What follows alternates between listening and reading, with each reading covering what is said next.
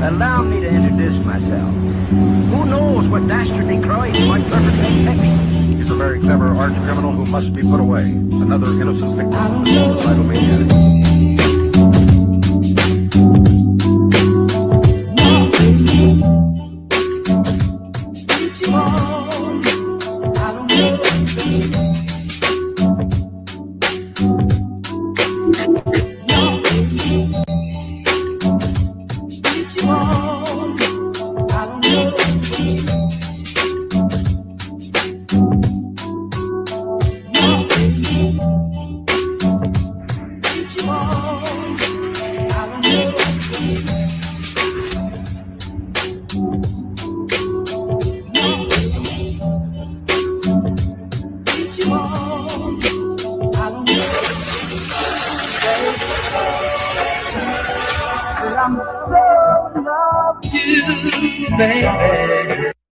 Allow me to introduce myself.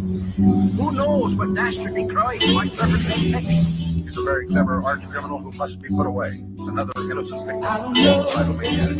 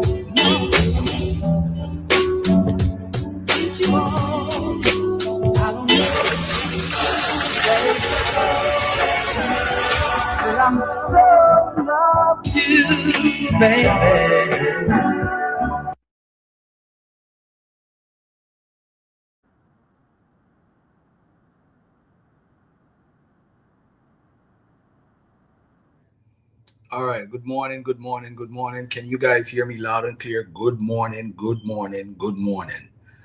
This is Man Cave Sundays, where we talk about everything.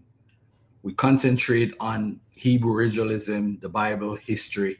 That's what we specialize in normally, but we talk about everything. We're going to talk about Chile from TLC with her lying ass. And we're going to talk about Ghana, the UN reparations speech. Why is Tariq saying that the Ghana people is trying to get reparations? Where did they get that from? And why is he gaslighting the issue? Why everything with Tariq is all about promotion. All right. I'm going to get Tariq Nasheed.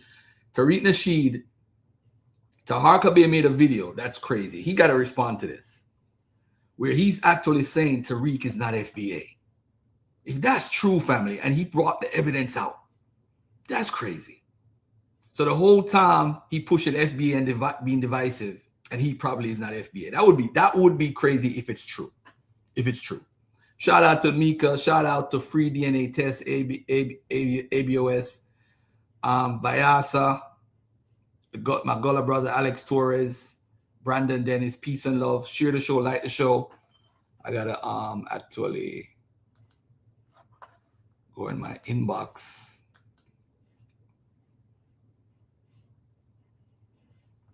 Hold on a second. Okay. So homeboy had a cancellation with Chuck Morgan. Oh, that's crazy right there. Crazy work. All right, let me get. If anybody want to talk about something also, you could click the link. I see my priest Daniela made a video about DNA. I'm excited to play that one. You know what? Let's do that first. Because Sister Mika put it on her YouTube. Let me go to her YouTube channel real quick so I could replay this real fast and just go over what he said. Because that's a very important teaching. And I think what happened is when we don't know something and we learn it, you would believe some BS Taharqa say. But if he's showing the evidence, how is it BS though? Come on. I mean, sometimes, listen, by the way, too, we all have our biases and we have our people who we love. Some of us love Tariq Nasheed. I think the brother is full of Brooklyn magic and he has the gift of gab. That's what I think of the brother. Nothing negative, but I think the whole FBA thing is just one big hoax. in my opinion. I mean, not African Americans or black people in general, but the whole movement is just a hoax. That's just my opinion. Don't hate me for it. All right, let's go to Mika 1. Go to Mika 1 real quick. Let me go with Priest Daniela teaching on DNA. Let's go to my big bro real quick. All right. And we're going to go over this video real quick. I didn't put it in the topic, but I got to address it immediately. And from what I heard, he pretty much was right about a basic concept. But let's go into why people say this is DNA and this is that, this is this. And I'm going to show you the hypocritical spin on it. Not basically from Priest Daniela, but from Israelites on a whole. And I'm going to tell you why I say that. Because they like DNA when it fits what they believe in. And I'm going to tell you why. What's up, Sister Mika? How you doing, by the way? What's up, Garfield? How you doing? I'm doing great, man. I'm doing great. I'm loving life. And I'm looking at everything that people are arguing about science in the past. I see you made a I don't even want to talk about that. No, wait, Garfield, let me ask you a question. Do you, I want your opinion. Do you think that they was practicing some form of science in ancient time? It depends on how you define science. What and do I'm you going to tell you how it's tricky. Because if somebody is trying something new and they're actually, as far as how they define science today, as far as a methodology, no. No. I mean, we have to go up to the 18th century for them to have a methodology.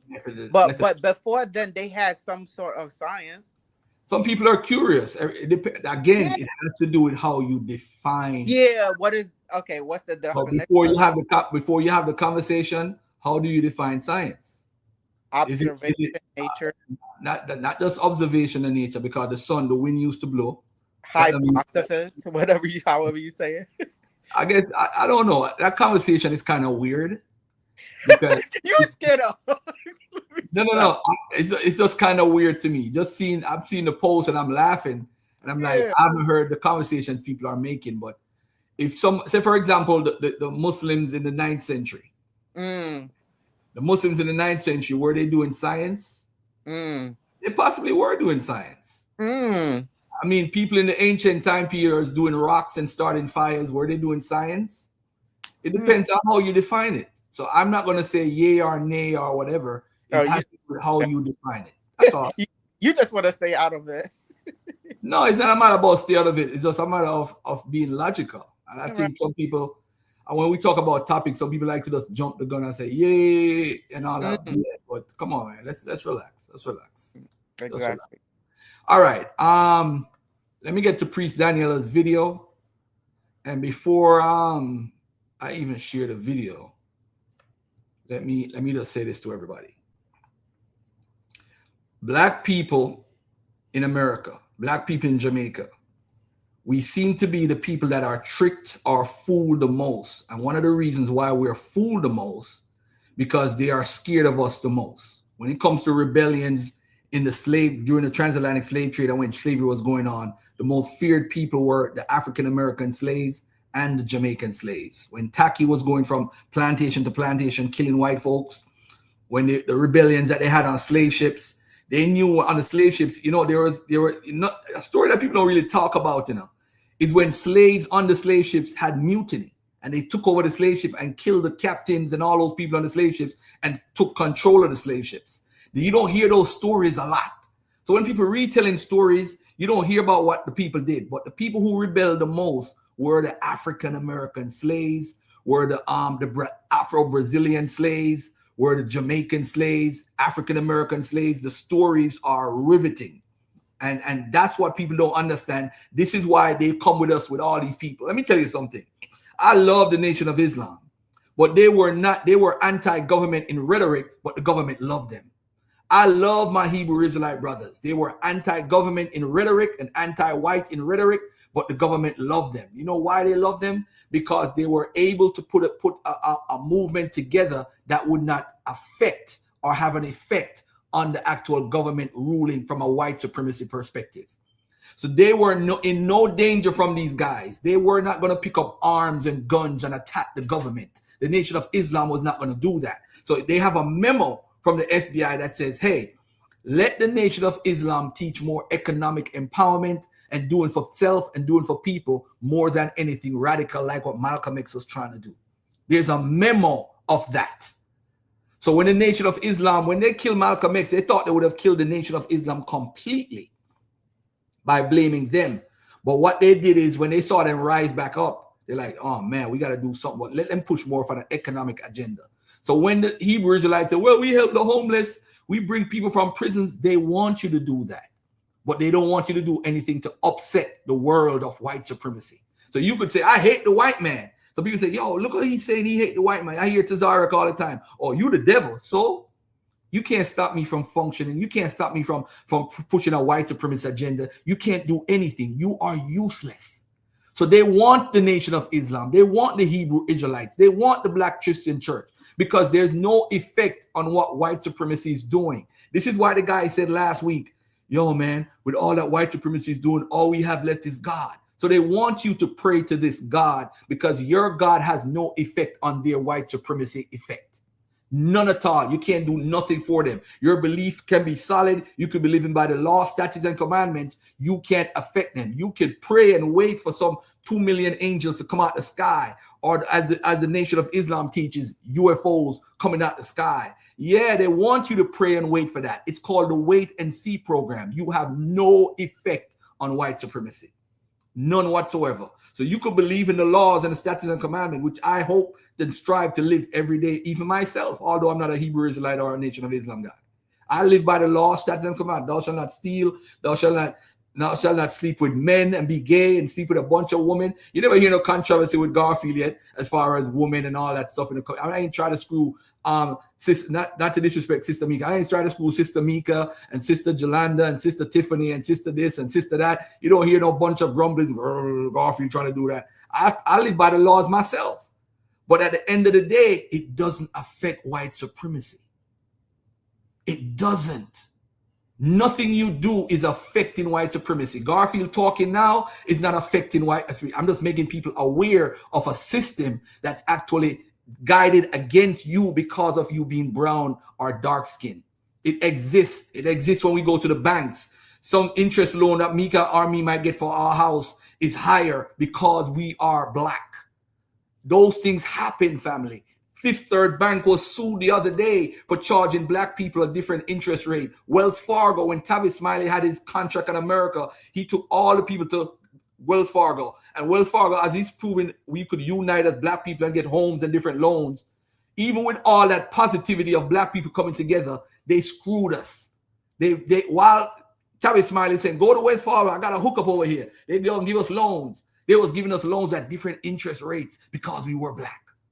You can't win. Even when you're uniting, you can't win. So I argue with Israelites and I argue with people. But at the end of the day, family, and let me say this about my book before I go to this book right here. Misconceptions and Misinformation by Black Hebrew Israelites. I got a part 2 coming out. That's going to be real. It's going to knock them out the box. It's going to knock them out the box. But the thing is this, right? In this book, anybody that criticized my book, I think Zion Lex did a whole video on it and all that stuff. And I'm laughing because I didn't even watch the video yet. Because I didn't think, I don't know what he was talking about. I heard him say one thing on the video and I was laughing. I'm like, he don't even know what he's reading. But anyway, there's a part in this book. The most important part of this book. And I'm going to tell you what it is. Hold on there. Is after the chapters and I say what I got my sources from, there's a part that says, where do we go from here? At the end of the book, page 233. I talk about the history of Black Hebrew Israelism, a short thing, but what I did was I put a whole plan in the book, empowerment in the economy, political cooperation, a Black Hebrew Israelite credit union, and I've never heard anybody who talk about my book mention that, because it's all about challenging what they hold to, which is craziness. But what is the goal? Hebrew Israelism will always fail because you have different camps. You don't have one camp. There's no I'm an Israelite. There is division. I got the truth. You don't got it. Genesis got their own platform. ISUPK got their own platform, IUIC, and they all don't like each other. And they're like, I got the truth, you don't. Let me say this to everybody who's a Hebrew Israelite or an Israelite.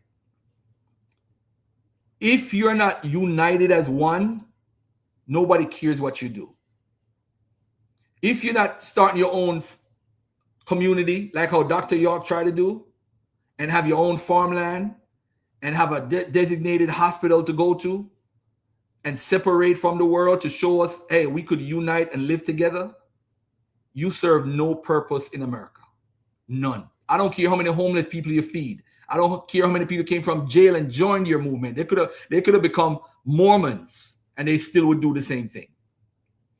Anybody that's in a bad situation that rises out of it, and because of the church did it, you're going to rock with the church. If the Israelites did it, you're going to rock with the Israelites. If the Nation of Islam did it, you're going to rock with the Nation of Islam. So don't think that what you believe is superior to what anybody else believes because of your promise of an afterlife program. You see, that's the race, what we're racing. The black church has the best afterlife show. The Muslims got a great afterlife show. The concepts in African systems have a great, not resurrection, they have reincarnation. Most of the African systems. And Judaism have their system. So everybody has a system of afterlife, and you feel that your afterlife that they sold to you is better than everybody else's. So the promise is a wait and see program to have you wait. You're waiting while you're being punished. Because you heard the guy last week, he said, yeah, man, God is the only thing that's going to let us defeat the system that's mistreating us. So you're depending on a mystery God to apply to your physical life, and you're not sure. You're not 100% sure. You're hoping that it's true.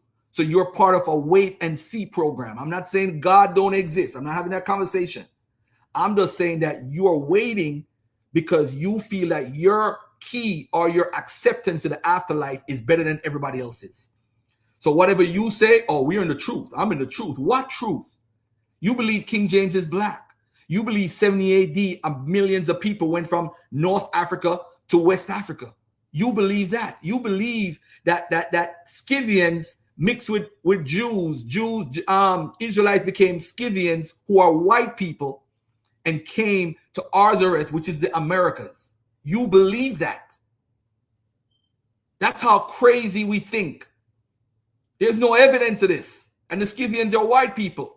So how is it that black people today stem from white people, or the Native Americans, or the indigenous people who've been here from 13,000 years, 14,000, 20,000 years ago? Let me say this, family. Let me say this to everybody. We could all wait and see, but just remember, because you live a certain lifestyle. Like, for example, I don't smoke. I don't drink. I've never smoked or drink my entire life. So if I'm an Israelite, and I'm against white supremacy, why am I sitting down on after my Sabbath to drink alcohol? Why are we even drinking alcohol when most death in America stems from alcohol drinking? It doesn't say you shouldn't drink alcohol in the Bible or the Quran, but think about it. It's the white man's alcohol. Most of the stuff that we do negative is based off of us drinking alcohol. So why are we drinking alcohol? It's one of the biggest money makers. This is why Puffy made Ciroc, or invested in Ciroc, or Jay-Z or Cameron and them made millions off of alcohol, because that's a weakness for us as a culture. Another weakness is smoking. So if I'm going to encourage people to not to do something, I'm saying, hey, don't drink alcohol. If that's Garfield said, don't drink alcohol. And the foods, right, Sister Mika, the foods is killing us. The Jamaican diet is the worst diet. Jamaicans per capita have the worst rate, I think, for colon cancer or prostate cancer. And I just got checked a week and a half ago. I don't have prostate cancer. I got to do my check every 3 years, and I don't have colon cancer either. They did a colonoscopy. So those is good. They said my cholesterol is fine. My protein levels or whatever is fine, or whatever. My blood pressure is fine. Just got my results a couple days ago. That's great. And one of the things that's wrong with us is that we refuse. That Jamaican diet, family, is the worst diet in the world. I thought the diet here in America was bad. Eating McDonald's and all that. Jamaican diet. Everything that we eat is bad for us. Rice and peas and chicken every Sunday. Jamaican dinner. No good. No good. Ahmed said, not even one spliff. Never had a smoke in my life. And I think if I was smoking and drinking, I probably would be one of the most unhealthy guys in the world right now. I am glad because even if I eat bad, I never had the smoking and the drinking to go along with it to hurry up my end time. So I'm glad I wasn't a drinker or a smoker. Shout out to my father. I never saw him do it. So although I heard he was a drinker, I never drank. I heard after he died, he was a drinker. Bun and cheese. Bun and cheese is the worst. It's Easter. I had some yesterday. Bun and cheese. I couldn't resist going into Golden Crust and say, hey, I saw the bun. I'm like, oh, snap. It's Easter. Let me get some bun and cheese. That's a part of the tradition. Oxtail, rice and peas, white rum, ganja, jerk pork. That's Jamaica all day, man. The worst diet. So if people feel that they have the right way, because you eat pork, really? What type of meat do you eat? How is it created? How is it made? How is it put together? You don't know. The stuff that we eat, man, the diet is horrible, man. And to eat right is so expensive. That's the crazy part of it. Goodbye to jerk chicken, right? Say goodbye to jerk chicken. Jerk chicken is my favorite food. I call it bun-up chicken. That's my favorite. When I went to Jamaica, all I thought about is driving on the street and go to the street corner to a spot that got jerk chicken. That's just what I did when I went to Jamaica all day. Festival and jerk chicken and bami. Bami is cassava is not the best thing in the world, but fried bami is actually better than other bami. Sunchild said, Jaja. For real though, why the Rastas always look healthy? You ever see a big fat Rasta yet? I've never seen a big fat Rasta in my life. And they've always been the ones that say eat this, eat that, and herbs and all that stuff. They live long. They live the longest. They healthy, I guess. Yeah, they eat healthy. They eat natural stuff, and yeah. But anyway, let me get to Priest Daniela and this stuff about DNA, because it's kind of funny. But let's talk about it. Mm-hmm. Let's talk about it. Priest Daniela is the homie. We just go back and forth, but I have no hate for him. It's just information. Yeah, we know that. Let's talk about it. Bobbleheads online that hate Israelites, they tell you yes. They tell you yes. If you want to prove you're an Israelite, you got to do a DNA test. You sound stupid as hell. I said, who says that? I want to know who says that. Who says you got to do a DNA test to prove that you're an Israelite? Who says that? I don't know. I don't think they have any DNA from ancient Israelites. No. Yeah, yes, actually they do. They do? Yeah, they have samples. They have samples. Yeah. It's very sensitive, but I have to be honest. The reason why they say it, we gotta be honest with it. The reason why they might say to my good brother priest is that there is a reputation and there is an ammunition that they use as far as data, right? So modern day communities, right? Say, for example, the Sephardic went to Yugoslavia, they went to Bulgaria, they went to Morocco, they went to Israel, modern day Israel is. They went to Egypt, they went to different areas, the Sephardic Jews. All right. So what happened is those communities exist today. So when they take samples from them today or from the past in those communities are speaking a version of biblical Hebrew. They're speaking Hebrew or I should say, what do they call it? Judeo-Arabic. Judeo-Arabic is repleted with biblical Hebrew. Because what happened is, when they said Hebrew wasn't a language, it was a dead language, it really wasn't dead. People just didn't speak it on an everyday basis. But what happened is, in the 600s of the Common Era, the Masoretes, what they did was they created a Nikud system. I think it's called Nikud, where they put the diacritic marks in the words to keep the pronunciation. It's like Garfield is saying, Mika, come and we'll go down on the road. It's like Jamaicans have a different dialect. We speak English, but we have a dialect that's connected to the Twi language in Ghana. So what happened is, to keep the Twi language alive in Jamaica, we would put some dots to keep the pronunciations. So when we say go down the road, we mean let's go down the road. But we said go down on the road. So to keep the go down on the road, we have to add dots in the English language to keep the pronunciations. It's the same thing with Hebrew. So we wouldn't say go down the road. The diacritic marks would put say go down, to keep the go down instead of let's go down. We would put a diacritic mark to keep that down sound. The same thing with the Hebrew. So what happened is the Hebrew, the diacritic marks is to keep the pronunciation of words. So when people say the diacritic marks, like when like Zion can't read Hebrew without the diacritic marks. He said it on a video. I could play the video so you can hear. So what we say is the diacritic marks keep the pronunciations of the Hebrew. But the people that spoke the Hebrew were the liturgical class, the people that dealt with like the temple and was the leadership in a rabbinical sense. So they kept the Hebrew language going on for a long time. They kept it. That's how the guy was able to revive it and put it together. So what people talk about, that the Hebrew that they speak in Israel today is different because you have new words that they had to add to Hebrew. But don't pay that no mind about the whole Yiddish thing. Yes, there's Yiddish that's mixed with the whole German, whatever. But that's different. We're talking about Hebrew that they used to speak in the past. It's still spoken throughout history, but people had to use diacritic marks to keep the pronunciations. That was the purpose of it, not to change the language, but to keep it in effect. That's what Zion Lex was talking about with the Lashawan Kodash and the argument. That's what he was trying to purvey to the people.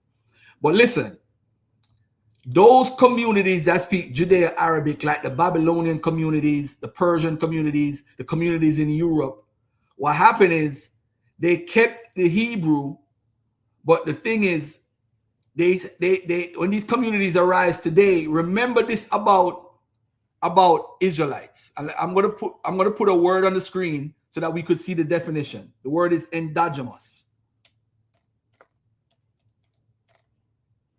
I'm going to put it on the screen so everybody could see it.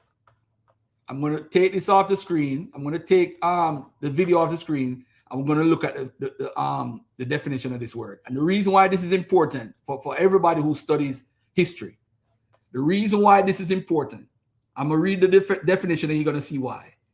Endogamous describes the custom or practice of marrying only within a specific social, ethnic, religious, or tribal group.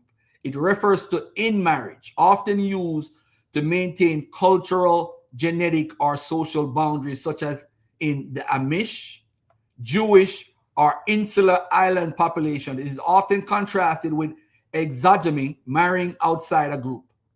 Key details and usage: cultural, religious restriction. The community holds strict endogamous beliefs, requiring members to marry only within their religious sect. This is important to understand Hebrewisms and history. So this is why when you say you left from North Africa, right? This is why I call myself the teacher. When you leave North Africa and go into Africa to go into West Africa, remember you are an endogamous cult. You normally sleep with one another.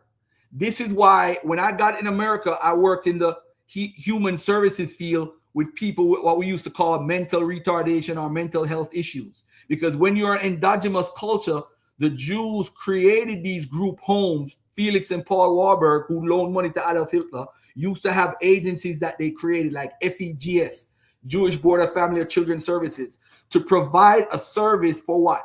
For people with mental retardation or developmental disabilities. Because the people who have endogamous communities that admission them have a high risk of people who are developmental disabled, because you are sleeping with people within your neighborhood, your culture, your family. So you're sleeping with your cousins. So that creates an environment of developmental disability peoples. So this is why Africans never used to sleep with their cousins on a regular basis.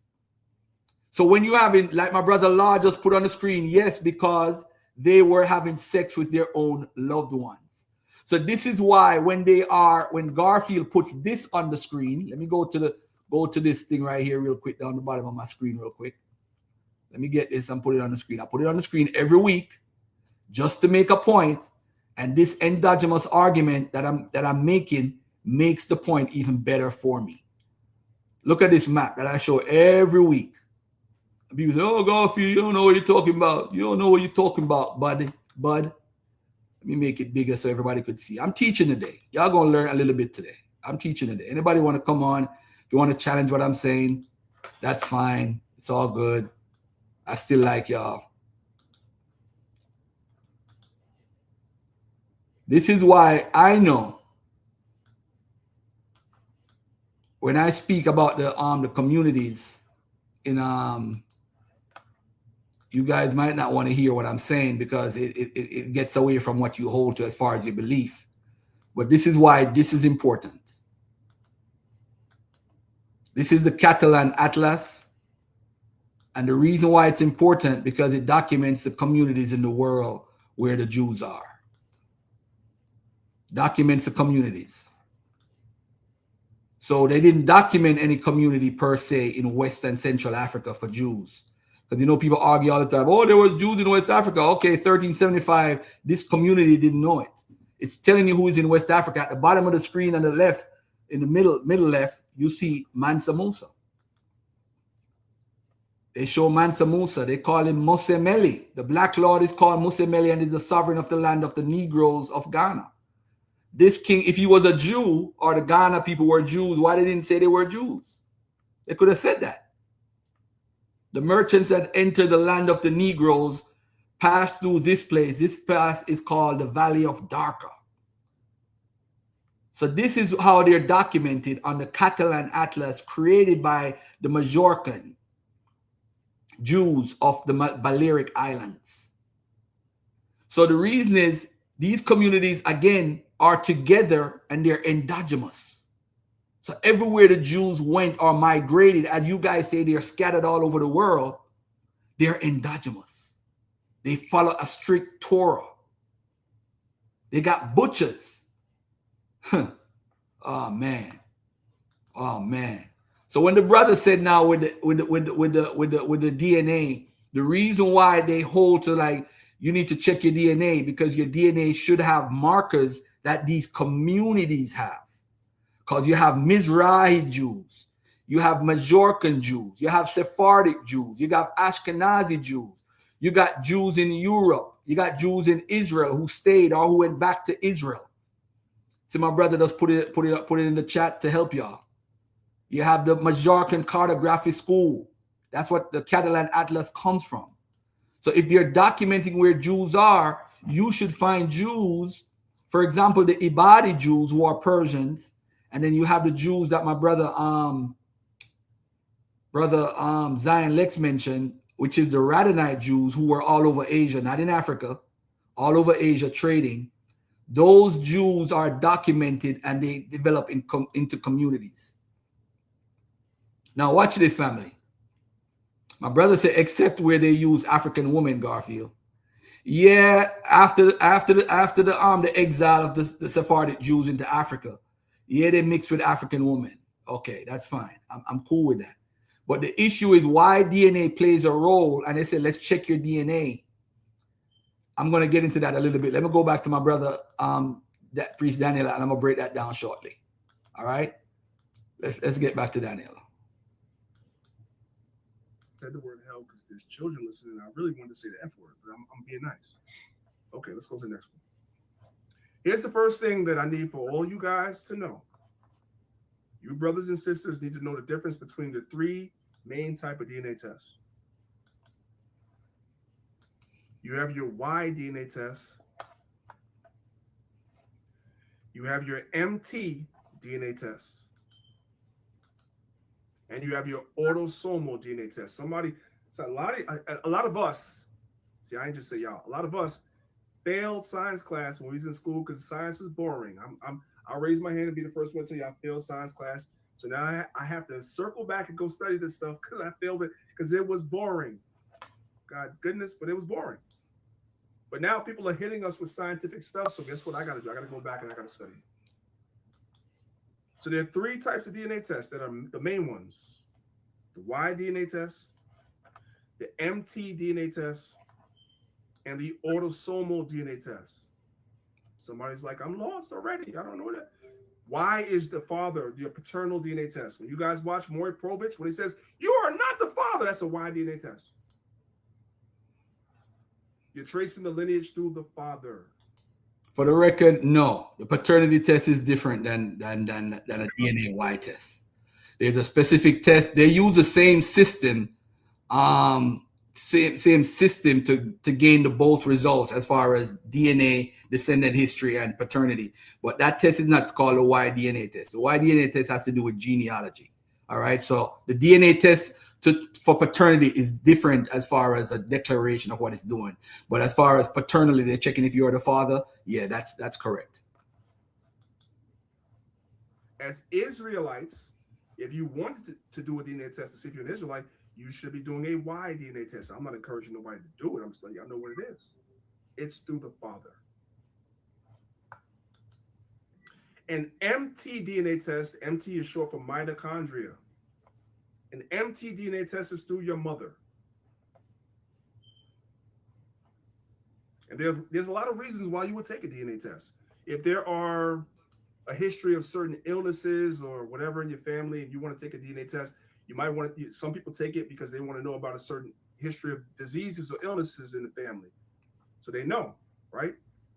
You want to know if there's a history of, let's say, hypothetically, breast cancer in the women in your family. As a woman, you want to know, is there a history of breast cancer in your family going back? You do an MT DNA test where they would trace that. Right? So there are reasons why some people do it. I'm not saying that it's bad in itself. Nothing is bad in itself. So your Y DNA test is for your father. Your MT DNA test is through your mother. And autosomal DNA test is through both.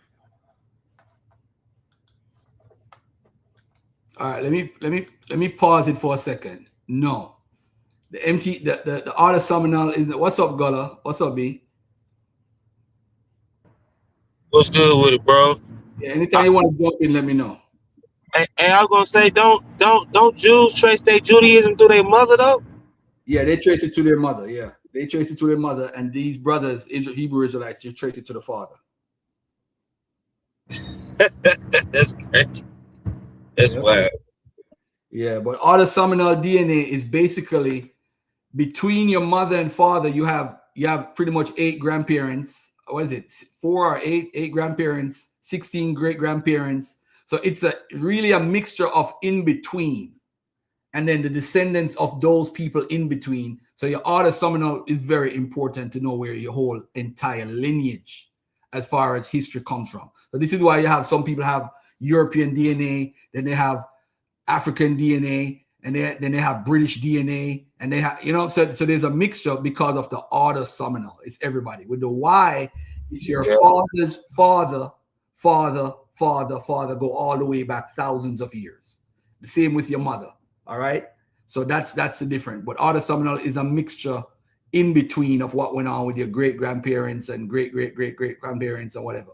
So you have like a billion different people. Actually, 1,000 years from now, 1,000 years before you, like a billions of DNA that you're going through. There's a book by Ancestors by the guy from Britain. I forgot his name. He deals with DNA. He actually. Yeah, your Y chromosome don't tell you, you know what I'm saying, who you are exactly. Just tell you a piece of your, piece of your, like my Y chromosome is, I got a G mark. You know what I'm saying? They go back to the Normans and the Franks when they, so when they took over England and shit. So like, you know what I'm saying? But my autosomal is mostly African, you know what I'm saying? 75-85%. Okay. And G is definitely a European marker, and it's very rare in African Americans, but it's here. It's here. And if you listen to my Hebrew Israelite brother, they're gonna say that Norman was a black man. You know what I'm saying? But let's hear what my brother has to say some more, or you gotta say. Let me let him kick some knowledge. right? And I would say, shoot, Hitler got an E marker. Hitler got E3B. Sure, that's the case. But he talking about Who got an E3B? Hitler got E3B. Hitler got E3B, and Albert Einstein got E3B. Oh man, that's what's up. That's what's up. So the first thing I did was I had a conversation with AI. I already know this stuff, so you guys know when I come to AI, I'm talking to it because I already know. I want to see what it's going to say. So I asked ChatGPT, can a DNA test prove your nationality? Because that is what everybody tells us. If you are Israelite, you should do a DNA test. Okay. Can a DNA test prove your nationality? Let's go ahead and let's build it while we fly. Let's get to put a shape right here because these niggas is stupid. What's that say right there? Let's make it bigger. What does that say right there? No. No. They can't prove your nationality.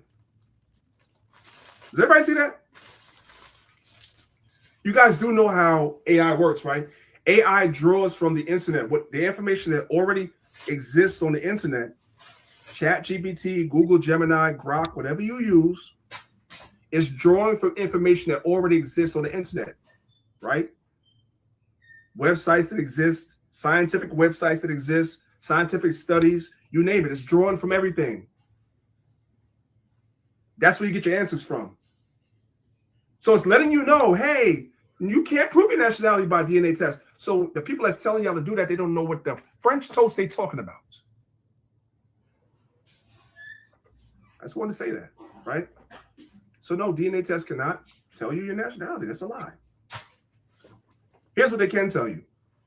DNA tests like 23andMe, Ancestry DNA analyze your genetic markers, analyze your genes, and it estimates how many genes you share with people in a particular geographic location. So you have a lot of people that a population that lives in a specific place, like West Africa, like Northern Europe, like East Asia, and you have genes similar to the people in this location. Your genes kind of match them. That's what it can tell you. Is everybody following along so far? Guess what? This is Isaiah 11, verses 10 through 12. And in that day, there shall be a root of Jesse, which shall stand for an ensign of the people. And to it shall the Gentiles seek. These are Israelites. It's going to tell you that. And his rest shall be glorious. And it shall come to pass in that day that the Lord shall set his hand again the second time to recover the remnant of his people, which shall be left from Assyria. That's what you call so-called Eastern Asia. And from Egypt, that's Africa. And from Pathros, that's also Egypt, that's Africa. And from Cush, today you call that Ethiopia. You have Israelites in all these lands. And from Elam, and from Shinar, and from Hamath, and from the islands of the sea. And he shall set up an ensign for the nations, and shall assemble the outcast of Israel. The outcast of Israel live in Assyria today. Egypt today, Pathros today, Cush today, Elam today, Shinar today, Hamath, and from the islands of the sea, we're still there today. Remnants of us are still there today.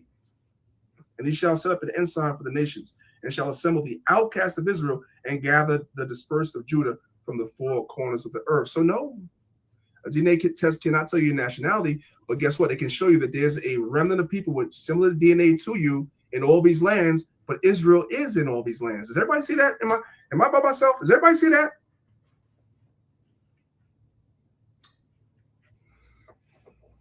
Now, priest, let me ask a silly question, right? Pursuant to Isaiah 11, verses 10 to 12 that you brought out, right? So if the Lord is going to recover them from all these lands, right?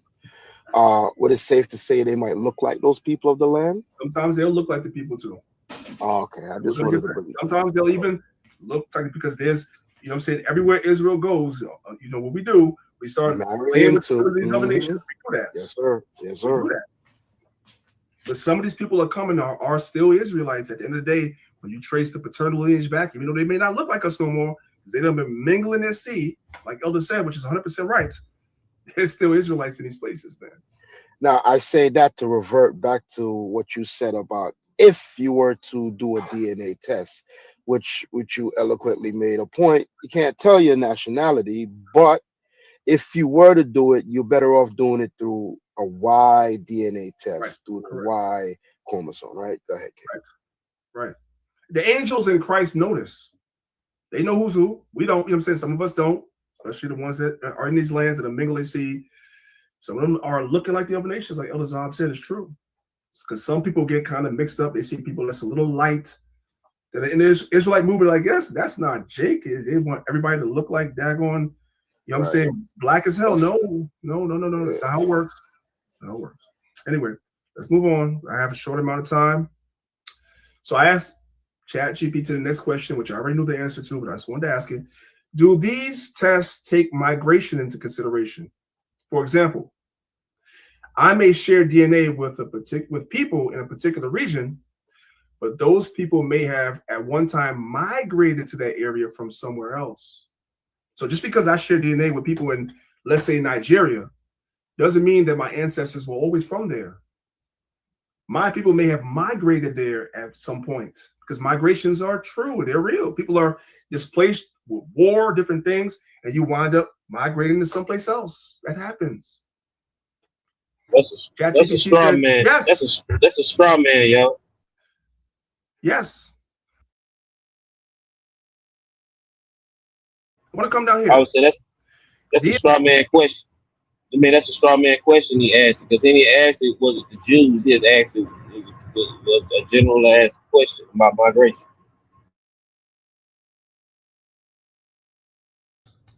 All right, let me stop it for a second.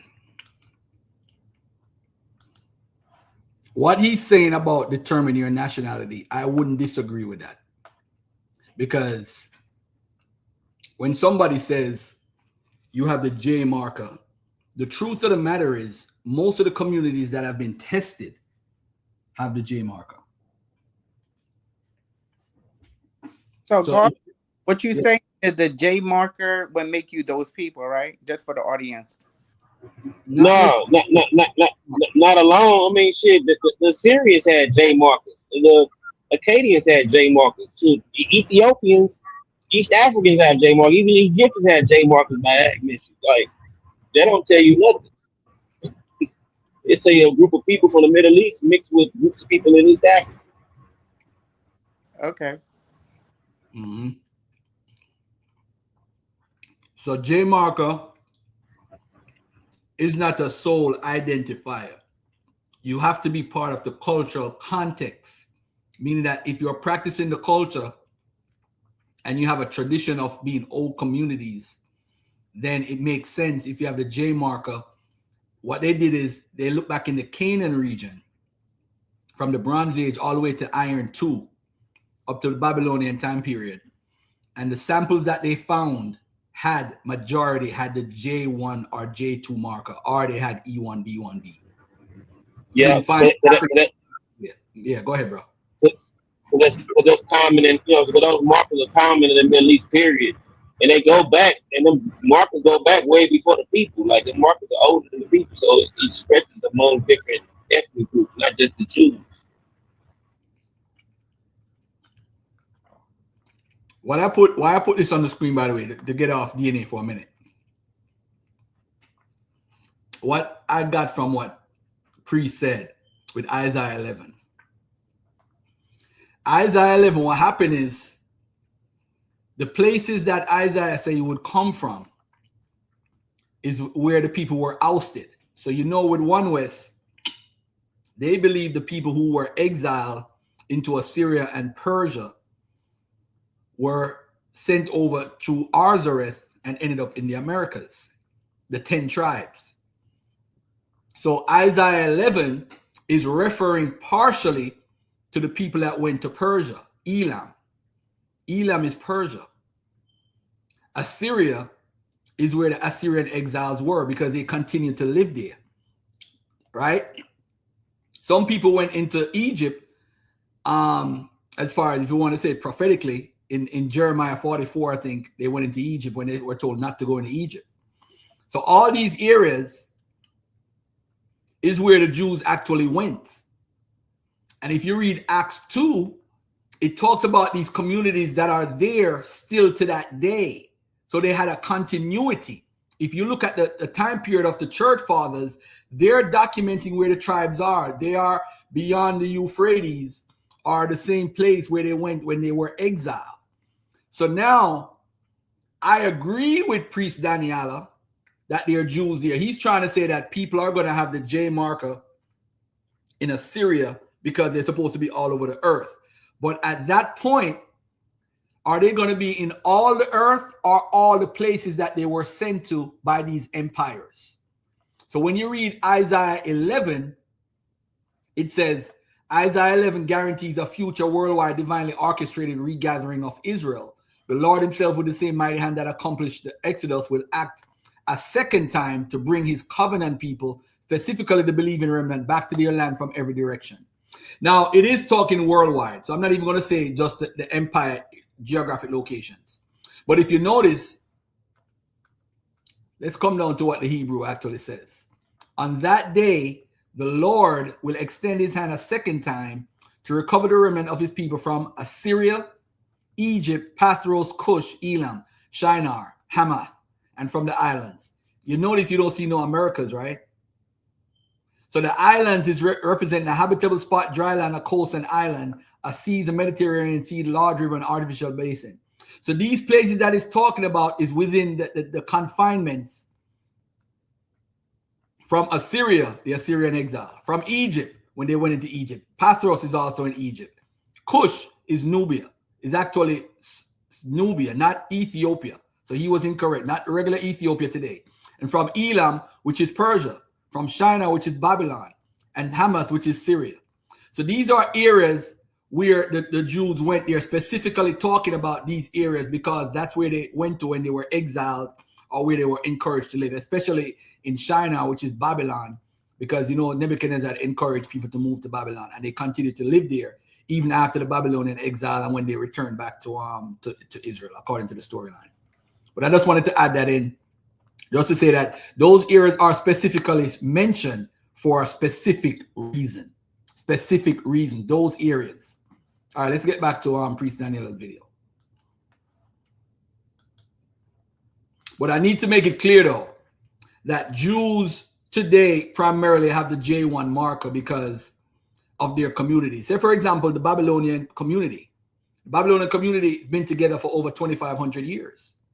So their markers that they have is encouraging for people to research, and they have the J1 marker primarily, and they have Judeo-Arabic as a language because they actually had a language that was repleted with Hebrew. And to prove my point on that, let me put this on the screen so people don't think I'm talking out my ass. Let me put this on the screen for the family so that we could all read it together and see I'm not bullshitting. Where they at? Hold on there 1 second. As a matter of fact, hold on 1 second. Let me put this on the screen right here. Remember earlier I mentioned that where the Jews went, where they went, the Iberian Jew, the Spanish and Portuguese Jews, expulsion from Spain and Portugal led to migrations to these countries. So you see the countries that they went to: Netherlands, France, Italy, England, Brazil, Suriname, Curacao, Santo Domingo, Jamaica, Barbados, French Guinea, Haiti, Uruguay. All these islands they went to because guess why? They could worship in these countries, most of them. This is why they helped the British to defeat the Spanish in Jamaica. Jamaicans would be speaking Spanish right now if it wasn't for the Jews, because they couldn't practice Judaism around the Spanish. So they helped the British to overthrow the Spanish in Jamaica in 1655. Did you know that, Mika? Mika probably not listening. No, I didn't know that. I'm learning. Yeah, the island was called Isla de Santiago before it was called Jamaica. But Jamaica is the English traditional and indigenous you know what I'm saying, name for it. But when Spanish occupation, you know what I'm saying, it was called the Isla de Santiago. That's why even in Jamaican patois or English or Jamaican English, a lot of the grammar is Spanish. You know what I'm saying? The grammar base is bad. Yep. It's all facts. All right, here we go. I always talk about this right here. I bring this up a lot. People don't like it. It's called Iraq's Last Jews, Stories of Daily Life Upheaval and Escape from Modern Babylon. And if you look at this right here, let me make this smaller so everybody could read it. The American Sephardic Federation is proud to sponsor the publication of the important book, a historic series of first-hand recollections from some of the last members of the now vanished Babylonian Jewish community in Iraq. Very interesting. Look at what it says here.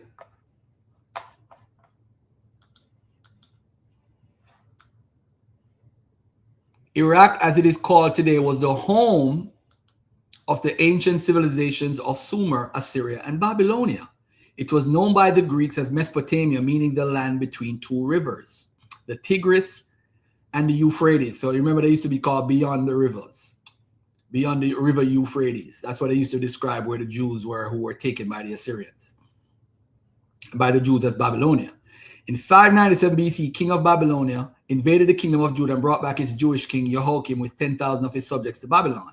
11 years later, after Nebuchadnezzar's destruction of the first temple, he brought 40,000 Jewish captives to his capital in Babylon, 90 kilometers south of modern-day Baghdad. The Jewish captivity ended when the Persian king Cyrus occupied Babylon in 530 BC and allowed the Jews to return back to their land. Some returned, but many stayed. Over its 2,500 years of existence, you see, I didn't make it up. The Iraqi Jewish community formed a homogeneous group and was able to maintain communal identity, culture, and tradition throughout the centuries. What did I just read? Was able to do what? Maintain communal identity, culture, and tradition throughout the centuries. All despite multiple conquests, political upheaval, war, and plagues. They were distinguished from their Iraqi brethren by their old Arabic dialect called what? Judeo-Arabic. Didn't I say that earlier? Which is what? Replete with biblical Hebrew, biblical references, and words from Persian, Turkish, and Aramaic. They were set apart by their dress, their observation of Shabbat, holy days, and kashrut, their unique cuisine, and among many other things, a deep yearning for their spiritual Jerusalem and Zion. They purchased land and established yeshivot, religious houses of study in Jerusalem and Hebron. Their social and religious life was based upon Talmudic and biblical rites, and they led an independent communal life headed by the chief rabbi, who oversaw the community's educational system, religious court, and tax imposed upon kosher meat. Did Garfield make this up?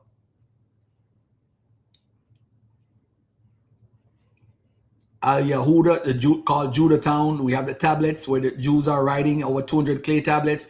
These are the names of the towns within Babylon that they started. Judah town. They have a town called Kingstown of the New Bophif. These are all Jewish communities or Semitic communities. There's something to think about. And we'll see a continuation of it, whatever. All right. And these are some of the Talmudic academies from like the 3rd century of the Common Era. Nehardia, Pumbedita, Surah, all over Babylon. Babylon is where the majority of the Jews lived. So then they had rabbinical errors. You know, those who know, like my brother Zion, he's into that. He understands that. All right. Let's get back to the video. But the point I was making is that the Babylon community went back to Israel in Operation Ezra and Nehemiah. Most of them left Iraq, and some of them are still in Iraq, but the most of them went to Israel. Are those fake Jews living in Israel? You see? So those Jews have a right to say they're Jews, and they don't look nothing like me or Gullah or Mika. So are those fake Jews? Because they have a continuity for over 2,500 years. Bet they never taught you that at One West, huh? All right, let's get back to Priest Daniela. DNA tests are strongest at recent ancestry. Let's put an arrow right there. Let's put an arrow right there, because that's important too. And this is just me having conversation with AI, which I already knew this. They're good at recent ancestry. So, meaning when you do a DNA test, if you choose to do one, and it places you having ancestry, I don't know, 40% of your people come from Nigeria. That's recent, within the last 500 years. When we claim to be Israelites, are we talking about recent ancestry or ancient ancestry? The answer is ancient. We don't care about recent ancestry because people move around all the time. So a DNA test cannot tell you who you are because people migrate all the time. I'll leave that there for now. I'm gonna really unpack this in the academy. I'm gonna leave some of these alone. Do you guys know what the Human Genome Project is? If you don't know, and you failed science class, so did I. Here it is. Thanks for stopping by. Today we are talking about the Human Genome Project. Before we discuss the actual project, I want to define what a genome is. So a genome is the complete set of genes in an organism. In the Human Genome Project, that organism is, of course, the human. There are several scientific techniques that make it possible to start and complete the Human Genome Project. These include DNA sequencing, polymerase chain reaction, and electrophoresis. The Human Genome Project was essentially an international research project to map the entire human genome, every section of DNA in a human cell, which is a lot, 3 billion base pairs, in fact. And they've mapped all of them, which took 13 years to complete. The project determined that there are about 20,500 genes in the human genome. And it also discovered the order and location of these genes. It didn't, however, identify what each gene does, and that research is ongoing, and there's still a lot to learn. It continues to be a benefit to society as a massive information source for researchers to draw on and to continue their advances in both science and medicine. I want you guys to look at that right there. The whole idea of the Human Genome Project is to continue advances in science, and the second one, the main one I want to focus on, medicine. We're gonna get to that. All of this stuff revolves around medicine. We're gonna get to that. I'm gonna skip a lot of slides to get to that because I want you guys to see that. I'll be way more thorough in the academy. Let's watch this video real quick. On June 16th, 1944, a 14-year-old boy named George Stinney was executed. So here's where I put the wrong video in here. Sheesh, I was looking for this video earlier. Y'all saw I was looking for it. I'm gonna skip that for now, right? Let's come here. I want you guys to look at this. These are triplets, right? Which means they come from the same sperm, and the egg was split 3 times. Can somebody explain to me why they all have different DNA results? They all come from the same sperm and the same egg, and it's different results. Watch the video, y'all. Watch the video. We also did another test with you ladies. You are all 99% European, of European descent. That's not a big surprise, but now we're going to get a little bit more specific. This company combines both British and Irish together. And there are slight differences because, Nicole, you're 18% British and Irish. Erica, you're 16% British and Irish.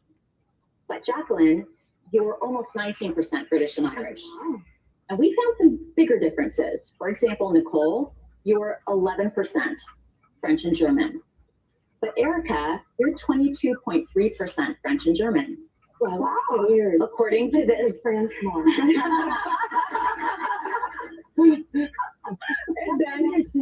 Very shocking. It is kind of shocking. And Jacqueline, you're 18% French and German. But there were bigger discrepancies. Yours was twice as much as hers. I'm surprised that because we came from this. How is it that one of them is double what the other one is? They come from the same sperm and egg, because this science is not accurate. The discrepancies. Yours was twice as much as hers. I'm surprised that because we came from the same DNA egg, and we have the same DNA. And we'd like to show you one more result, okay? Again, we noticed some other differences in your Scandinavian descent. So Nicole, 11.4%, Erica, 7.4%, and Jacqueline, 7.4%, Scandinavian. And you were both, all of you actually were 1% Iberian and Balkan. So we found a few discrepancies, and Dr. Travis What does that say to you when you look at the fact that they're identical triplets? What is your takeaway from these tests? Well, I'm not a geneticist, but I love the idea of these at-home tests for fun. Mm-hmm. And hearing about for fun. What are the DNA tests for? For fun. That's what they're for. Your all's results and the slight disparities. Whatever your heritage is, obviously it's one. I see why Priest Daniela missed class. You do know that when triplets are born, they share 100% of the same DNA, right? But their results, their ancestry results should be virtually identical. So the ancestry results are virtually identical. But what happened is, remember, each testing company have different algorithms, not real, the testing company algorithms, not real genetic differences. So it has to do with the algorithm. So remember, you have two different things. You have fraternal twins, triplets they're identical. So the identical triplets is one egg split, come from one fertilized egg. I'm reading from an article on the same video, by the way. This is not off the top of the head. They share 100% of the same DNA. Their ancestry results should be virtually identical. But if results differ, it's due to testing company algorithms, not real genetic differences.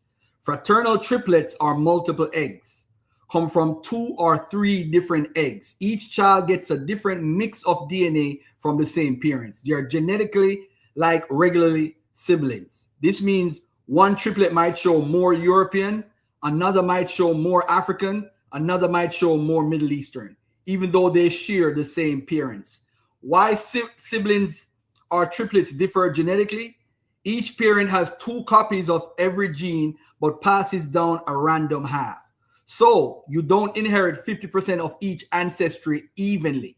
You inherit a random combination. Example, parent is 50% West African, 50% European. Child A might inherit 60 to 40. Child B might inherit 45 to 55. Multiply that across thousands of genes, noticeable differences.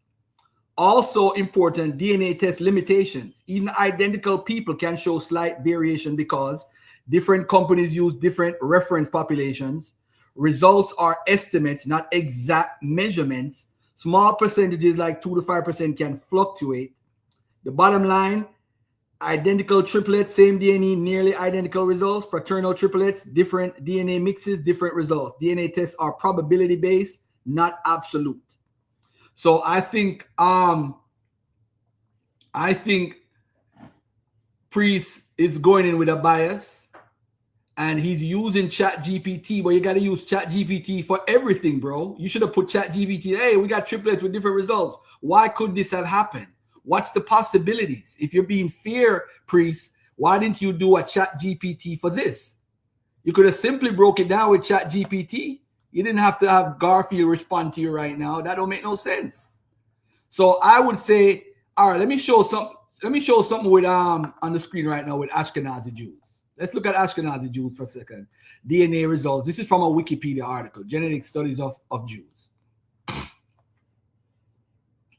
So in one part, this is 2025. In his sample, 72% of the Ashkenazi Jews show 72% European, 68% Italian, 2.4% Greek, 1.7% Eastern Europe.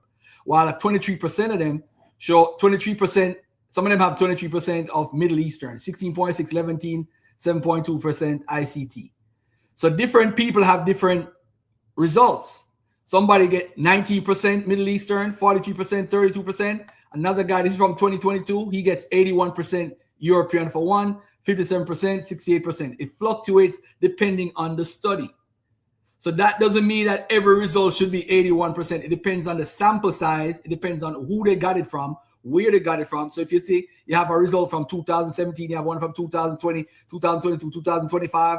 I mean, everybody have different results.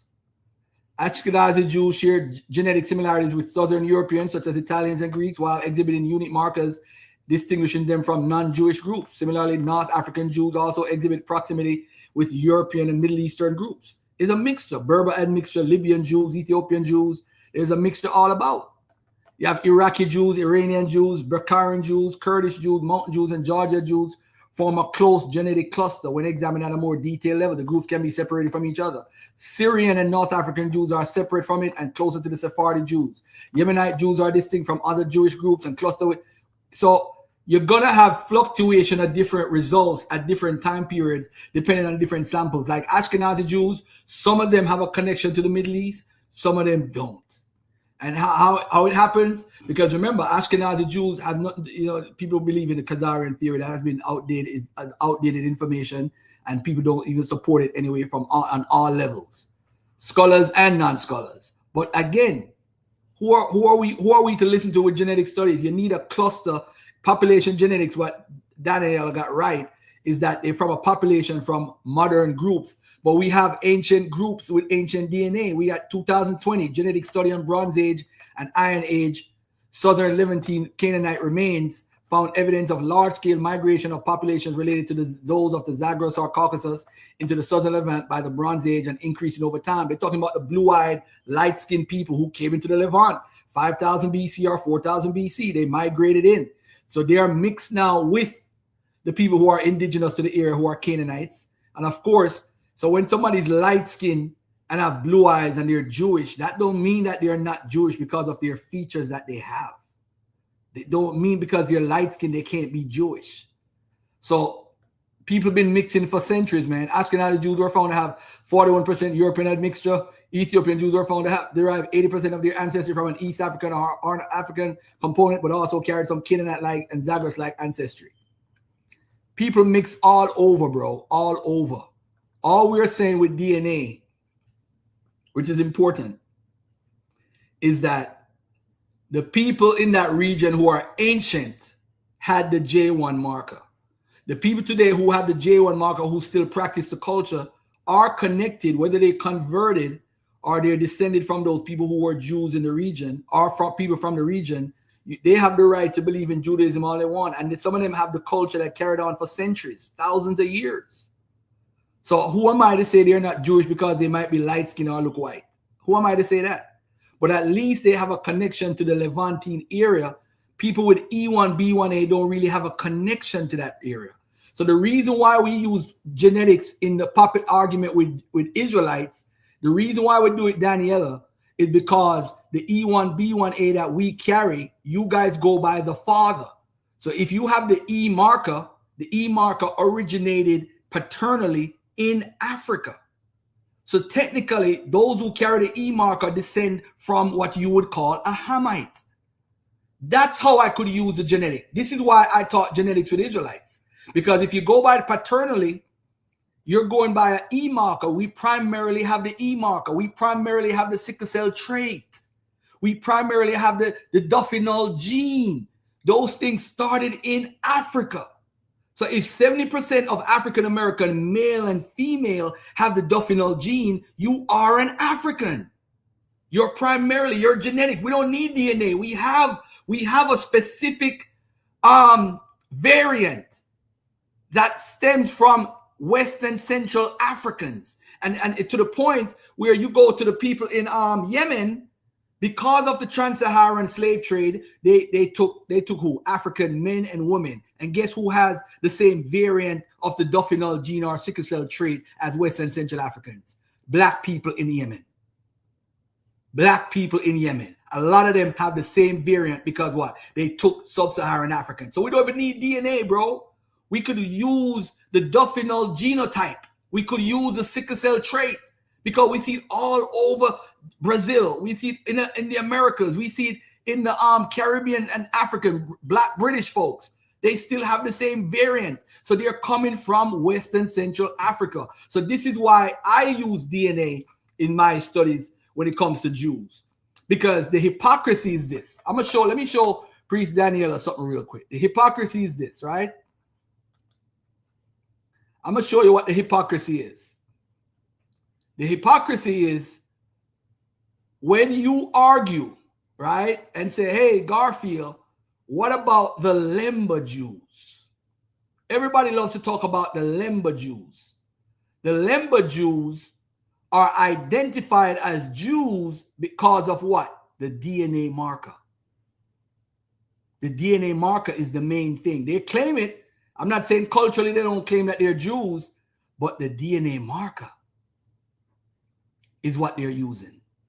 So why don't you make a video about the Lemba Jews, that why they come to that conclusion? I didn't watch your whole video yet. I hope to see the Lemba Jews in your argument.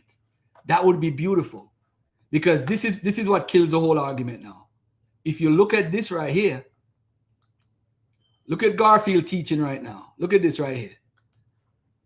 Because I remember my brother Orthodox Moore came out and said the Lemba are Jews, right? Now watch this. Look at this right here.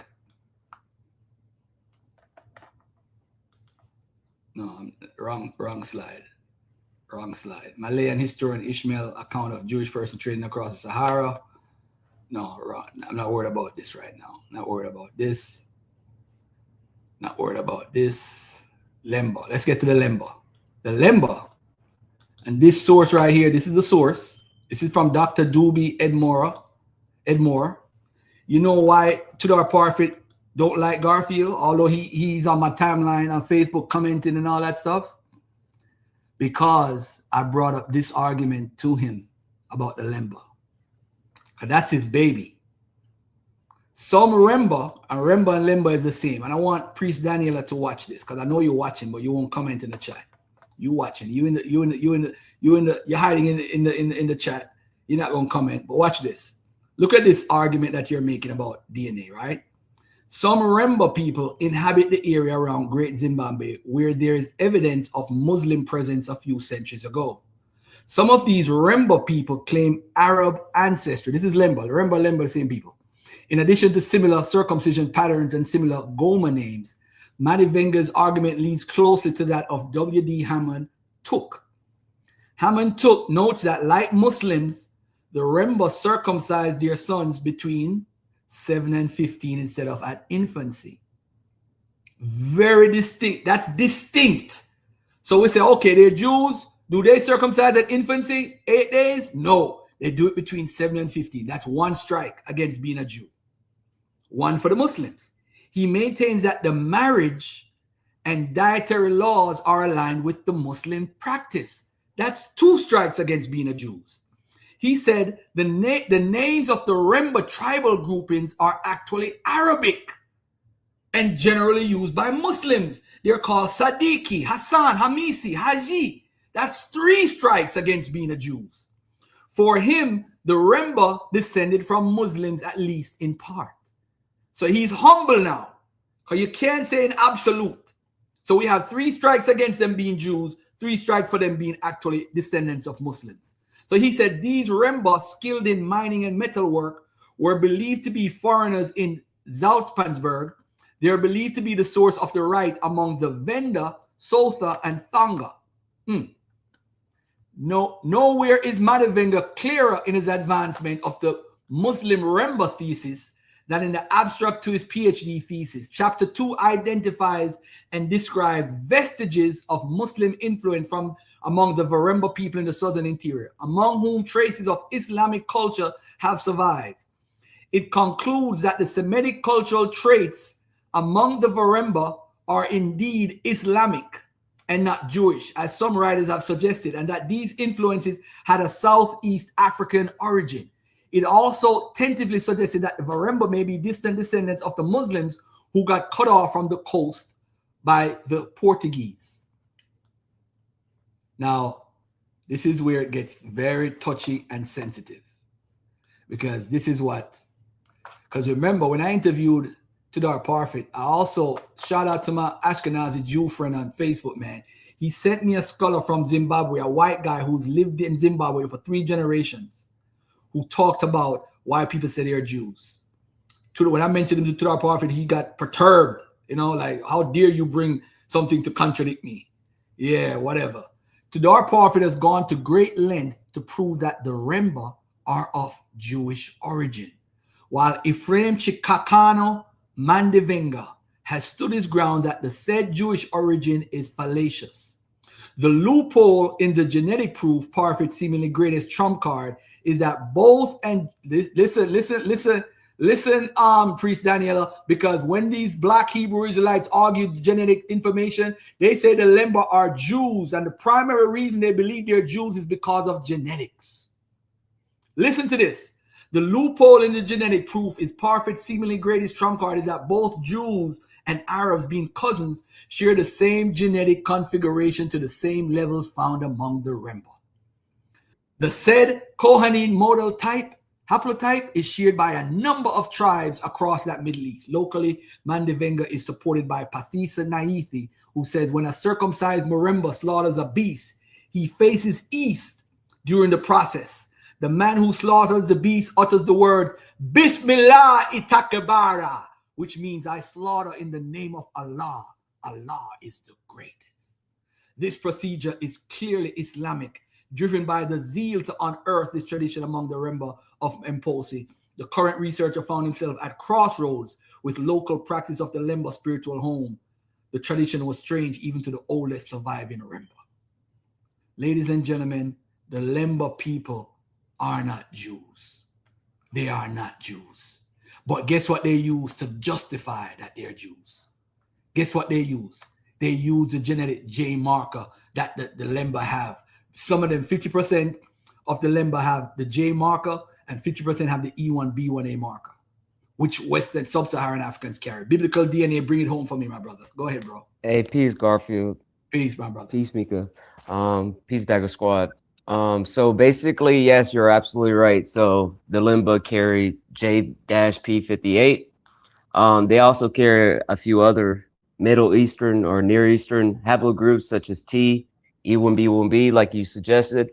But you know, I want to go back to the Prince. Who's the person that's presented this? Prince Daniela from Lions. Priest Daniela. So he said he's not an expert, but take time with him. But go ahead. Yo, so he said that ancient DNA can't be used with modern DNA, and that's not true. So when they look at these ancient DNA samples, they're actually seeing which populations are the closest genetically and which populations carry. So when you're talking about Ashkenazi Jews, right? That's how they're able to show that Ashkenazi Jews genetically share that Southern European autosomal admixture and then the Levantine admixture going back to the Canaanites, because the Canaanites, the Jews and Arabs, they both carry that Canaanite admixture, ancient admixture. So I just want to correct that. All right, thank you, bro. What do you think about the triplets with the different DNAs? You got any comments on that? Yeah, so it's not too far-fetched, because I know my DNA cousins, like we all carry something similar. It's not the same. Like I showed this when I did my autosomal admixture in my video, basically determining which DNA test, just like you said, based off of the algorithms, based off of the samples that they're using, the outgroups that they're using for the population sources. Basically, you can have different admixtures. So like family tree DNA, it's not showing any Spanish. It's not showing any Iberian Peninsula for me. But 23andMe, Ancestry.com, they all showed that I had like Iberian Peninsula, Spanish, Portuguese. Not too much, but it depends, like you're saying about the algorithms and stuff like that. For these twins, basically, it's still showing that they have DNA that's similar to these populations, right? So my mother's maternal DNA, right, the mtDNA, right, of her haplogroup is J1B1A1B, right? And when you do this, when I did it on 23andMe, it showed that, like, you know, this maternal lineage basically was taken from Celtic to the Vikings, and they spread. So you can see that they have autosomally, they're gonna have like different admixtures, but they're still gonna cluster in that region, right?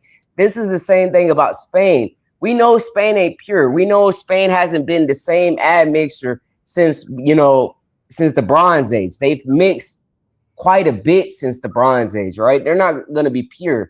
Even in the time of the Moors, we're bringing North Africans and bringing West Africans into the land, including the Arabs. It's all different admixtures brought into the land. On top of that, you had the Phoenicians and the Jews mingling in Iberian Peninsula. Of course, they're not going to be original freaking Latin tribes. You know what I mean?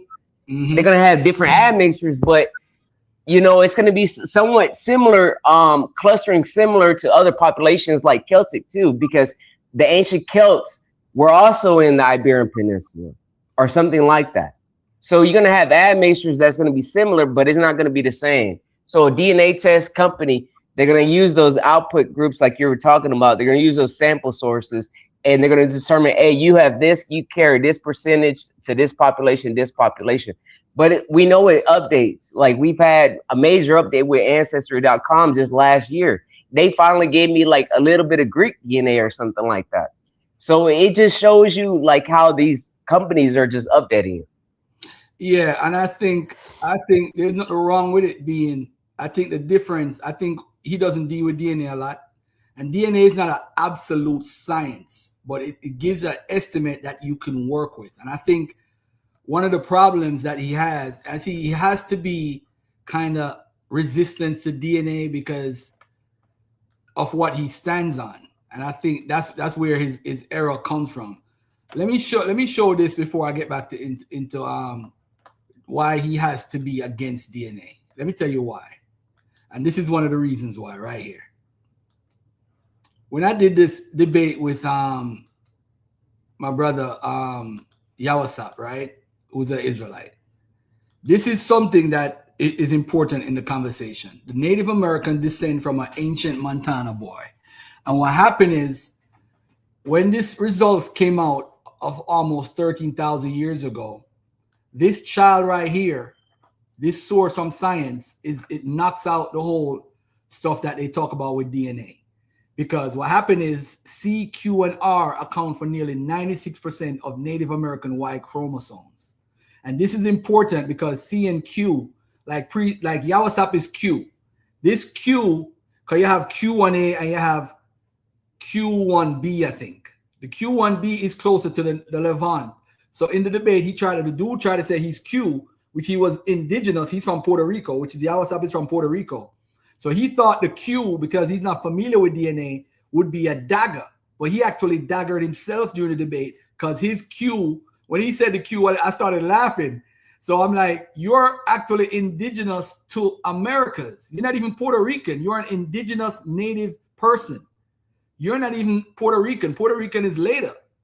That's later, mixed with Europeans and all that stuff. So the R markers that they have within this 96% is minimal because this is after Columbus time. They start mixing with the indigenous people. So the paternal started to become R and so forth. But if you have C and Q on your Y marker, you're indigenous to this land. You're way before there was even an Israel.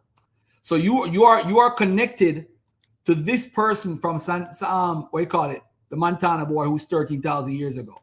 And that's why they have to like say, oh, DNA is just for such and such purposes. Some people say that because that dude couldn't explain the DNA. He had to say that. He was no expert. So the Q marker and the C marker is older than Israel, before Israel existed. So these people in the Americas couldn't be from a tribe of Gad or a tribe of Manasseh or a tribe of Ephraim or a tribe of this or a tribe of that. It couldn't be none of that because their DNA is way back. It goes back. And even if you look at samples from 8,000 years ago or 4,000 years ago, it's the same thing you're seeing. 11,500 years ago, they found some girl in a pit. So they don't believe in the crossing from Russia area come over here to the America. They don't believe in the what do you call that stuff? I forgot what they call it. But all these skulls and these stuff that the DNA is doing.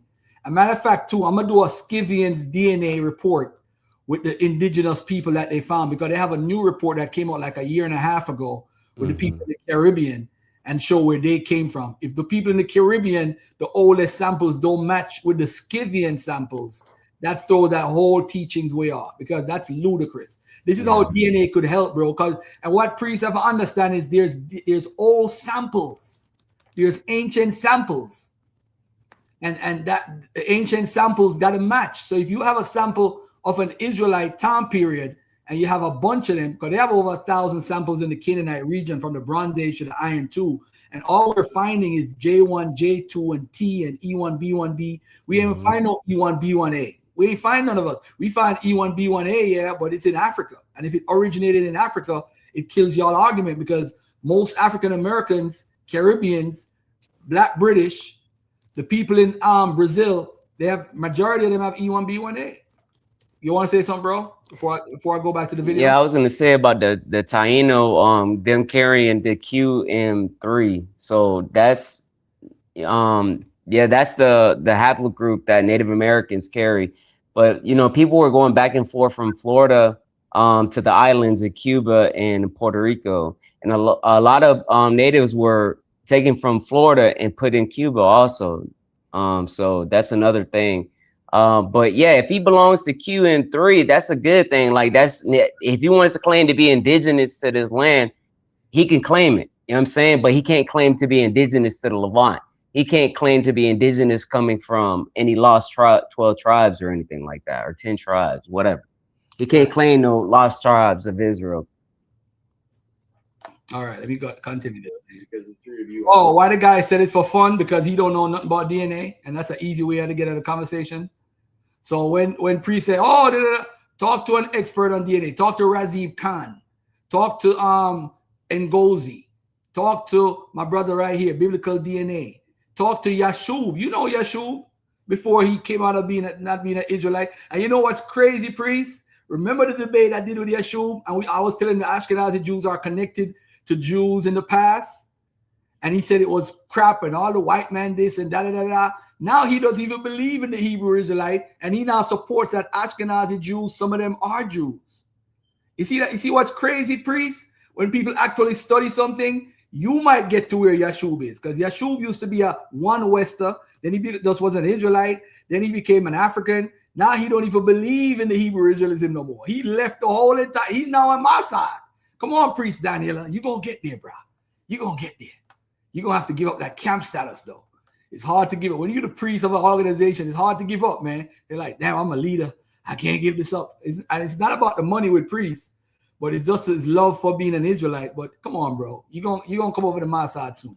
Wonderful, but it does make, I think, everyone a little bit curious, right? Where do I come from? It kind of makes me want to look into each sample DNA result and say, okay, what's a little different about me that maybe why I'm 24% or she's 7 and I'm 7 and you're 11. Like, because even now I'll look into it and see maybe why I'm a little different here or there, or maybe not. You know, again, you know what we were really interested. So I just want you guys to see that. I'm gonna go through this more thorough in the academy. Let's go to the next video. Hey, why I want you guys to watch this. This is funny.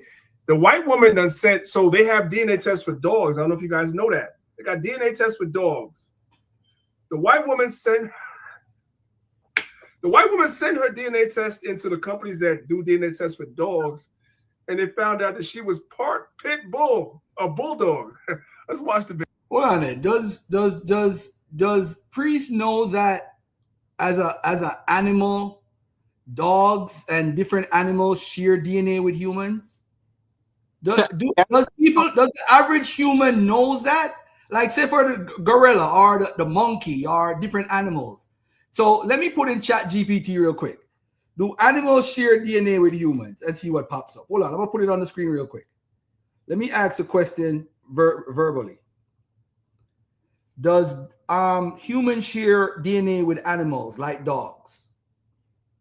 Let me just read what it says. Yes. Humans absolutely share DNA with animals like dogs, but the key is how much and what actually means. Let's break it down clearly. Human and dogs, how similar are we? Human and dogs share about 80 to 84% of their DNA. Let me repeat that for Priest Daniela, because I never watched the whole video. I watched like the first part, and I'm like, I don't disagree with that. What he talking about, we can't just say, hey, you J, so you a Jew. I agree with that sentiment. But humans share DNA with dogs, 80 to 84% of their DNA.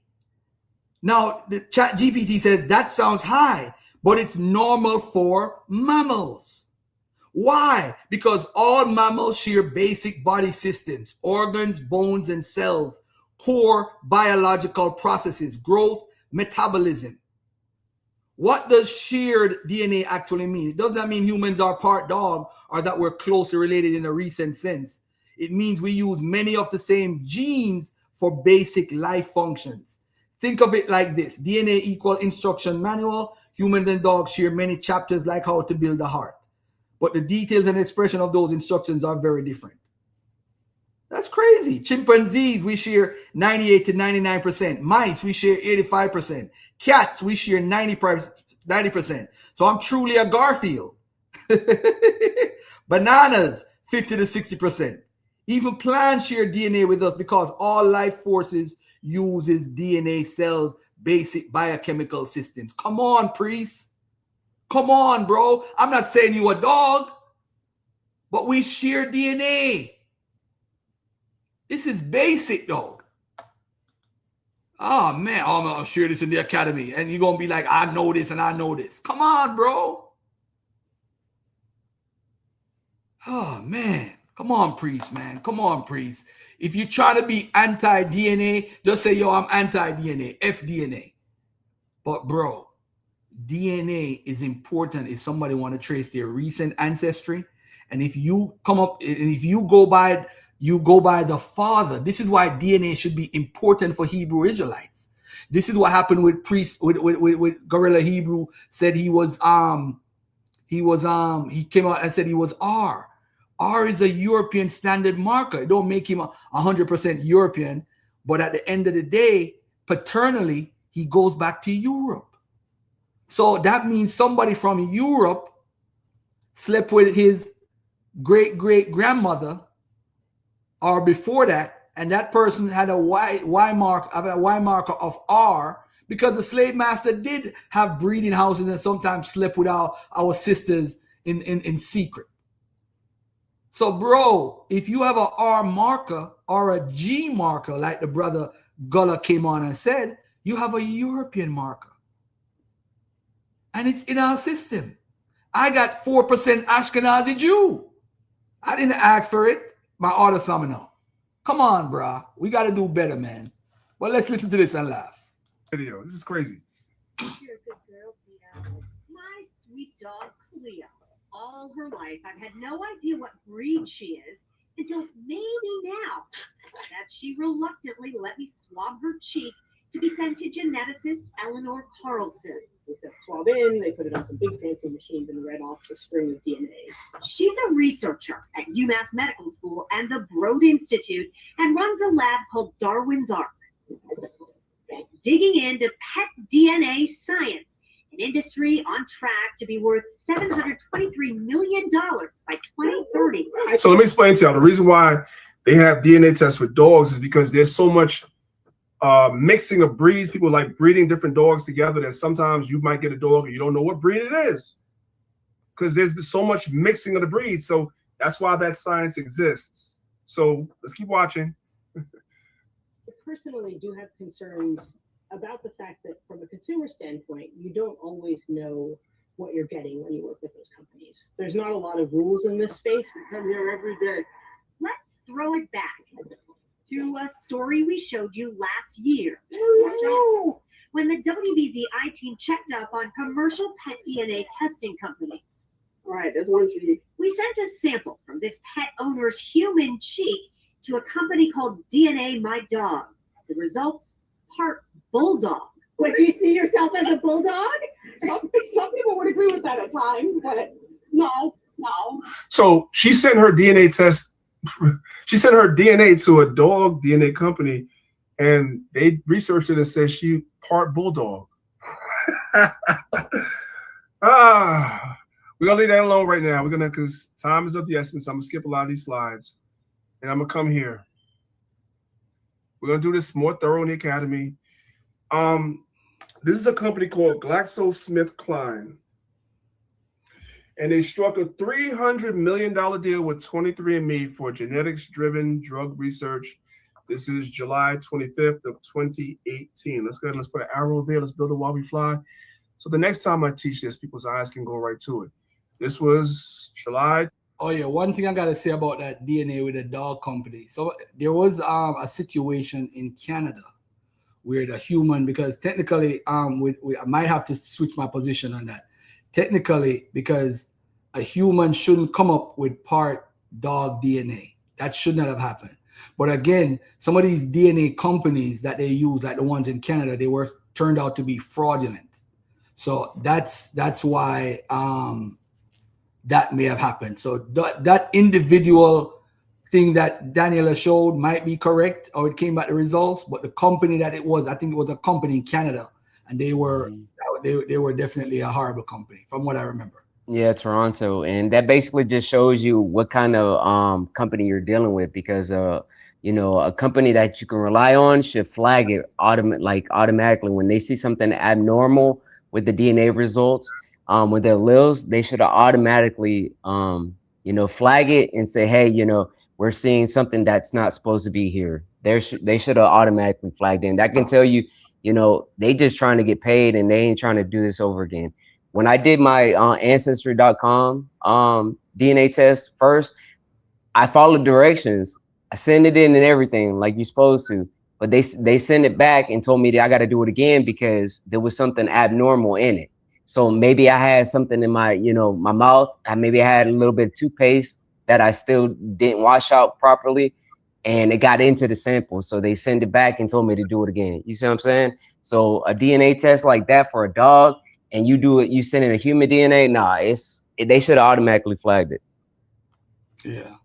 So Priest, you got a good point there, because that company, you know, because I always hear brothers who don't like DNA bring that up, say, oh, this person come back with a, nah, it wasn't supposed to come back. I'm incorrect on that. But hold on a second. There's an article. I know where he's going now with where he's going. I wanted to bring something about the government and your DNA. I wanted to bring that up real fast. This is something I've been saying for over 10 years. When people bring up DNA and they have your DNA and this company have your DNA and da-da-da-da. I wanted to bring up an article. Here it go right here. I got it right here, ready for him right here. This is what he's going to say. I know where he's going to go. He's going to say that this is what they're doing with your DNA and da-da-da-da. I'm going to kill that in a minute. So let's get to Priest Daniela's point. I know where he's going. We got 4 more minutes on my brother. 25th, 2018.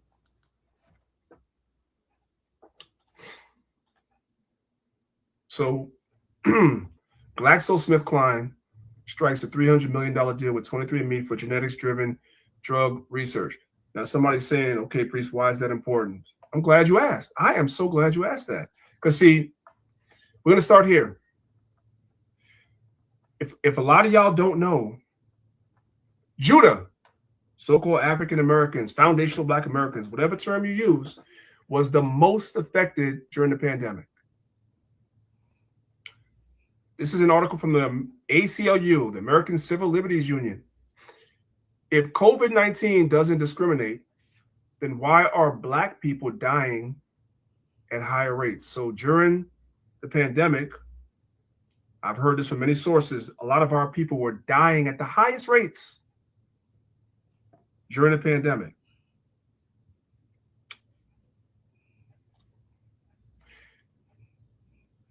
This is partially why they want your DNA. They're telling you that these DNA tests will tell you who you are. No, they won't. We saw that. No, they won't. They want your DNA. They harvest your DNA because they use the information to do what? To create the vaccines which kill you. Praise the Lord. That's what they do. Prove that. Prove it. You can't prove that, Priest. You can't prove that. And if they want to do it, they can do it. And I'm going to show you why in a minute. This is why, Priest, leave the science. So you're sitting there thinking, and you're letting people bully you and saying, hey, you need to go get a DNA test to prove you're an Israelite. No, the DNA test is to harvest your genetic information that's going to be used against you later. Yeah. I'll just leave that right there. So I went back and asked ChatGPT, what's up with that? So the DNA companies like 23andMe, Ancestry DNA, MyHeritage are used to collect your genetic data. You guys see that, right? Then the pharmaceutical companies are used to, guess what? Create pharmaceuticals based on the genetic data that they harvest from the DNA companies. Y'all thought it was just to tell you who you are. No. No. These are the people that collect it, and these are the people that make drugs based on the information, because these companies sell your information to these companies. And then you have companies like BlackRock Vanguard and State Farm that fund both the DNA companies and the companies that make the vaccines. They fund both. They're playing both sides of the fence. That's what you have. So you're being told, no, you got to go get a DNA test, and you stupid enough. And I don't want to use that word because some brothers and sisters have done it. I don't want to call you stupid, so I take that back. My bad. But I will say some brothers and sisters do it with good intentions. I want to prove and show that I have E1, B1A, and I could be an Israelite, whatever. Yes, cool. But that's not really why this exists. This exists for nefarious reasons. Going back to the beginning of the class, the man of sin being revealed. Now we know this. These devils are wicked as hell. Brothers and sisters, if you decide to get a DNA test, can y'all do me a favor? Can y'all read the terms and conditions, please? Like with Ancestry DNA, that tell you that they still own your DNA once you sell it to them, once you give it to them, they own it. And in the blue, if you stop using their services, they can continue to use your information anyway and sell it. Why are they selling it? We just saw it. Because they are using it in pharmaceuticals. Hello? And these are some of the companies that continue to sell the information. All right, let me stop the pseudoism in a minute. Let me show priests you don't know what you're talking about and you make no sense. The government has your baby's DNA. If you were born in America from the 1960s, the government already has your DNA. So if they want to create diseases and things to kill you, my nigga, they could been did it. Watch this. The government has this is from CNN. Genetic testing for newborns started in the 1960s. Specimens are often given to listen to what it says, given to outside researchers. Scientists have said the collection of DNA samples is a gold mine for doing research. So your DNA, Priest Daniel Allah, they got it already, my nigga. What are you talking about? Let's take a look. Let me scroll down further. I'll let you guys see what's been going on. I show people this all the time. DNA given to outside researchers. Genetic testing for newborns started in the 1960s. With testing for diseases and conditions that, if undetected, could kill a child or cause severe problems. Since then, the screening has helped save countless newborns.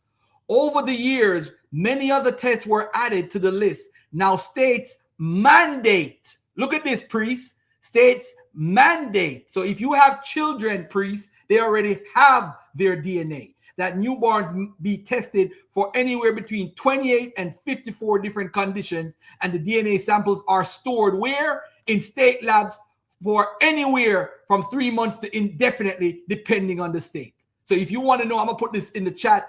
You go state by state, and you want to put, because what you're doing is you want to say don't trust science. Well, don't trust that you are an American and FBA, because the government already have your DNA, Priest Daniela. So if they want to fuck you over, my nigga, and put a crime on you as you want to put out in the community with this conspiracy mindset because you want to be an Israelite, they already got your shit.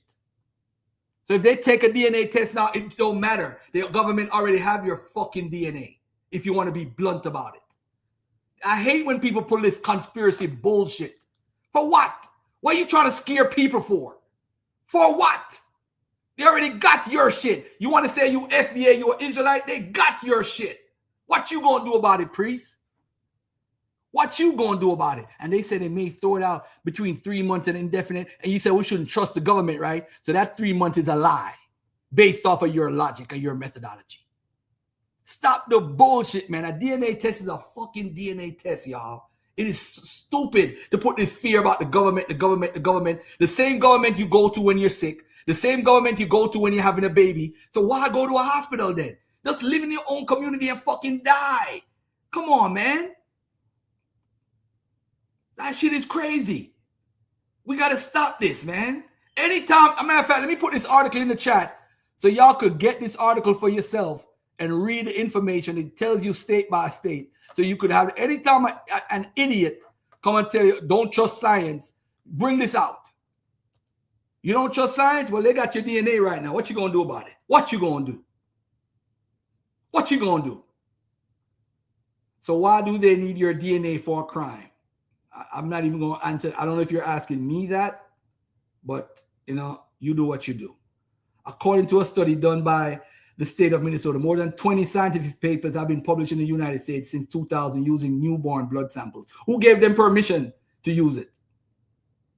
Newborn blood samples. That's how they track if you're gonna be mentally retarded or have a developmental disability. It's autism and all that stuff. They track several diseases to see. Hey, they take your blood, the mother's blood while she's pregnant, to see if the baby has certain things while it's being developed. You know many diseases and things they cured or stopped before it became serious because of these studies? No, you can't let it go. They rather the mother effing have your damn DNA already, nigga. What you gonna do? What you gonna do? Stop it, bro. Oh, I'm gonna do this in my special class, my little secret class that you gotta subscribe to. Come on, priest. Stop. You should encourage people to get involved with science. DNA, my DNA and 23andMe tell me, oh, you might be such and such Neanderthal variants is there, and this disease, you might have this disease based off of your blood and what we have as far as records is concerned. You have the sickle cell trait, so you might have to look out for this. You might have to drink more water than a regular human. You might have to get more protein. You might, because of X, Y, and Z. Science is developing. It's getting better and better every day. I love science. If it's going to help me in the future, going to make me more healthier, yeah, I agree with you when it comes to diet and stuff, priest, and working out every day. I agree with you. But to run from science, well, they got your DNA. Hey, Deshaun, they got your DNA sample right now, bro. If you're born in America, if you FBA, they got your sample already, nigga. It's crazy. All right, let me get to this video right here. The Hebrew Israelites are coming at FBA. FBA, the Hebrew Israelites is coming for y'all. Let's check it out.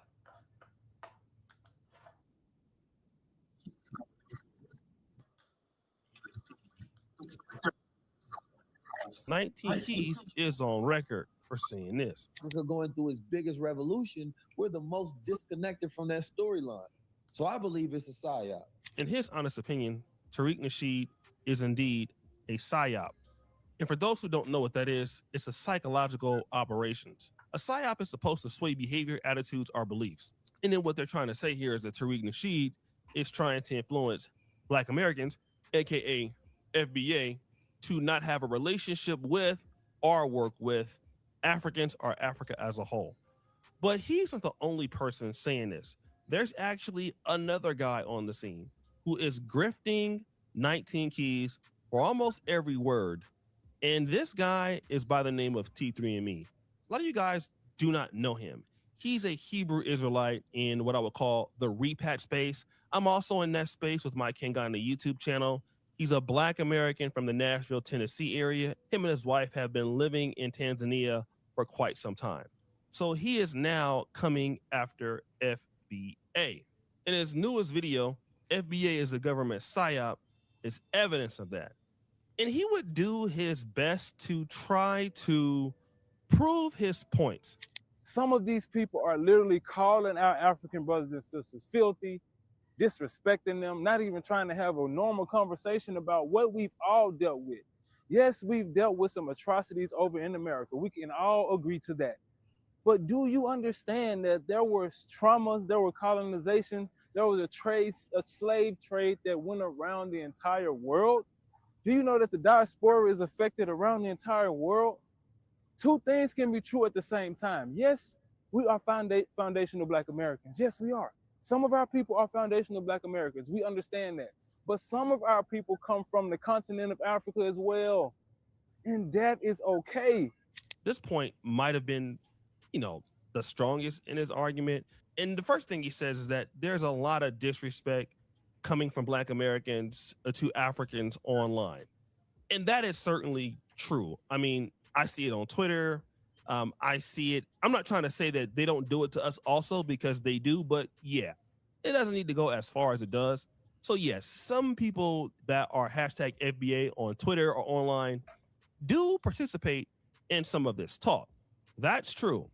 But this whole idea that it's not just Black Americans that were affected by slavery is a weak argument. True, many of us were taken many different places, from Africa to the Caribbeans to Black Brazil to the Dominican Republic. So yes, we all come from common ancestry, but that doesn't mean that we are culturally related. Let's look at the Black American lineage for an example. The Black American lineage, you can find ancestry of those people in Liberia. Our lineage there is called Americo-Liberians, or the Congo people. You have Black Americans who returned to the Bahamas. Many of the old white slave owners left the United States and went to the Bahamas. So we have Black American lineage, completely Black Americans who grew up in Bahamas or in the Bahamas. You also have Black Americans who fled and went to Canada, or who fled and went to Mexico. But does that make us culturally related? No. All of those people are now acclimated to their new environments. A person that grows up in Brazil is not the same as a person who grew up in the Bahamas, and that person will not be the same as the people who grew up in the Canada. They are not going to see themselves as us because they didn't grow up like us. We have genetics that are the same, but who we are is completely different. Even in the West Coast, a person who grows up in Oakland is completely different than a person that grows up in Los Angeles, and that's in the Black American community. All right, that's just in the same state. So this whole idea that we ought to be one because we were all dispersed out doesn't mean anything. The only thing that matters are, do goals align? I could even take it a step further. I know Nigerians who are Nigerian Americans, like second generation or third generation.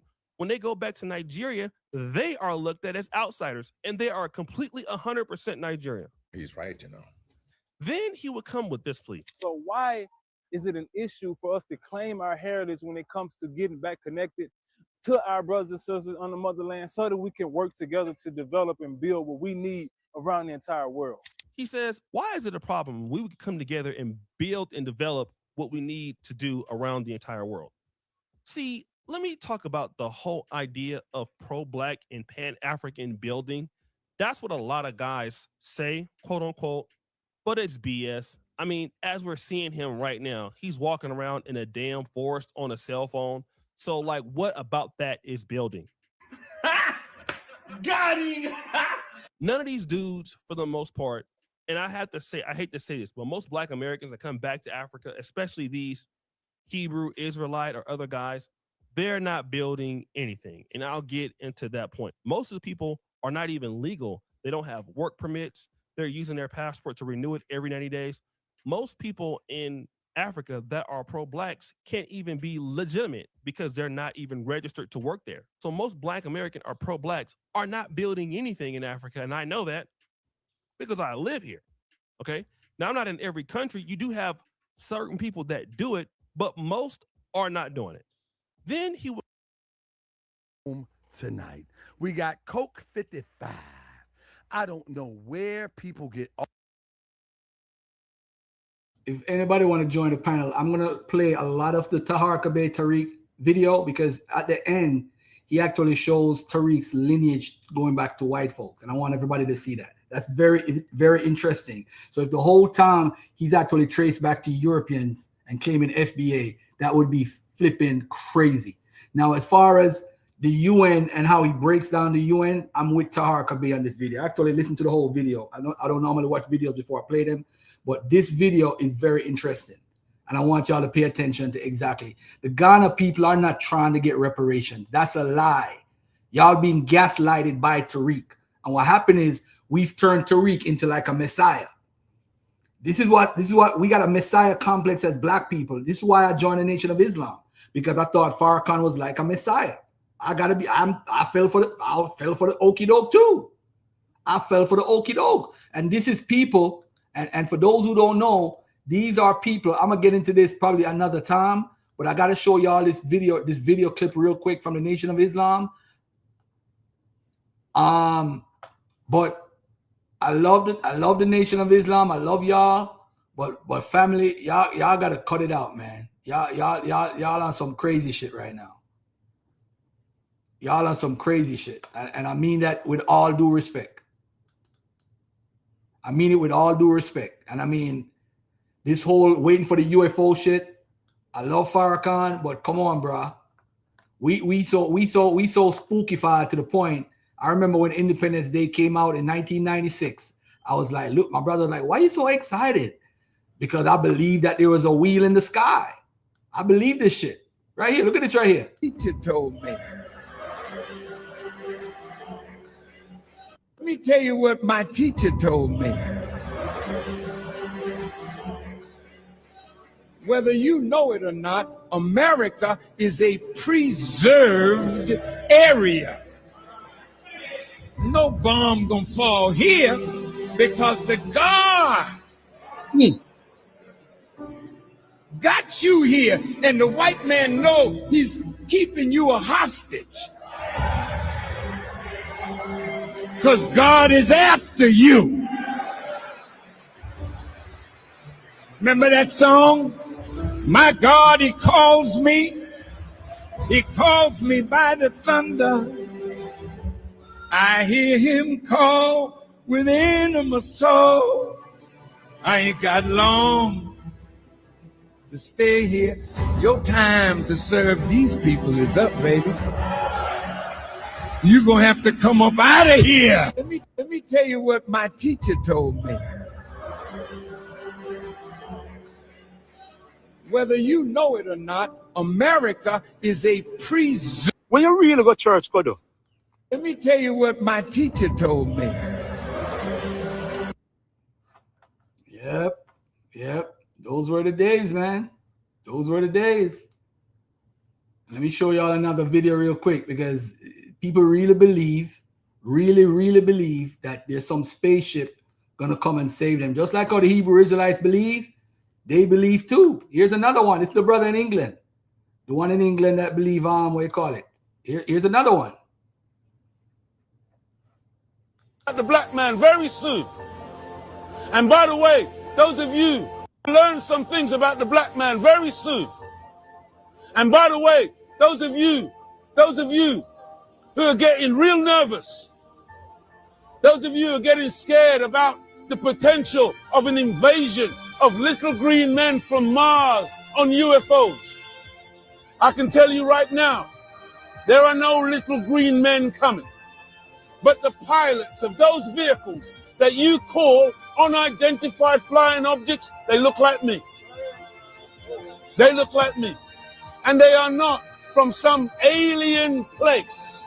They're from right here with a superior technology that you could only dream about. That you can only dream about. And the powers that be, your rulers, your leaders, they know who are the pilots.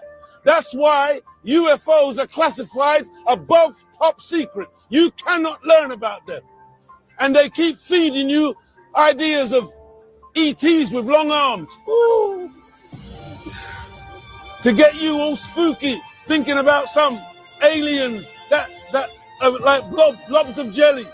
And you're expecting some creepy little thing to come one day. Black men pilot those vehicles. And we dare the powers that be to challenge us on this. Because we have the proof and we have the technology. And that's why today you got to understand that it's a new day. And while Did you know that the most you're gonna learn some things about the black man very soon. Yeah, let me get away from that real quick. Yeah, I joined, my brother. Yes, I did. I was pseudo. Yeah, I joined. That was me in my pseudo days. Don't knock me for being pseudo. That was my pseudo days. Hold on there. Let me get this out of here. You tonight, family. Man. What you say, sis? No, I said you said you're gonna show the DNA with him being white, European. Yeah. It's gonna come up. It's gonna come up soon. It's gonna come up.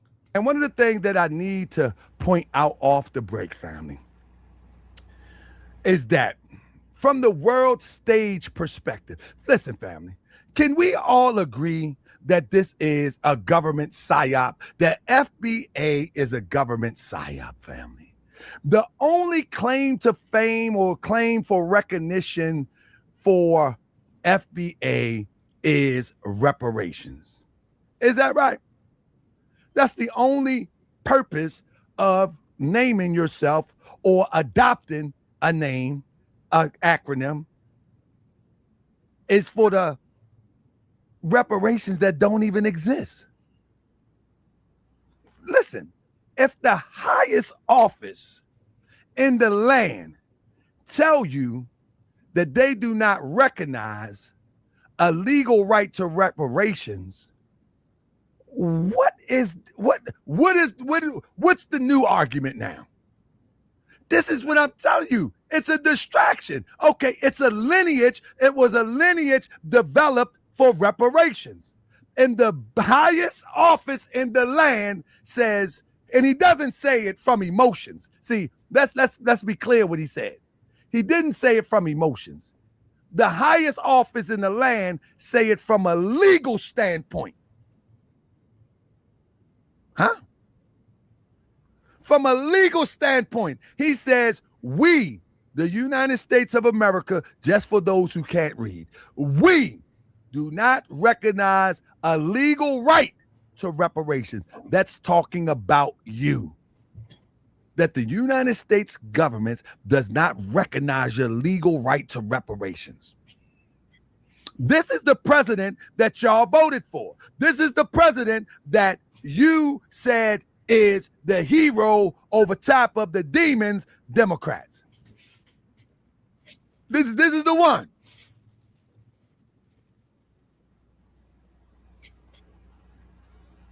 This is the one. This is the one that you say that everybody should listen. At the end of the day, this is what your leader said, Coke. Your leader said this. Trump is starting to grow on him. You see that? This is in 2023. You see that? And he was bringing his leaders, his minion leaders, to move towards voting for Trump. Y'all forget all of that? Y'all forget all that? Y'all forget all that? Hey, Coke 55. Coke 55. Did you vote for Trump too? Your leader said that Trump is starting to grow on him. Now, within that growth, Trump has always said he doesn't support reparations. So why would one doesn't support reparations be someone that you would even consider to be a candidate? Listen, I believe they're both two wings of the same bird, both sides. But you believe that Trump is your savior. Now, let's get into the logic. Let's get into the logic. You have a sitting African president, right? That you have a sitting African president. You hear what I say? I want you to hear what I'm saying. You have a sitting African president that spearheads a resolution at the UN. Coke 55. Do you remember that Malcolm X said that if we don't get results from the United States government, we will take our issues to the UN? Do anybody remember that? Press 7 if y'all remember that. In one of Malcolm X's speeches, he said, if we don't get the things we need and owe to us, and I'm paraphrasing, from the U.S. government, then we would take our problems to the UN. Why is it that all the leaders of yesterday, they line themselves up with the progress of today, but FBA is against it? There was not a leader outside of the Boule that disagreed with Garvey.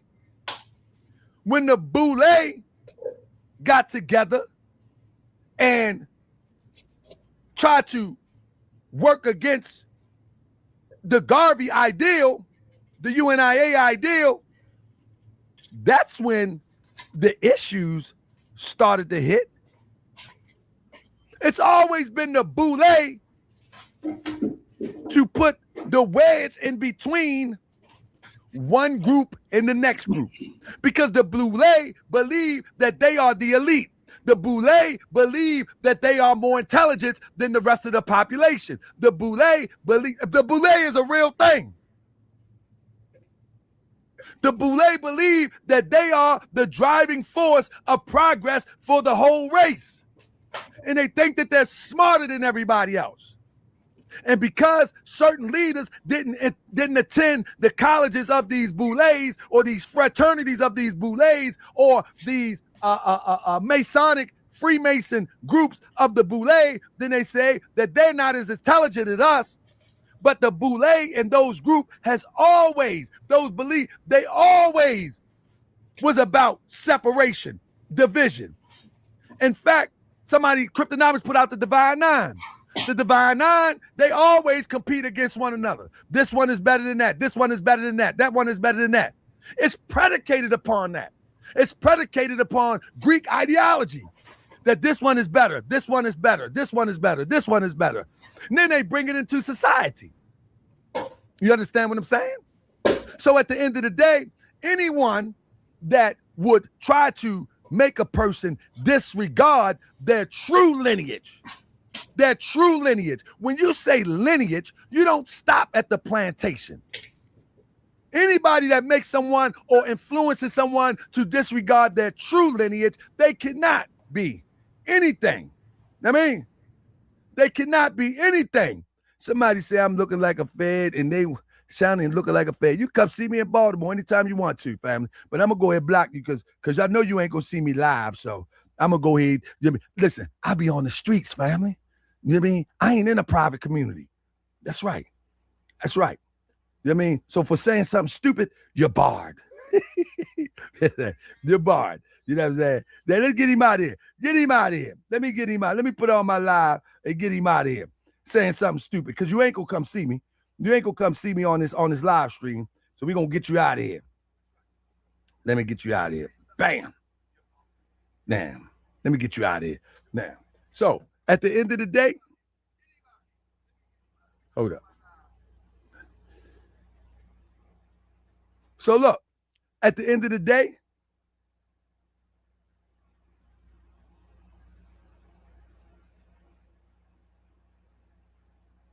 all right, let's get him out of here.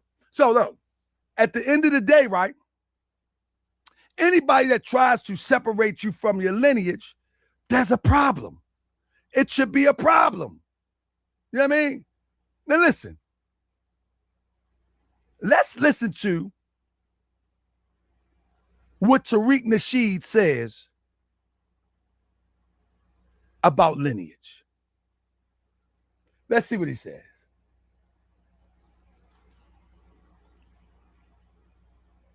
Let's see what he says.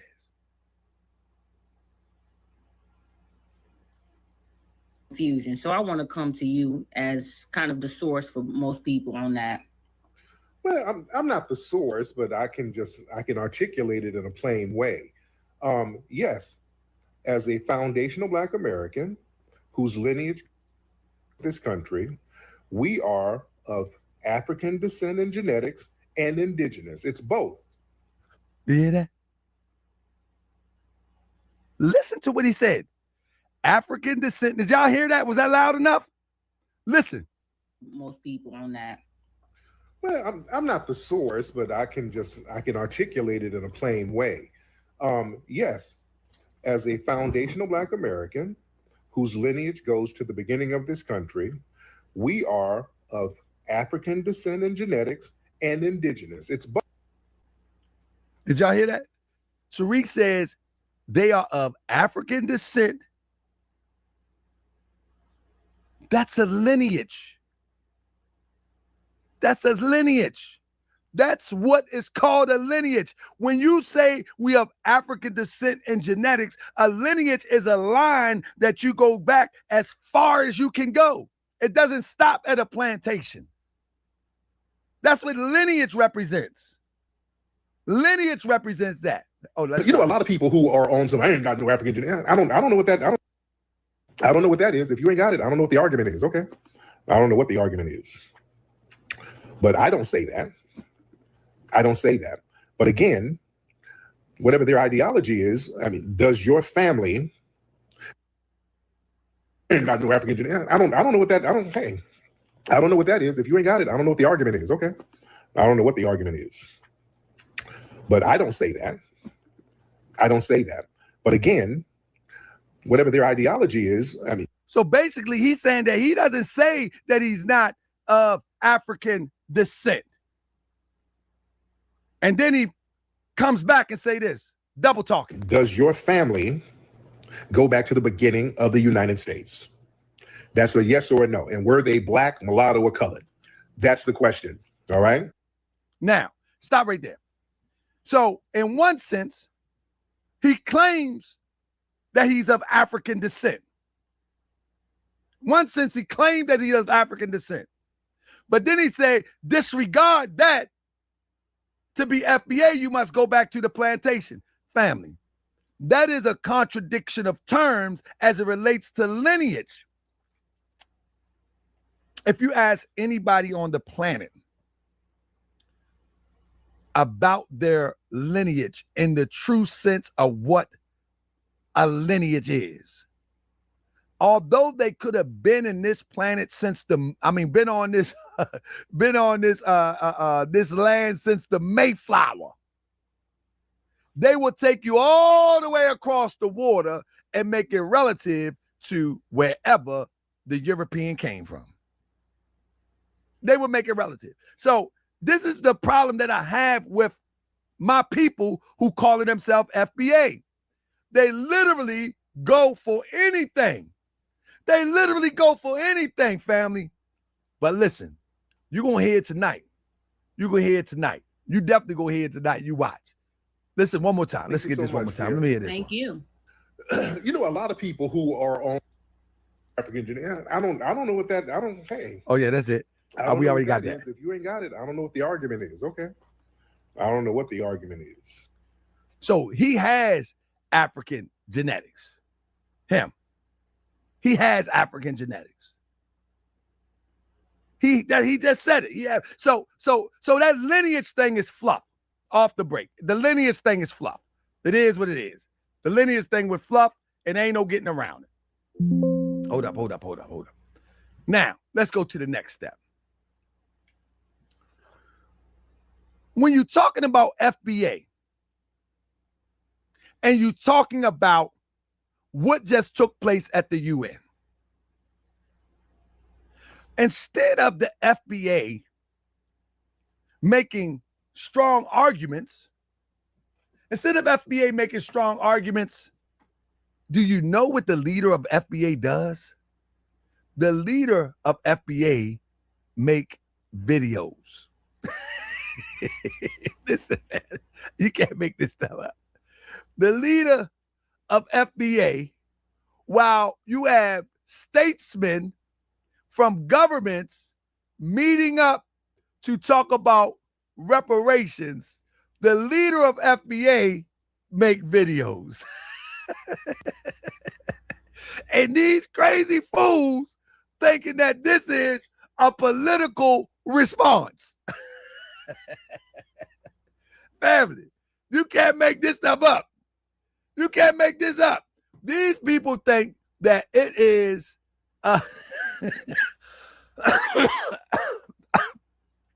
they think that this is a real response.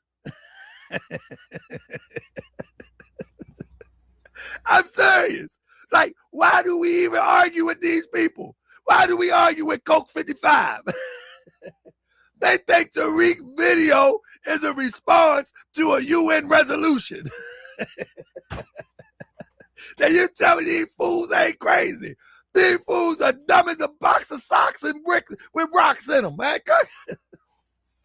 Listen, this is their response. Look, this is their leader response right here. This is their leader response, man. Now you mean tell me we sitting up there arguing? That's why I stopped arguing with them. That's why I stopped.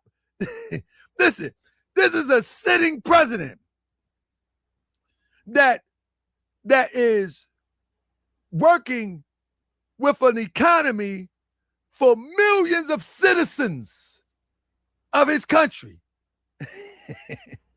And the FBA response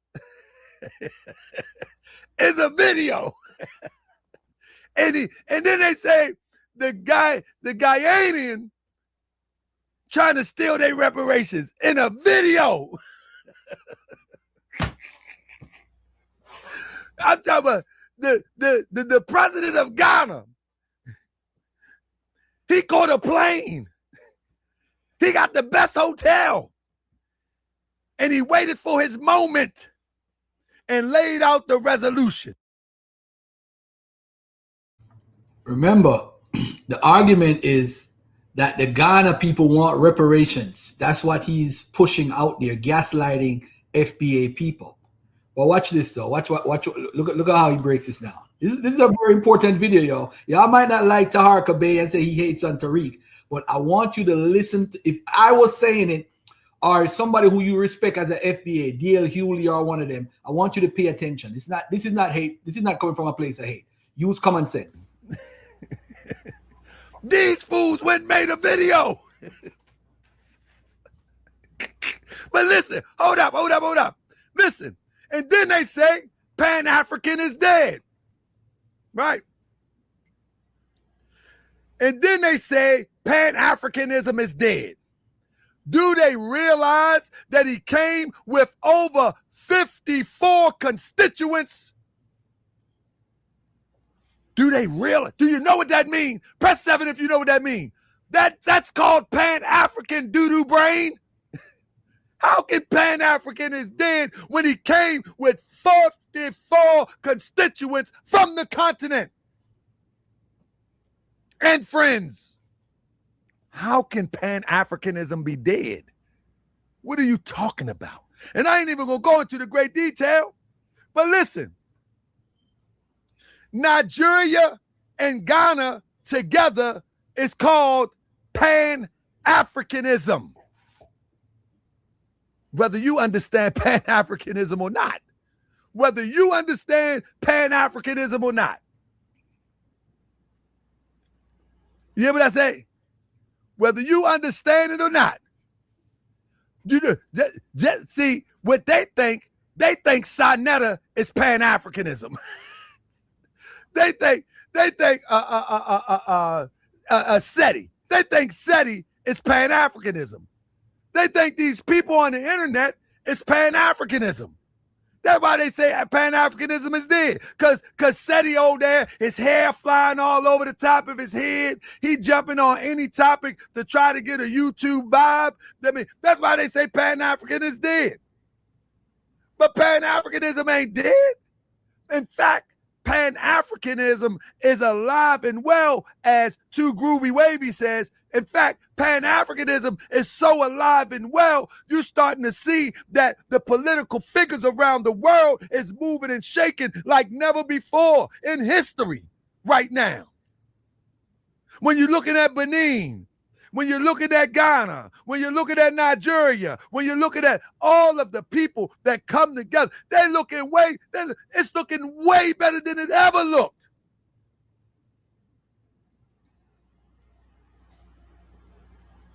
It's looking way better than it ever looked. Why do I say that? Because at one point, colonialism was at its highest height on the continent. Today, Europeans are being evicted from continents.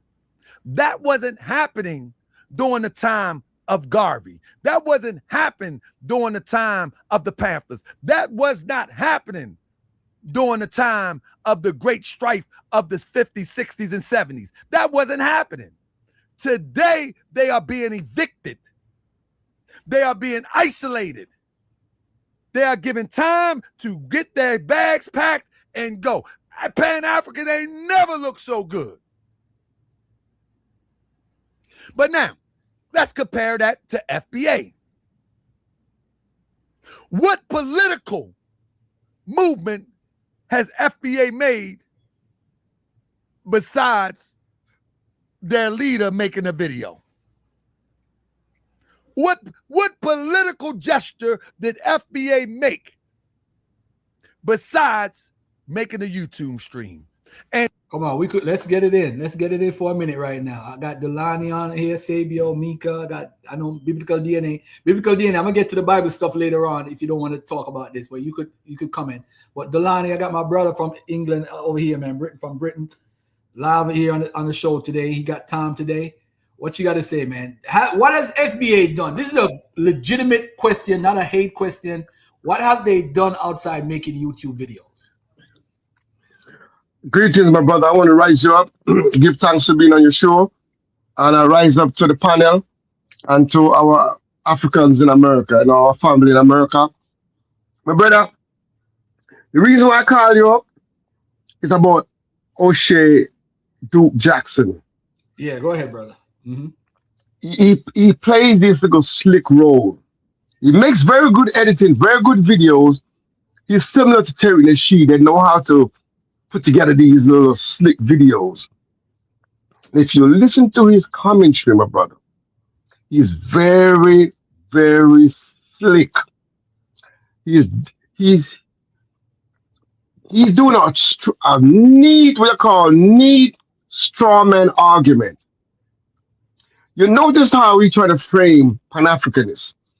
When we're talking about let's unite together, let's build together, here when he try to reframe the argument, we are saying that we all are one culture. We're all culturally linked and shift the focus. So an unsuspecting brother listening to this, you'll be like, what do you mean? No one said that a Ghanaian is the same as a brother in Mississippi, or a brother in Brazil is the same culture as a brother in Trinidad. Nobody's making that argument.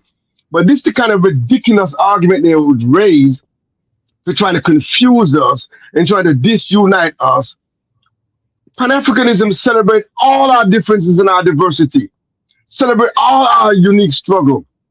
We recognize the resistance in Brazil, all those uprisings. We recognize the resistance in Jamaica, in America, on the continent of Africa, in Haiti.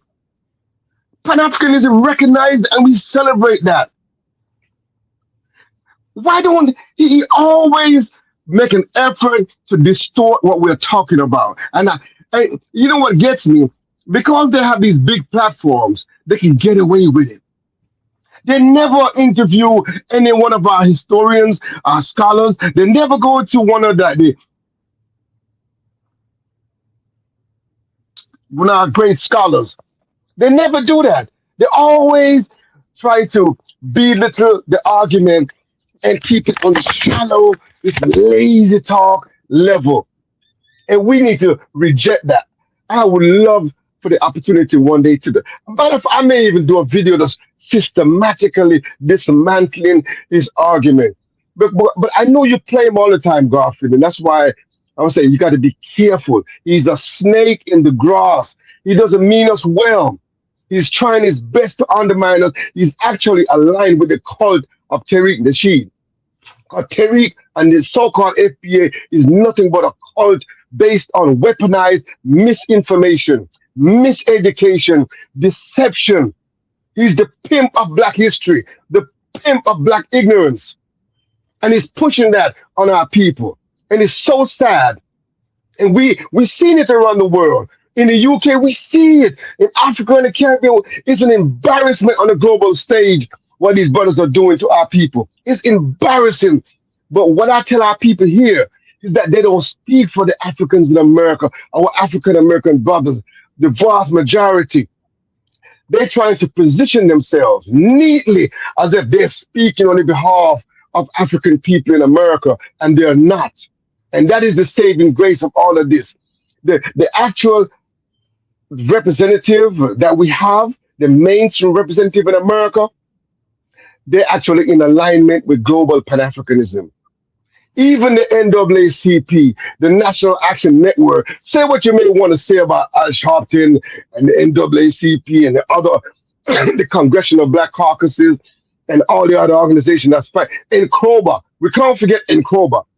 Nkroba has been one of the leading, one of the most dependable organization in the reparation movement, and the National Black Lawyers Association. We can't leave out these groups who have been fighting for reparations. So what the FBA, the so-called FBA, trying to do is hijack the reparation movement and use it to divide our people. Now they got these young brothers and all these brothers in America, some of these brothers in America saying these negative things about African people around the world. And trust me, Garfield, you're on the chopping block as well. Anytime, all of us who are not born in America, we are considered to be outsiders, some leeches, and what their favorite word is now, tether. Total disrespect. We have never seen this kind of manifestation in all the history of America. America, the experience of, here's one fact about Garfield, I'm going to land here. Here's one fact that we have to put in perspective. The experience of African in America have never been an isolated experience. There's always been new Africans coming throughout the history of America, adding to the African American stock, adding to Africans in America, new culture, new language, new DNA, all the way up until the end of slavery, finishing slavery, the Reconstruction era, Jim Crow era, the Civil Rights era. New Africans we have always had a relationship. In whatever form, shape it may take, we have always had a relationship. And it's always been a good relationship for the most part. It's never been so this acrimonious, this hate, this denigration that this sound like a white supremacist movement in the shape of a black people. It's a hold on a second, bro. Hold on. It's a black. Go ahead. Hold on 1 second. Hey, Don Star, do you want to come on the panel? You just made a crazy statement. We see Africans are trying to steal our reparations. Eat a dick. Now, first of all, you don't have to be disrespectful to communicate. That's the first thing.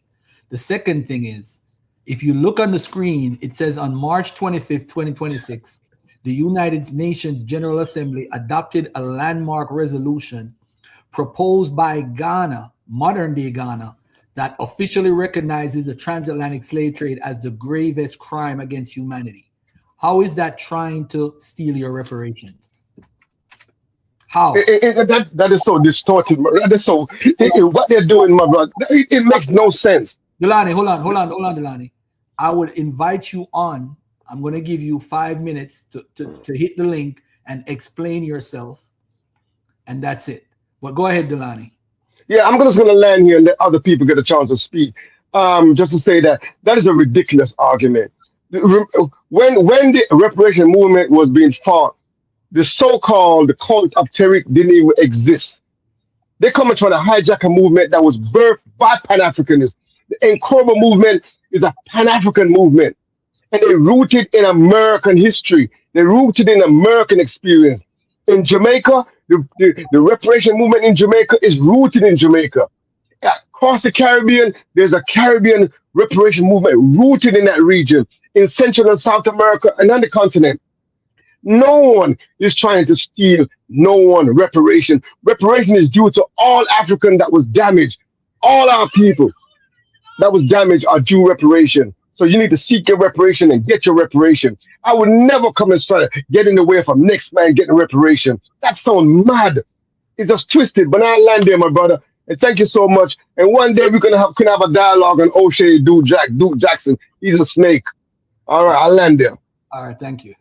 All right, let me play some more of the video. We'll get out of here. Hey, Garfield. Yeah, Garfield. Go ahead, bro. What up? I just wanted to say this because I remember a while ago. It was a while ago. I said in order for us to get any type of recompense or any type of traction with reparations, we would have to take it to the UN. Everybody said I was crazy, I was stupid, the UN don't do shit, but just look what happened.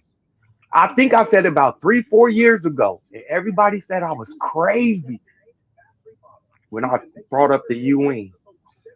But the UN just passed a resolution saying that the transatlantic slave trade was the greatest crime in human history. I don't That's think a start. I don't think Tariq understand what it is. What he did was gaslight Ghanaians and say, "Hey, they trying to steal your." How are they trying to steal it? They're trying to make the world admit that that was one of the gravest crimes ever in history. That's helping. They don't even see Garfield, yeah. let me clarify, Garfield. The AU and the Caribbean community, CARICOM and the AU has been collaborating for the last 5 and 6 years on bringing a reparation motion to the UN. And the AU, they created a committee called Champion of Reparation. And they actually, the AU appointed John Mahatma from Ghana as the representative of the AU to take the case to the UN. So we need to understand there's a process here. Ghana has been appointed. This is if the president of America appoints somebody in America to go to the UN to represent.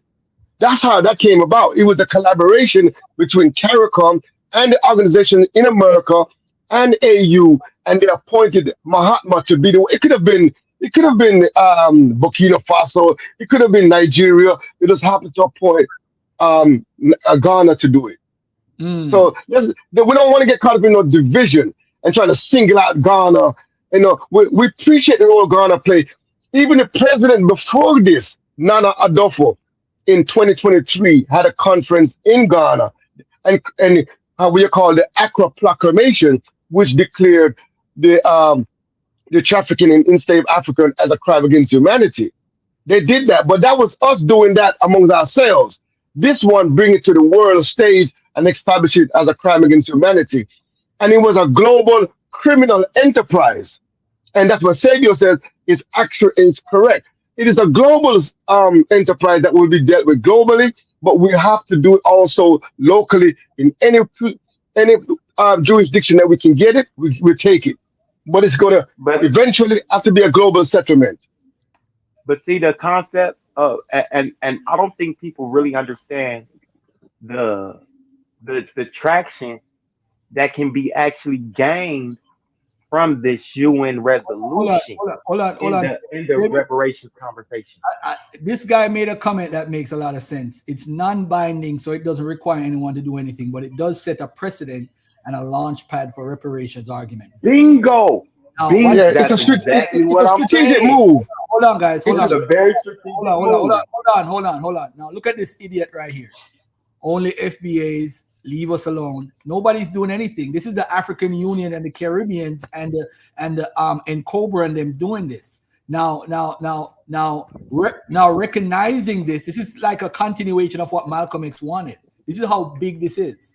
Now, if the UN exactly, this is now you now individually, America, the Caribbean countries, whatever, saying here what somebody has to really pay. This is putting it on a global level. This is what you want as a FBA, because guess what? Not only does America owe you, but the Portuguese, the French, the Spanish, the Roman Catholic Church, all of these people owe you. It's not about we are not one, my brother. No, they owe you. They owe us. They owe us, Garfield. They owe us. Us. They want to keep us divided. They owe us. All African people that were damaged by the trafficking, by the enslavement, are due repair. We all due repair. It's not just an American black people thing. It's a global black people thing. See, and these people that call themselves the so-called the cult of Tariq, I want them to delineate, please. They're saying that we must leave them alone. You stay out of this. You stay out of this. We don't need you in this. Because obviously you need to go with the MAGA movement then and go join with them. We don't need this so-called cult of Tariq involved in this. Since you say you're not involved, stay to the sideline. Let us deal with it. Thank you. All right, let me play this video. Starting a city hall meeting said, you got to pay us our reparations. We want cash now. Like anybody could walk in the meetings. All you got to do is sign up and pull up, and then put the camera on you and act like you're fighting for reparations. But no. This is different right here. This is different right here. Listen, on March 25th, 2026, the United Nations General Assembly, they adopted, listen to what it says. They adopted a resolution proposed. That's a win. If you are FBA, and you see that the UN adopted a resolution, that would mean that although, they don't respect anything, although Trump is not on the side of reparations, now you have the ability to present your case to the UN. So whether it was somebody from Ghana, Nigeria, or South America, the door is now open for you to walk through, even when your daddy said he's not going to give you his allowance. But Tariq says that this is a good thing that United States did not vote for it, along with 3 other countries. And they think that's intelligent. They think that's intelligence. They think that's intelligent. These are the dumbest people on the planet. I'm sorry, I got to call dumb. I got to call dumb. But it's an FBI operation when you start hearing this stuff. When you start hearing things like this, listen to this garbage. Government about how bad it was, and you were helping to facilitate it. Listen, for foundational Black Americans, reparations, it's not no vague-ass global Black issue. It's a specific legal and economic claim against the United States government. Stop right there. This is how goofy and backward these people are. They listening to a guy who dropped out of the 6th grade. You know what I'm saying? He said this is not a global thing. Slavery was global, you crazy maniac. Slavery was global. The institution of slavery started across the waters and was perpetuated over here. Listen to what he said. Something is wrong with this man. Him and Coke 55, they splitting the bag, man. They splitting the bag. He didn't send Coke 55 to the corner to get the bag, and Coke 55 dug in the bag. He took a little bit and took it on him. That's why you always sniffing on the screen. Yeah, I got to get rid of this cold. What y'all know good for a cold? Huh? What y'all know that's good? What they got out there that's new, that's natural for a cold?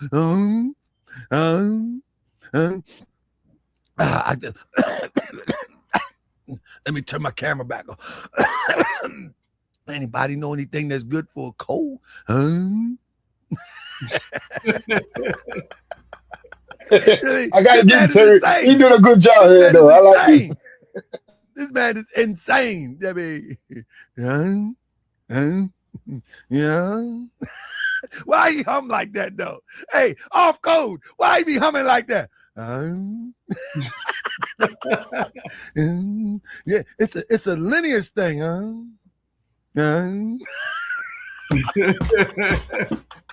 Anybody else? Press 7, you ever heard him do that? Why he always do that? I be like, what's wrong with him? I can't watch him too long. He's just a comic relief, man. He annoyed the crap out of me. You dig? That's crazy. You can't do nothing but clown these people, man. That's all you can do. You can't take these people serious, man. You gotta clown them, man. Listen. The link is at the top, brothers. Look at the top of the screen. You see the link to drop in the show. I think right. When you start taking FBA serious, right? If you can pause for a second. Yeah. Hey, Garfield, one thing your audience must know, that all the African countries that you see exist today, none of them existed during our enslavement. Only Ethiopia was the only country that existed during that time.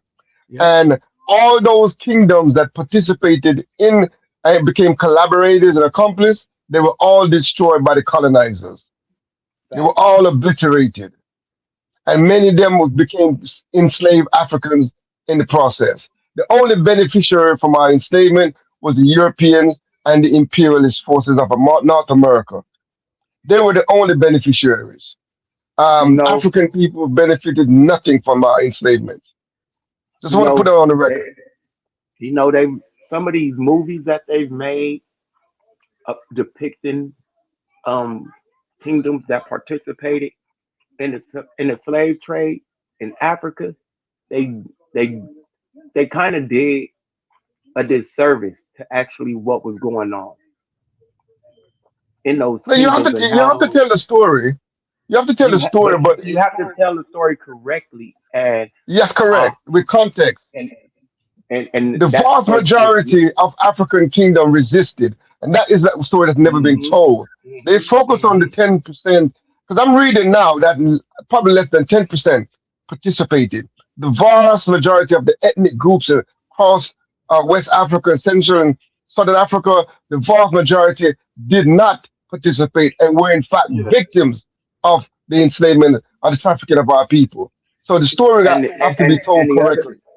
the other thing about that, brother Dulani, is the people that misrepresent this conversation, like some of the people in the chat, they don't look into they don't look at how some of the kingdoms were compromised and how those relationships that they had with the enslavers, with the Mhm. would It was make a those kingdoms go would take yes. warring tribes and sell those people in order for their kingdoms not to be enslaved. They That don't is correct, get that. my brother. There was a Like do they or die overlook that. scenario. There was a lot of them was put in the situation where either you come or you go Or get for us. you go Yeah, get there for was a us. do or die situation that a lot of them felt that if you don't go and get what we want, you're gonna have to line your people up and put them on the ship. And that's another part of the story that has not been told. Dulani, in all fairness, and of course, Dulani is not speaking in absolute. No, no, no.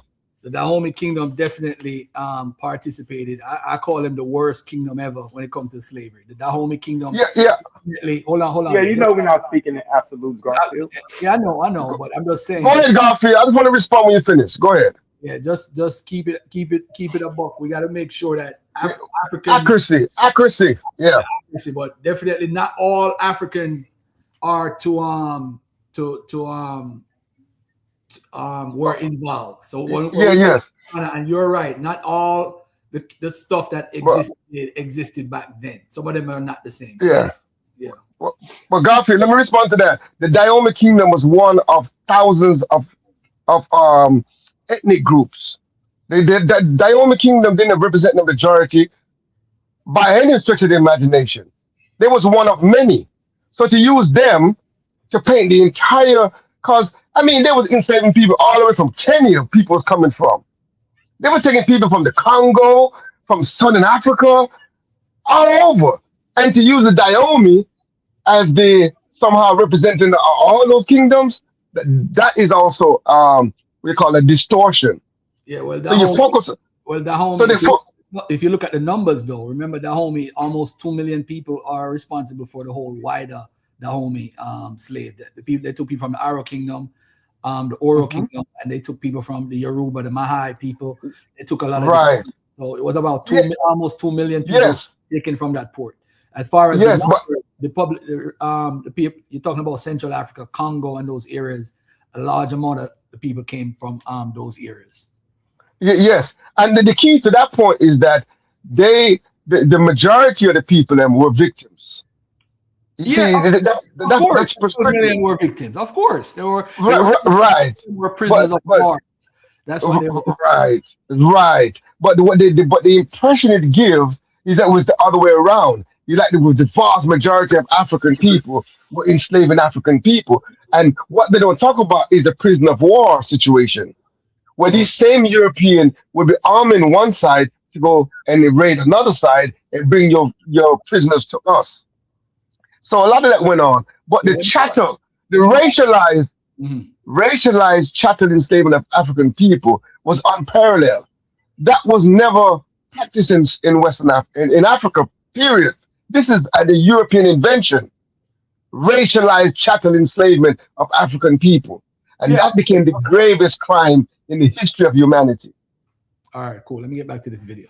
FBA serious, you start looking crazy. Nah, I'm saying, don't you know? Nah, man, you can't take them serious, man. Because the moment that you take them serious, right? Say, for instance, that you understand the historical process of how slavery happened, and you trying to break it down to an imbecile, you know what I'm saying, that got their mind made up that they was born on a plantation in Alabama, and that's where it started, that's where the beginning is, and that's all they concern themselves about. Like you start looking crazy at, nah, you know, before you was born there, the woman that born you, she was put on a slave ship. They can't hear none of that. And you just keep talking, you become the crazy one. So the only thing you can do is clown them. You got to laugh at them. You know what I'm saying? You got to laugh at them. But look, listen to this sixth grade educated person. Listen, I'm telling you, I'm not valedictorian of any college. I'm telling you right now, I'm going to butcher a whole bunch of words. Cryptonomics is going to help me pronounce some words. Let me tell you something. Starlight is going to spell out some words. Thurman Smart is going to say, ha, Grand Sheik, come on, man, you butcher that one. But at the end of the day, I got good common sense. But let me tell you something. This dude is just slow as turtle doo-doo. Watch this. Listen to him. He's slow as turtle doo-doo. About how bad it was, and you were helping to facilitate it. Listen, for foundational Black Americans, reparations, it's not no vague-ass global Black issue. It's a specific legal and economic claim against the United States government. All right? That's based on unpaid labor, systematic disenfranchisement, targeted wealth extraction. So listen, stop right there. He said it's against the U.S. government. Okay, if it's against the U.S. government and your daddy say you ain't getting a dime, what are you doing to resolve that? What are you doing to resolve this? This is the stupidity about FBA. This is the ignorance about FBA. Mr. Shoe Polish Dyed Head says that, Mr. Carpet Head says that it's about the United States government. The highest office in the land. The highest office in the land says you're not getting reparations. They've been saying it. They continue to say it. So why is it that they are pushing people into the direction away from the Democrats, or whoever they are, and towards the Republicans when probably both sides is feeling the same way? Hey, listen, man. And these goofies, like, they're going to pay. They keep saying they're going to pay. Listen. Shout out to all my Christian brothers and sisters. Shout out to y'all. I love y'all with everything. But let me tell you something. I'm about to do a show about outdated religious concepts. And one of the concepts is that Jesus is coming back, that he's going to come through the clouds on Pegasus, and that he's going to save us and all that. I'm not of that thought. I believe that God has inspired us and enabled us, or let me see this. I believe that God has equipped us with the intelligence to save ourselves once we let go of the foolishness and the nonsense. I believe that God has given us all of the mechanics to make us whatever we want to be in this world, even if we want to be the greatest unimaginable human being on the planet. I just believe that. I don't believe that someone is coming to save us from acts that we commit on our own accord. We commit these crazy acts. So I don't believe in waiting on Jesus. I'm not going for that. I believe you do the best you can do here, and you ain't got to worry about there. That's my strategy. My strategy is to be a good person here, treat people right here, demonstrate some love, truth, peace, freedom, and justice here, and you ain't got to worry about what's going on there. It's going to take care of itself. Just be a good person. That's all. Treat people like you want to be treated, like Jesus said, the golden rule. But let me tell you something. We got people that's waiting on Jesus to come. Listen, the Nation of Islam, they're waiting on aliens to come. They believe that the mothership and the baby ship is circling around, and they're just waiting for the opportune time to strike our enemies. That's what they believe. That's what they believe. They believe that the aliens gonna come at the opportune time. And I talked to a brother the other day. Hey, can I get on my soapbox? I'm fired up tonight. Listen. I talked to a brother the other day on my live stream on Facebook, and I say, brother, do you realize that it's been 2,000 plus years as the European has been dominating people of African descent, people of Asian descent, people of Asiatic descent? Do you realize it's been over 2,000 years since the Romans came up on the shores of Africa and began to manipulate and dominate? Do you realize it's been over 2,000 years? And you telling me that this whole time the aliens was up on the spaceship? This is Nation of Islam, brother. You telling me that the aliens was up on this spaceship the whole time, watching babies being torn out the internal parts of a woman, watching us being brutalized by slaveholders, watching people all across the planet of African descent being brutalized? You mean tell me that the aliens were sitting there the whole time for over 2,000 years? And you gonna tell me they coming to get us? See, this is the psychology that the European has played on us, right? And it plays out into this here. Listen, it also plays out in this concept here with FBA.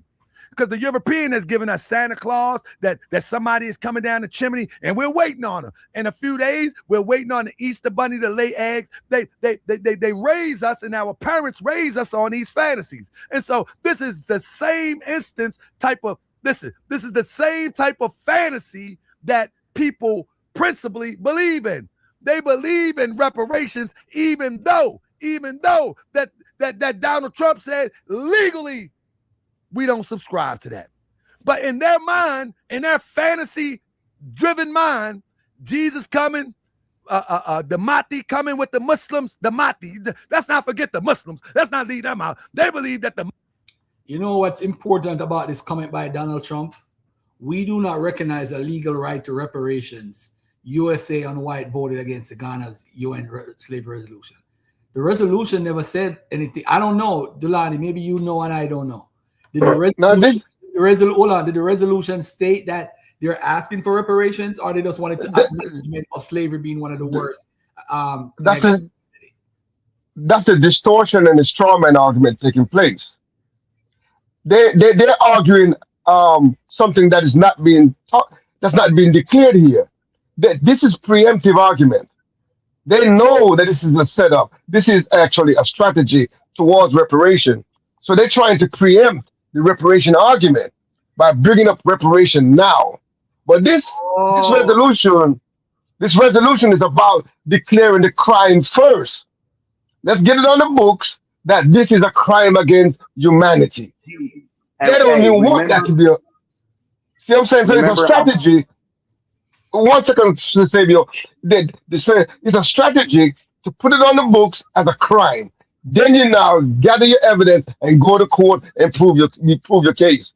America and FBA and a lot of others, even the way they reason is the way Duke Jackson reasoned. They strawman the argument. Talk about something else to distract your attention, but the argument on this resolution was about declaring it a crime against humanity. I'll land there, my brother. And that's the first thing, and I think that was what I was actually hinting at or trying to get at when I said we need to bring it to the UN and the Hague, the World Court. But first, it has to be recognized as a crime. Now that it's been recognized as a crime, America can be put on trial for crimes against humanity. Exactly, and let me add one more thing as well. The World Court. Garfield, just a few seconds. Also, remember, the United States government started in 1776. The enslavement of African people began before that under the British. And remember, the French and the Spaniards was also enslaving African people. So if the FBA focus on American government can only, they would say, let's deal with 1776 to now. So what about all those other African that was enslaved before that? Yeah. You understand? So that's why it's a global movement, because those European countries still exist that was involved. They all benefited from our enslavement, and so therefore they all have to be held accountable. And there's an international court of justice. Everything gonna be all right. Yeah, that's what they believe. They believe that Mahdi gonna come and everything gonna be all right. See, I'm a different type of Muslim. I believe in logic. I believe in reason. I believe in metaphysics. I believe in reality as it relates to as it plays out every day. You know what I'm saying? So if I don't understand something, I relate it to nature. I relate it to what's going on now in nature, not nurture. Because you ain't going to nurture me to believe that the boogeyman is under the bed. I'm good on that. But because people are brought up in these fantasies, because they are brought up in these mythologies, they believe in their heart of hearts, some of them, that they are going to get reparations, even though Trump clearly says, we do not recognize the rights to reparations. You see how crazy this is? The government clearly says. But listen to this guy. And about how bad it was, and you were helping to facilitate it. Listen, for foundational Black Americans, reparations, it's not no vague ass global Black issue. It's a specific legal and economic claim against the United States government. Case closed.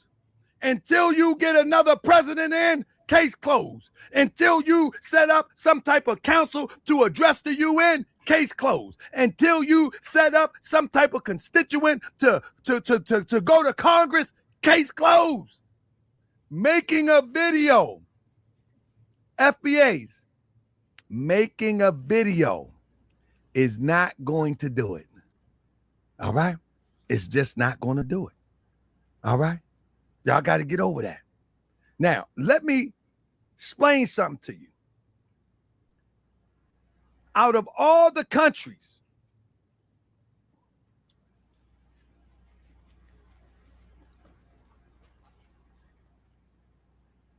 no, let me go back real quick. 123 countries rocked with it.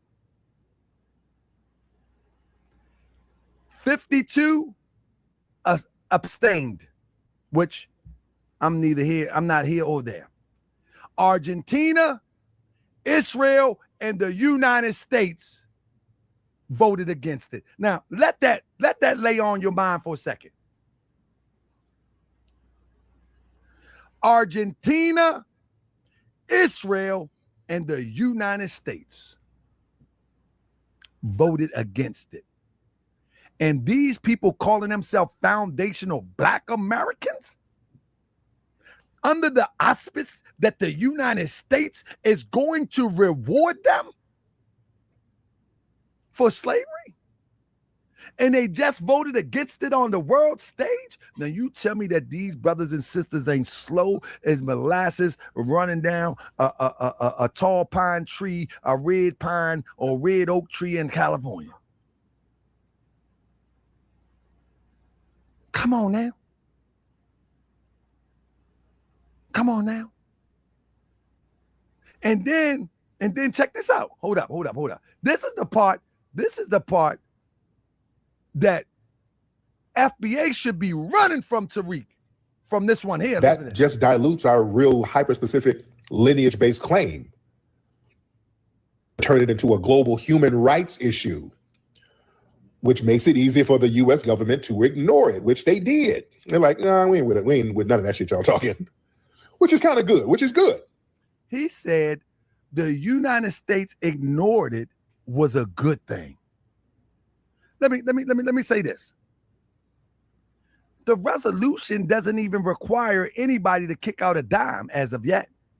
The resolution doesn't even require anything. It's just really to just acknowledge it. And hopefully to move forward on something that makes sense.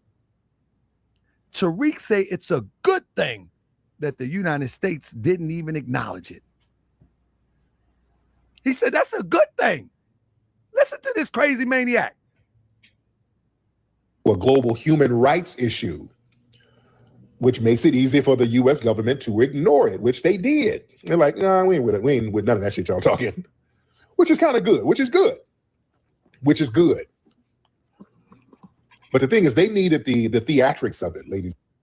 He just make up stuff as he go along. But listen, when he talks about it's a global thing, one of the reasons that he don't share with his people as to why or the logic or the rationale about it, one of the reasons from the U.S. is lack of retroactive legal basis.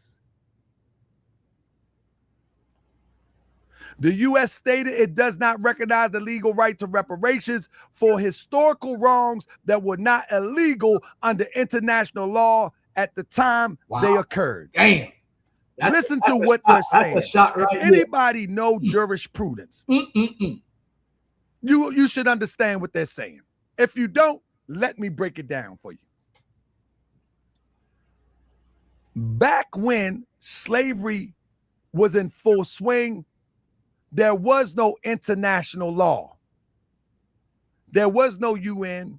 There was no Geneva Convention legal nation to govern the rights and the wrongs of slavery. You feel what I'm saying? Now, the United States are using that caveat to say you can't hold us to something because the law didn't even exist, nor can it be retroactive.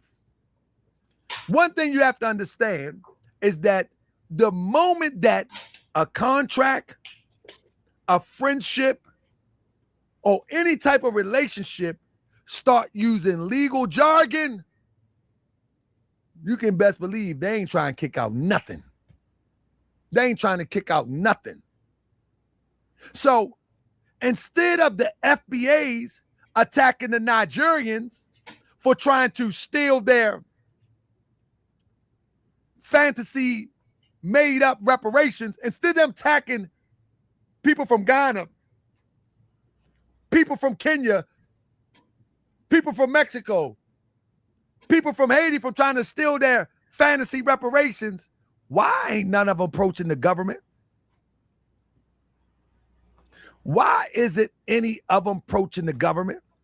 Because the government is holding the reparations. Tariq Nasheed said it. It's an issue with the United States government. So why are they targeting Haitians? Why are they targeting any African descent immigrant? Why are they targeting them? There is no reparations to get. The argument is that they're trying to take our reparations. They're trying to cosplay for our reparations. But hold up a second. There is no reparations to get. So how can they cosplay something that doesn't even exist? Tariq playing a Jedi mind trick on these fools is crazy.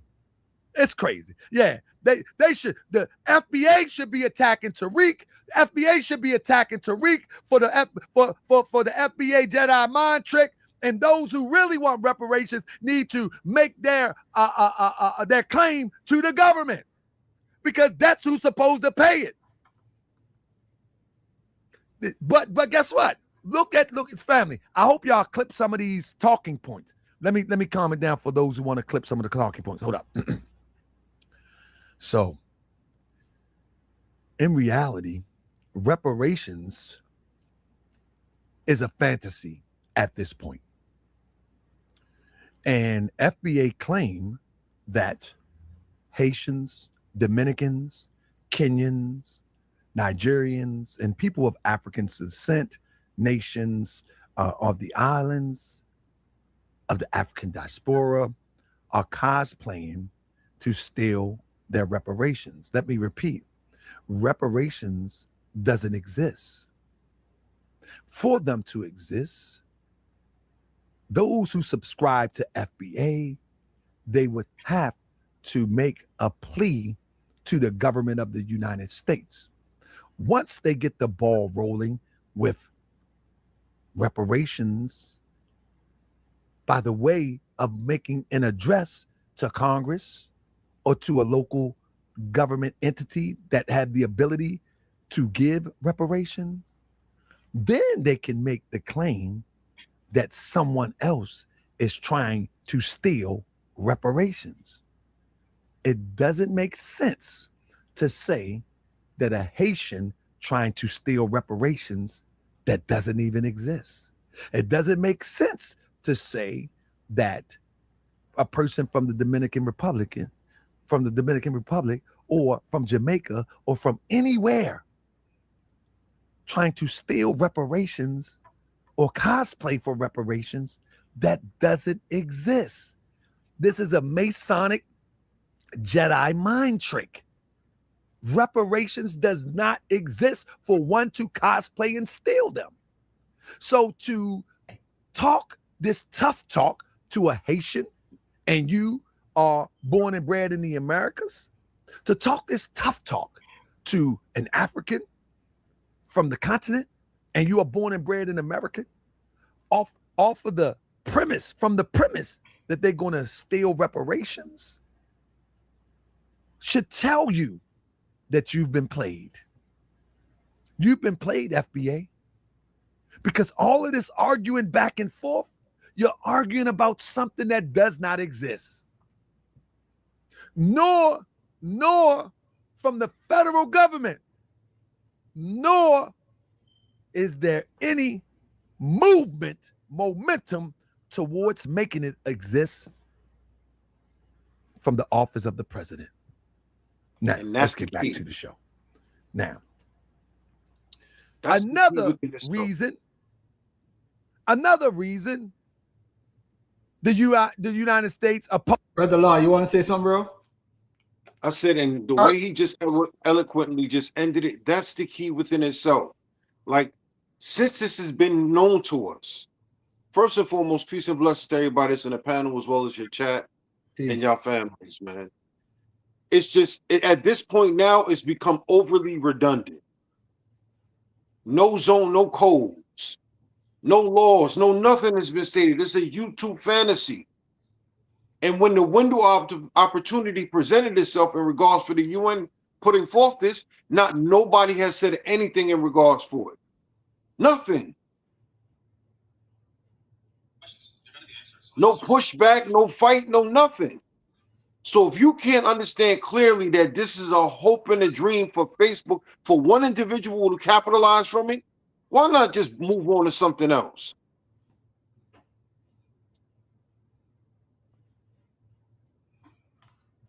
Moses, opposition to hierarchy of crimes.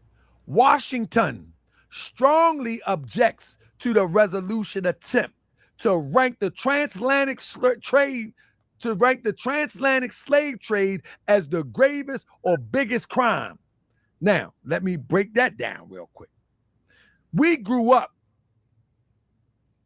as we became conscious, we would say all the time that the greatest crime against humanity was the transatlantic slave trade.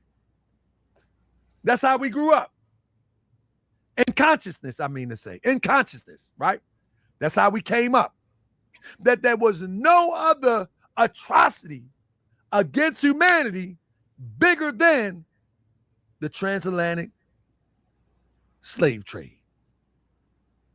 The United States says just recently that there is no hierarchy in crimes against humanity. How crazy is that? Can you imagine if they would have said that against the European Jews? Can you imagine that? Can you imagine the type of uproar that would have happened in Israel and across the planet? For those who subscribe to the atrocity of the Holocaust, can you imagine? But guess what? Tariq Nasheed says, yeah, it's a good thing that they voted against it. And only 3 people voted against it. Argentina, Israel, the United States. And Tariq Nasheed says that's a good thing. FBA, y'all need to check him. Y'all need to check him. Now, it says the U.S. argued this diminish the suffering victims of other atrocities throughout history. It seemed like Trump wrote this. Just because you're saying that this is one of the greatest atrocities, it's not diminishing anybody else trauma or victims of history. Let me tell you something that I teach in the temple. I'm going to take y'all to the Moore Science Temple of America tonight. Listen to this, family.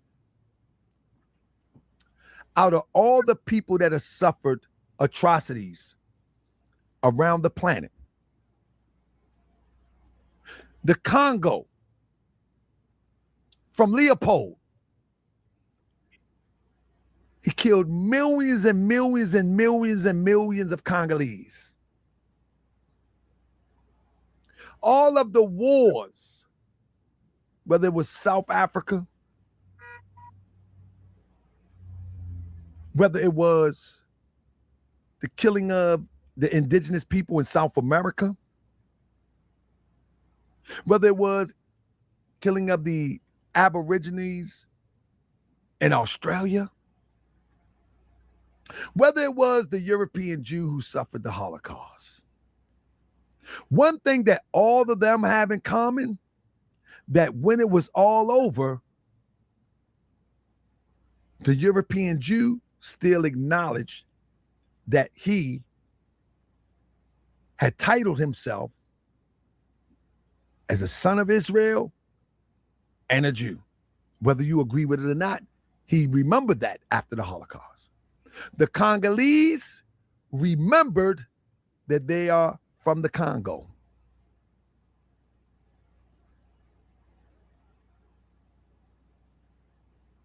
The Aborigines of Australia remember that they was the Aborigines of Australia, of South America. No matter where you went, they remembered who they were identified as before the tragedy, before the suffering of the atrocities. We went into the slave trade one thing and came out another. When we went into the slave trade, we came in as tribes. Whether you say indigenous to America, whether you say you're indigenous to Africa, wherever you say you came from, whatever you subscribe to, we came in as one thing and came out as Negro, Black, Colored, African American, ADOS, Afro-American, FBA. We came out with none of the ideals that we went in with. There is not a people on the planet Earth who have suffered mentally of an identity crisis in the way that we have as a people. Not one. Not one people. Not one. So this is the gravest and the biggest crime. This is the gravest and the biggest crime. I don't know why my super chat is blocking, but let me. I always like coffee in the morning. You know what I mean? Money, funny, change, strange shoes, got the blues, and I put in work, you know what I mean, and pay my dues. So if you like to help a brother, that's amongst many is what they said. Family, I got 15 minutes. You're going to like the last 15 minutes. The last thing that they said was political framing, saying that they're not voting with this resolution because political framing. The U.S. delegation also claimed the resolution was politically motivated, specifically rejecting suggestions that U.S. administration under President Trump had not done enough for Black Americans. This is their logic. The United States government logic is you're only doing this because Trump didn't do enough for Black Americans. Now, let's just play with that a little bit. If Ghana is just doing this for Black Americans, quote unquote, then why would FBA be mad at Ghana? If FBA is mad at Ghana because they got the courage enough to go on the world stage and open the door to get you something that you're crying for on the internet, then why not congratulate and see how you can use their blueprint to get to where you're trying to go? How did they get to the point to even address the UN. You should be addressing that. I mean, you should be researching that. I mean, you should be researching that. But no, you want to, you just, that's crazy. You want to attack Jamaicans, you want to attack Haitians. Why aren't you researching that? Why didn't you know that this was going on at the UN? Was this at the UN in New York? Why didn't you know it was going on? Why wasn't your leader, Tariq Nasheed, there to make his claim? Why didn't he know all of these things was going to happen in 2026 and he make his way there so he can represent your reparations claim? Why? In fact, okay, forget that. Tariq says it's not a global issue. Why doesn't he make a reparations claim right here in the United States and California, where he live at? Why ain't take these millions of dollars that people are throwing and that the people that are paying him for this division and create some type of council and get some attorneys like the attorneys he paid to try to not pay me in this lawsuit that he lost? Why don't he get some attorneys and figure out how can they circumvent this claim by the government? Because they're not serious. Because they're not serious. It's an internet grift. It always was. It always is. It's talking points for the internet. It's talking points for the internet. That's it. They are not into the true aspect of reparations. It's talking points for the internet. It's to build content. It's all it is. It's content. It's a different Charleston White. It's a different Unc 607. It's just content. It's not real. That's all it is. It's just content. These FBAs ain't doing nothing. Now, let me bring this on home real quick. Family, Tariq Nasheed recently said, y'all with me? Y'all with me? Because here's the doozy. Here's the doozy. Now, Tariq Nasheed recently said, in fact, let's listen to the guy and the president. Let's listen to intelligent real quick. Intelligence. A few of our people, I don't know whether for attention or popularity, criticized. Oh, that's too low. That's too low. Hold up. Hold up. That's too low. That's too low. Hold up. I redid it so it can be loud. Hold up. That's too low. Let me see. I thought I redid it so you can hear it. I thought I redid it so you can hear it. Hold up. Y'all got to hear this. Let me see something. Hold up. Where you at? I thought I redid it. Could y'all hear that? Could y'all hear that? I don't think y'all can hear that. Hold up. I don't see where I redid it at though. Hold up. There we go. That's all right. You about to get it right now. Yeah, I thought. Let me see. I hope I ain't drop off. I ain't drop off, did I? Trying to get it to y'all. A few of our people. Yeah, y'all need to hear intelligence. Let's listen to the president from Ghana real quick before I go into my next segment, my next 10-minute segment.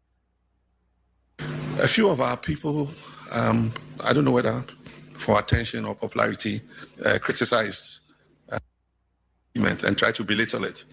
And they made all kinds of infantile arguments. They say so, but Africans were involved.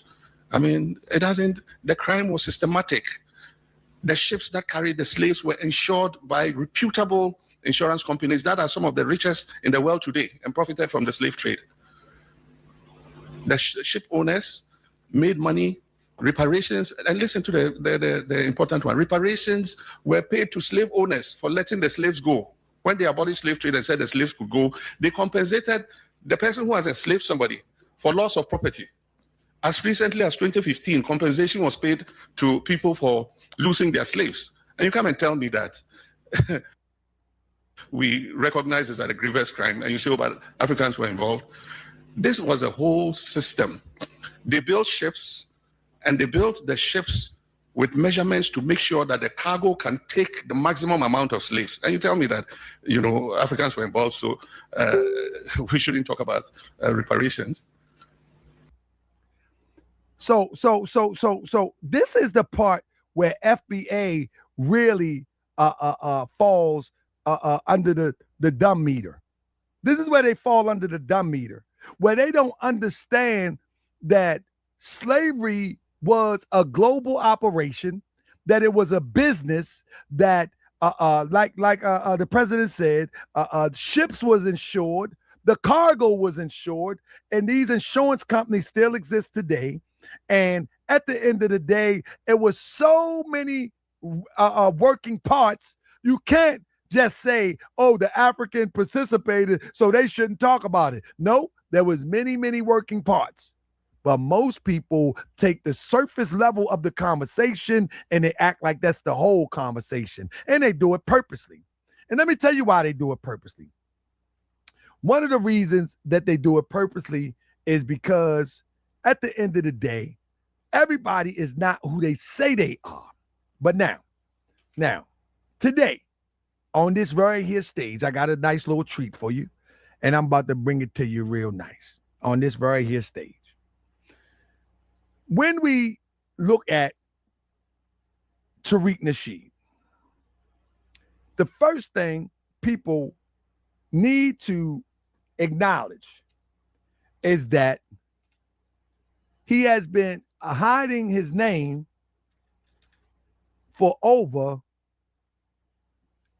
30 years. For over 30 years, he had been hiding his name. And many people on the internet would say that his name is Marcus Sanders. And a few tense moments where people question him about that, he denied it. And he shook it off and says that wasn't his name. I did the research, and I would come to know that his adopted name is Thomas and his father's name is Sanders. Right? But recently, just like an arrogant fool would do, if you put enough pressure on them, they'll start telling on themselves. So what Tariq would do is he would go live and he would pretty much showcase what he wants people to think is his lineage. And he would show stuff like this. James R. Black. He says that's his grandfather. One of his grandfathers. And look, I'm showing you. Let me show y'all something. Hold up. Speaking of ancestry, these are my people here. This is my great grandparents, James the Reverend. That's my great granddad. Don't we look alike? Got handsome FBA face. All right. That's my family's down there. James, they're down there in that area. That's where my family is. All right, watch this. Watch this. I want you to pay close attention. Right? All right, that's my great-grandfather. Don't we look alike? He's down. So he shows a grainy, he shows a grainy picture of who he says is his grandfather. Y'all stay tuned. I got something for you. There, he's buried down there in that area. So yeah, I can show. I don't mind. Somebody say don't show my stuff. It's okay. I ain't showing all of it. It's my great grandmother. All right, stop right there. Stop right there. Stop right there. Stop right there. Let me get with y'all. Let me get with y'all. Now, here we go. Here we go. Let me get with y'all. Let me get with y'all. Because I already got it for the documentary, but I'm gonna give y'all a tidbit today. So let me do this. Bam. So remember he said, let me pull this out here. So remember he said about James R. Black. All right. In fact, it's not James R. Black. he doesn't even know his father's side, is James K. Black. You see what I'm saying? It's James K. Black. This is how you know he cosplaying. I got you. Pay attention, family. Pay attention. See, that is James K. Black. But let me go over here. This is Marcus Sanders, born 1969, still living. Now, I want to take you up to, I already got the genealogy. You go up to where that red line go up to, that is Nathan Sanders, right? Nathan Sanders Sr. You follow me? Nathan Sanders Sr. Now, his father, let me get me a pointer real quick. Pay attention, pay close attention. Pay close attention. I got you. Pay close attention. Nathan, so his father is Nathan Sanders Jr., right? Right. His grandmother is Maddie Black. Listen close. He says her name is Callie Black. Are y'all paying attention? Press 7 if you're paying attention, because this can be complicated. This can be complicated. All right, this can be complicated. But I want you to pay attention real quick. All right, pay close attention to this. Let me put this right here. I'm gonna break this down real quick for you. Real quick. Listen to this. So remember, he showed this picture and saying that is his grandmother, Callie R. McCord Black. We're going to get to that in a minute. But as you can see from this genealogy right here, it's Maddie Black that was in the relationship with Nathan Sanders Sr. that produced Nathan Sanders Jr. that would be his father. Y'all with me so far?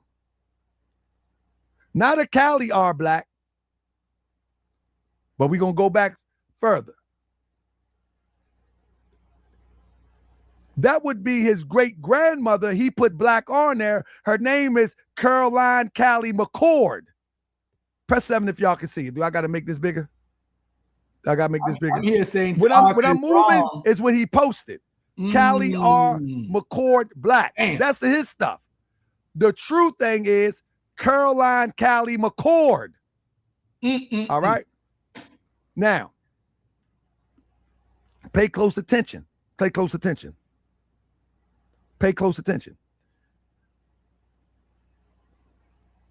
Maddie Black, father was James K. Black, which ultimately her name would be McCord Black, but he put it there. It doesn't say that in the record. But we're going to go up here. That's, okay, pay close attention, because it's complicated. Pay close attention. That's his grandmother's side.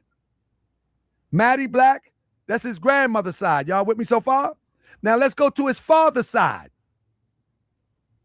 Willie Sanders, there is no birth record because he immigrated here. Okay, let me go a step further. Whoa, he's a tether. He immigrated here. Oh, I got the record, but I ain't gonna show it right now. The reason how we know he immigrated here, because when you look at Willie Sanders' father and mother, they can't be found. And I found the immigration record of Willie Sanders. Whoa. He changed his name to Willie Sanders. Whoa. Are y'all with me? Are y'all with me so far? Willie said, as you can see, Susie Dudley, let me stop right there. Susie Dudley is the wife of Willie Sanders that produces Nathan Sanders, that produces Nathan Sanders Jr., that produces Marcus Sanders. Are y'all with me so far? Now, hold up. Y'all ain't ready. Now, when you look at Susie Dudley, I'm gonna drop it at this. Because y'all gonna have to get the documentary.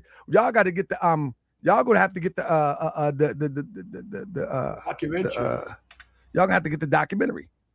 When you look at Susie Dudley, that is the mother I mean, the wife of Willie Sanders that migrated here, I'm going to blow it up so you can see it. Her father is Joseph Dudley, and as you can see, it's a W for white. Press 7 if y'all can see that. Let me hold on. I gotta do this right. Woo! So the great-great-great-grandmother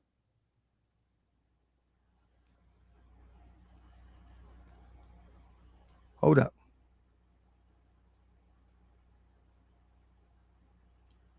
The great-great-grandmother,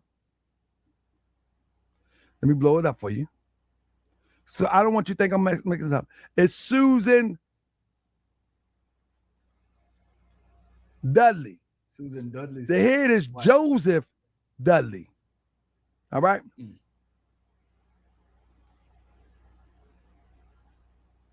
And he white. Susie is right down this line number 20. 20. All right? Line number 20 is Susie M., and that's the daughter of Joseph Dudley, and they're Europeans. Damn. Hold up. Did y'all get that right? I breaks it down way better than that in the documentary. You know what I mean?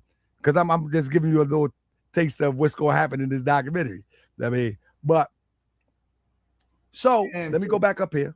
Damn, Tariq. So, when... Hold up.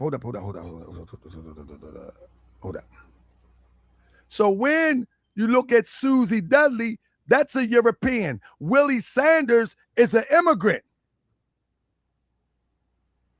Now, I can get into Maddie Black, I can get into J.K. Black, or I can also get into his mother's side, who is Keglers. We can trace the whole family. See what I'm saying? Easy work, light work. We can trace the whole family. So basically, Tariq is the one cosplaying. He's the one cosplaying. You know what I mean? This is why he showed this. That's why his stuff be so blurry. That's why he showed the way he did. He thought he was going to pull one over. But you can't pull it over because I already did the research. I know more about Tariq than he know about himself. I know more about Tariq than he know about himself. I mean, that's a fact. Check 1, 2. Check. What tangle where we weave when we practice to deceive. Yeah. This the real deal. Let's go. Yes, sir. This the real deal. Let's go. Talk about. I said the feds is watching and forming, plotting to get me because I'm exposing the frauds. They say I'm trolling like 50. They thought they catch me in Cali, knock me up with some charges. As a fed, this was back in the day. I put a price on his head. You want to swing on the guard? You know the swing on the fraud with the feds on the block, the roof, and in the job. Nah, I'm a little smarter. I live to fight tomorrow. I refuse to let you leave me to slaughter. You little punks. I got children to raise. I got people to uplift. Your intentions is to enslave my people. Man, we just cooking, man. At the same time, snitch on anybody suspicious. You a government witness, and they just changed the name. Gave you a new identity, location, and fame. But we know who you are. You can't hide no more, Marcus. It's coming to light what you done did in the dark. I've been an agent for years. Yeah, back in 91, you infiltrated. You said the church fathers are all dumb and garbage, but the church fathers have the oral tradition that lets. Yo, this dude beat the crap out of Captain Tazariak. He beat Garfield, people want to speak on that other topic. They left the panel. CNB. He could have said something. I mean, I was going. Brother Law was up here. Brother Law already spoke though. Oh, okay. I thought. Anyway, Godfrey, let me exit, man. Properly. You know what I mean? Right, yeah, man. I just want to say one thing. Whoa, what a tangle web we weave. When we first practice to deceive. Yep. But our brother there, the Moorish brother, man, if he come out with that, and then that's right and exact, oh man, the FBA in serious trouble. Anyway, brother, keep up the good work, man. And thank you for having me on. Yes, My sir. respect. Yes, sir. So those who are watching, send the show out to 8 to 10 people, man. Let's get the people up in here, man. Brother Garfield, Man Cave Sundays is in effect. We talking about everything. Nobody getting that. I mean, if Cedric want to come on and talk about this science foolishness, man, we could get into that. Oh, that's Daggers and daggers tonight, boy. That's some serious daggers there, man. Bro, Woo! dude had Captain Tazaria cussing like a. I've never seen this was so rattled. Thank you for this, Sabio. Thank you for this. you welcome, y'all. You welcome. Bruh, Mika, you watch You this? welcome. This is hilarious. I was there. Oh man, this was. This and is of course, hilarious. Cooley was biased towards Jay. He was biased towards Jay to his moderating, but because they don't like Tazaria, they just use him as a prop to get somebody to beat him up. And now what happened is a lot of people don't beat up Tazaria the way he needs to get beat up. But right here, this was funny as hell. But check this out. Check this out, family. This was a slaughter. Just know the authors of the Gospels, the authors of the epistles, and they put the Bible together centuries after the time of Christ and the apostles. And you want to know why do I call them dumb? That's the question. No. Do you want me to ask the question for the fourth time? How do you know you have the right biblical canon? Oh, thank you. Because the church, actually, I know I have the right biblical canon because the church fathers don't know it. The church fathers don't know it. And I do. That's how I know. Because when I look at what the church fathers are saying, when the church fathers are saying that there's a Trinity in the Bible, but when I read the Bible, I don't see Trinity, I know that the church fathers don't know what they're saying. That was great. Jay, kick it off for us. Can you name anybody after the time of the apostles up to the 1800s that taught your cult's view? Harriet Tubman's whole family knew that they were Israelites. Between the 1800s. Well, slavery started in the 1600s. If you allow me to finish, you would have heard. Thank you. So Harriet Tubman's family, when I say family, it was passed down from the time that they came over here from Africa, from the Ashanti tribe. When they came over here, they had their tradition of knowing they were Israelites up until this day. I have Captain DeBar Moth in my school that's from that family. He already knew he was an Israelite. So I know they like to believe that we didn't know that we was Israelites, but we knew that we was Israelites coming off of them ships. So your citation is from a family legend that Harriet Tubman in the 1800s supposedly had. I'm asking for anybody from the time of the Messiah, after the apostles, up to the prior to the 1800s who taught what your cult teaches. Anybody? Well, I already showed from the time of the Messiah by using the Bible, which trumps anything that you or I would say. All right. So I don't know if any Israelite want to come on and defend Tazaria or whatever. The whole Harriet Tubman thing, what happened is, I think, based on what he just said, is a brother in the school who's related to the people who claim that Harriet Tubman was an Israelite. This claim came around like around 12 to 15 years ago, if I remember correctly. And it's on YouTube. What happened is these people are saying that Harriet Tubman knew she was an Israelite. And what happened is they play a role with the name. Her name was Araminta Ross. And what happened is she was an enslaved African-American woman who escaped. She was born, I think, 1822. So you're talking in the 19th century. Now, from what I know, her grandmother was a member of the Ashanti or Asante tribe. They believed the Asante were Israelites.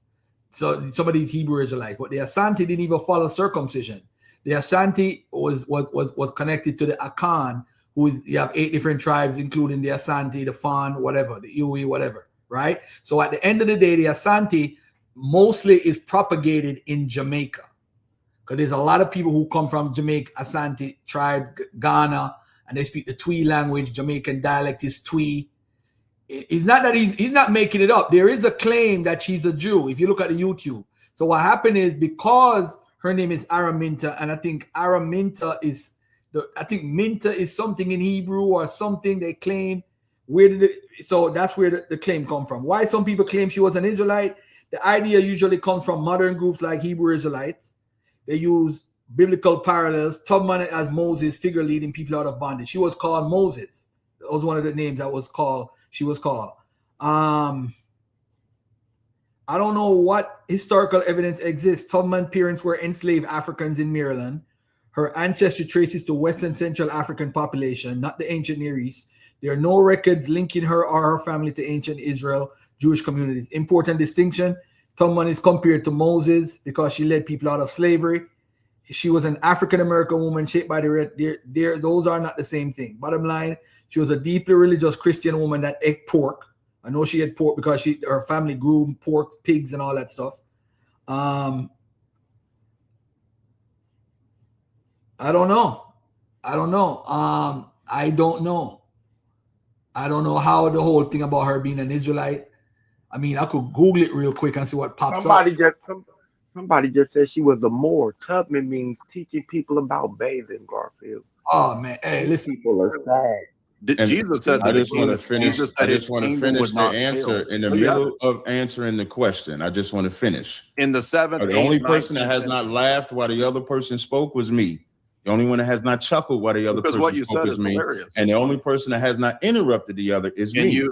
So I just want to, can I finish answering? You can interrupt. This is not a cross-exam. No problem. So I'm glad you. I'm glad. Okay, gentlemen, let me go ahead and create a little decorum. I'm interrogating. A Cap. No, you're not interrogating anybody. When you a Fugazi, he can't say he interrogated. This is an open.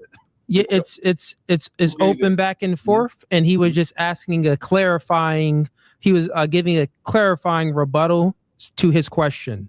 Yeah, that's all he was given. And all I was saying, if he would have just been quiet, I would have explained. Because okay, fair enough. Again, I'm wanting a specific person after the apostles up to the 1800s. I'm giving you Harriet Tubman and her family, and That's I even the said 1800s. I even said that is not prior to the 1800s. Prior to the 1800s, when they was in the west coast of Africa in the Ashanti tribe. They knew that they were Israelites. So when they came off the slave ships, what's the source they kept that. I just told you, it's the oral tradition. We have them in our family. And if I'm not mistaken, all throughout the Bible, before we got the laws of Moses, you know what they had? The oral tradition. Oh, interesting. Okay. Is that not true? Did they not have oral tradition before Moses wrote the law? Well, the oral tradition is actually. I'm asking a question, yes or no. Did they have oral tradition is what put the Bible together. So did they have oral tradition before Moses wrote the law down? Course, yes or no? But there's actual. Then. So we can't negate. And what happens a lot of times is black people can't have oral tradition that matters. But we do. There are actual historical academic sources that point to the oral tradition back. You can go into the colleges. You have no academic you can go into the colleges in Louisiana. You cite an academic or scholarly source. Yeah, you can go to the college. Well, I don't need. Hey, fellas, for the audience purpose, can you just can you allow one another to land their plane? So let's go back to Jay. Jay, go ahead and restate your position, and then Cap, you get to respond. Right. So referring to an oral tradition allegedly that Harriet Tubman said, which again, I'd like some source, some academic scholarly citation as to the pedigree of this, is not an answer to somebody between the time frame of the post-apostolic period to the 1800s. So he can't do that because his cult didn't exist. It's a new made-up restorationist cult. I mean, that's fine to say that it's made up, and I don't have to prove. Debate's over then.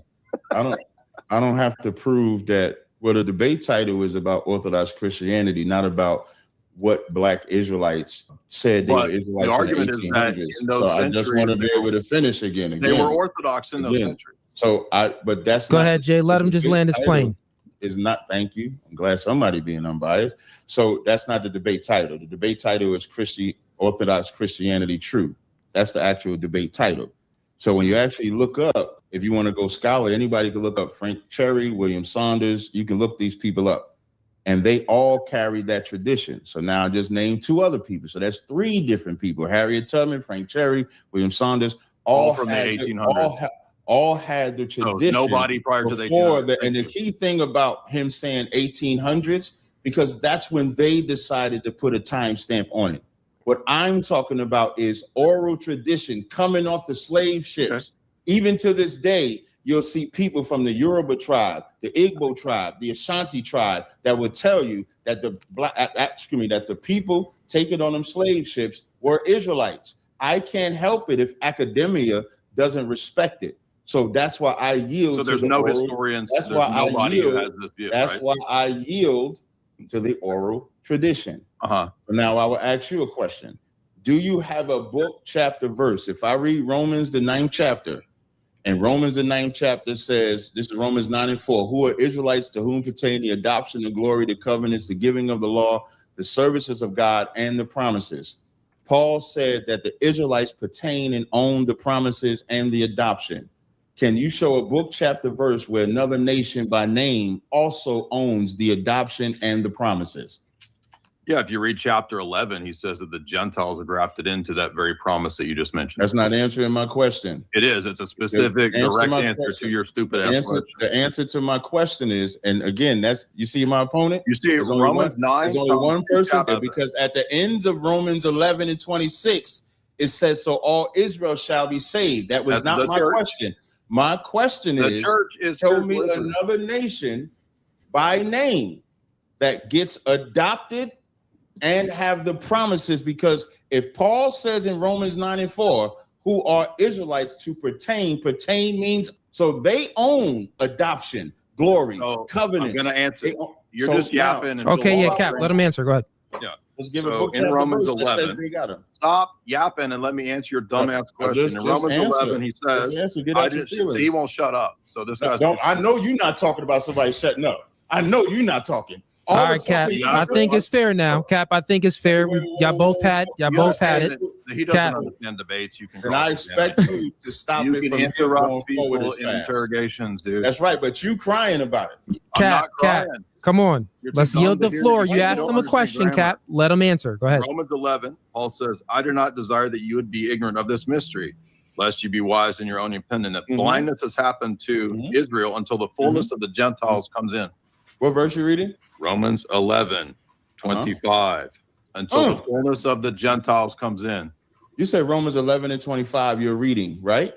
So now, the word Gentile, because I want everybody to know he did not answer my question. I told him to show me Gentile. Do we agree Gentiles means nation? Yes or no?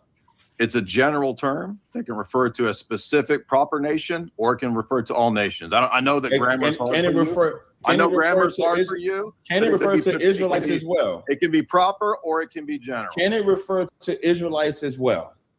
The word nation could refer to any nation, including Israel. That's not what I asked you. Thank you. So including Israel. Thank you. So when we see the word Gentile, we can't make that mean a non-Israelite or an Israelite. In this passage, it's contrasting the two. Would you also contrasting Israelite and Gentile? Would you also agree that context would let us know what Gentile means? Yeah, because you didn't know the context of 9 to 11, because 11 talks about the Gentiles being grafted into the Israeli tree. So when we go in Romans, that are grafted into the Jewish tree. I'm gonna jump up in Romans 11. I can't. Can we do this? Can we do time? This person's too. Okay, let's do time. So we spoke backstage. If someone requests time, I told them that I would adhere to it. So let's do it time. Jay, what you want to do? 1 minute or 2 minute responses? Either one fine with me. We should do, 1 minute is fine with you, Jay?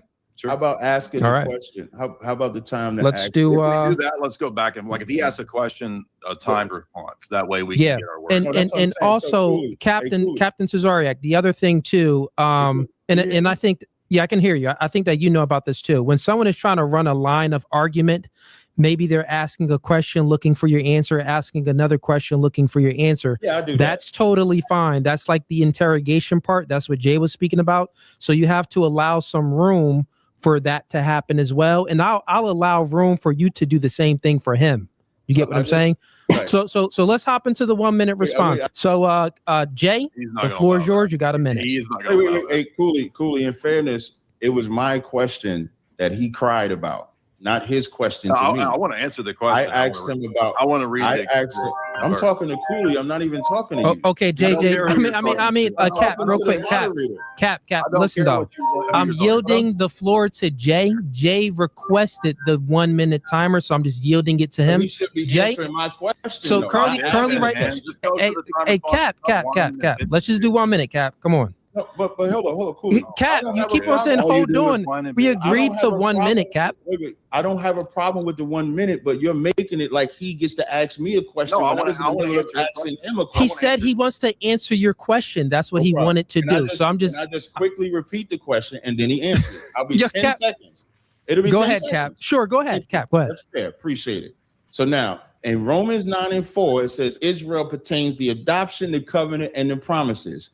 Can you show another nation by name that has the adoption, the covenant, and the promises? That's the question. All right, Jay, you got 1 minute. Go ahead. Right. So I'm going to go to Romans 11. I'm going to explain the context to him and read the passages where Paul specifically answers his question.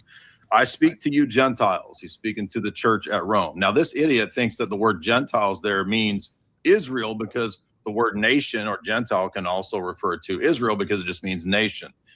Paul is saying that he is an apostle to the Gentiles to help them get along with the Jews in the church of Rome who are now believing in the Messiah. I speak to you Gentiles, since I am an apostle to the Gentiles. Imagine how stupid this would be for Paul to say that I'm an apostle to the Jews and I speak to you Jews, or just Gentiles. So he doesn't understand that grammar is determined by the context. Here it's contrasted to the Jews, who are the native olive branch in the native tree, upon which the Gentiles are unnative and being grafted into. So his answer, the answer to Romans 9 about chapter 4, is that the adoption and the covenant and the promises are to all, whether slave, free, male, female, Jew, or Greek. All right, that's time. I said Greek. Thank you. So He said Greek doesn't count. Give him let's let him land his plane. We'll give him a little time over. Go ahead, Jay. That's it. Okay, go ahead, Cap. Yeah, only because you said time is why I spoke. I'm sorry. If you would, like when you gave him the extra time before, I didn't speak.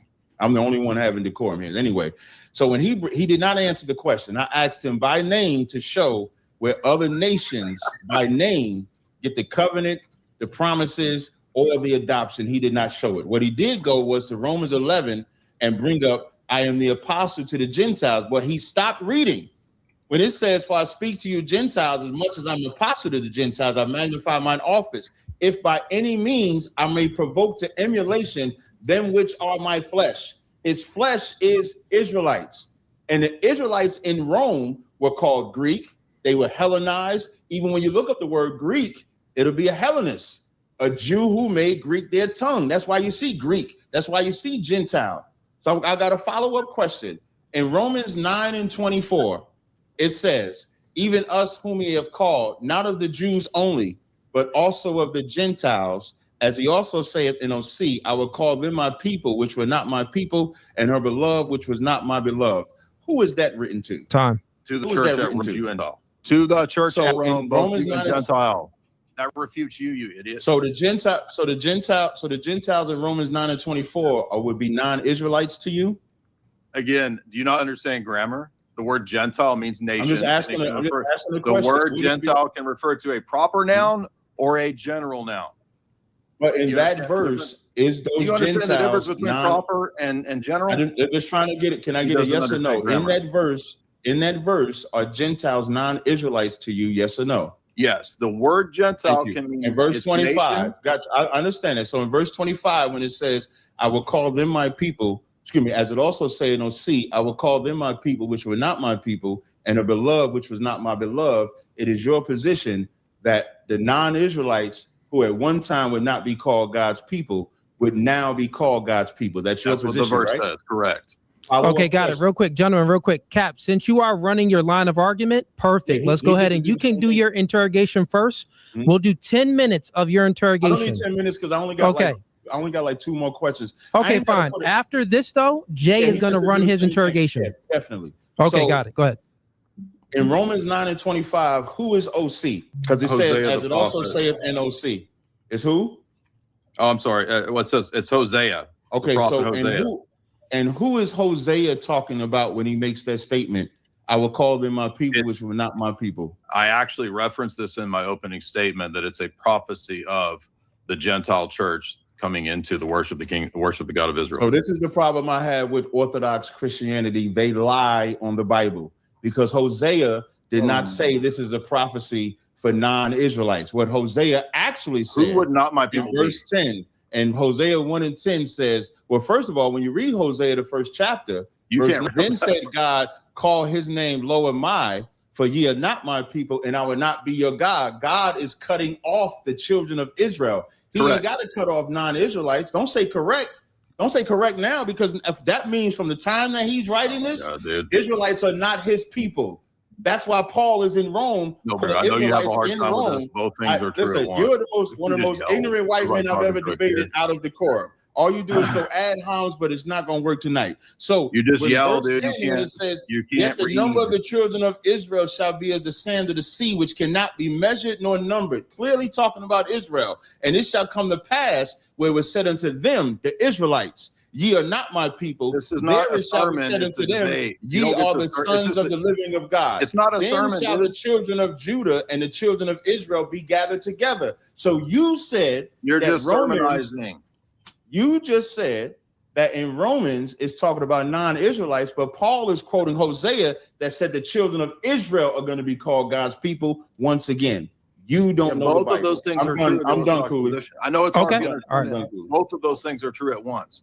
Hosea, in his immediate context, is rebuking the idolatrous Israelites of his day, and he's saying, you people are going to be rejected. God is rejecting you, because anyone who is unfaithful, even in the Old Testament, is not a true Israelite. It was always the case that the only way to be a true Israelite is to have faith in God and to faith in the coming Messiah. Jesus says Abraham has faith in him.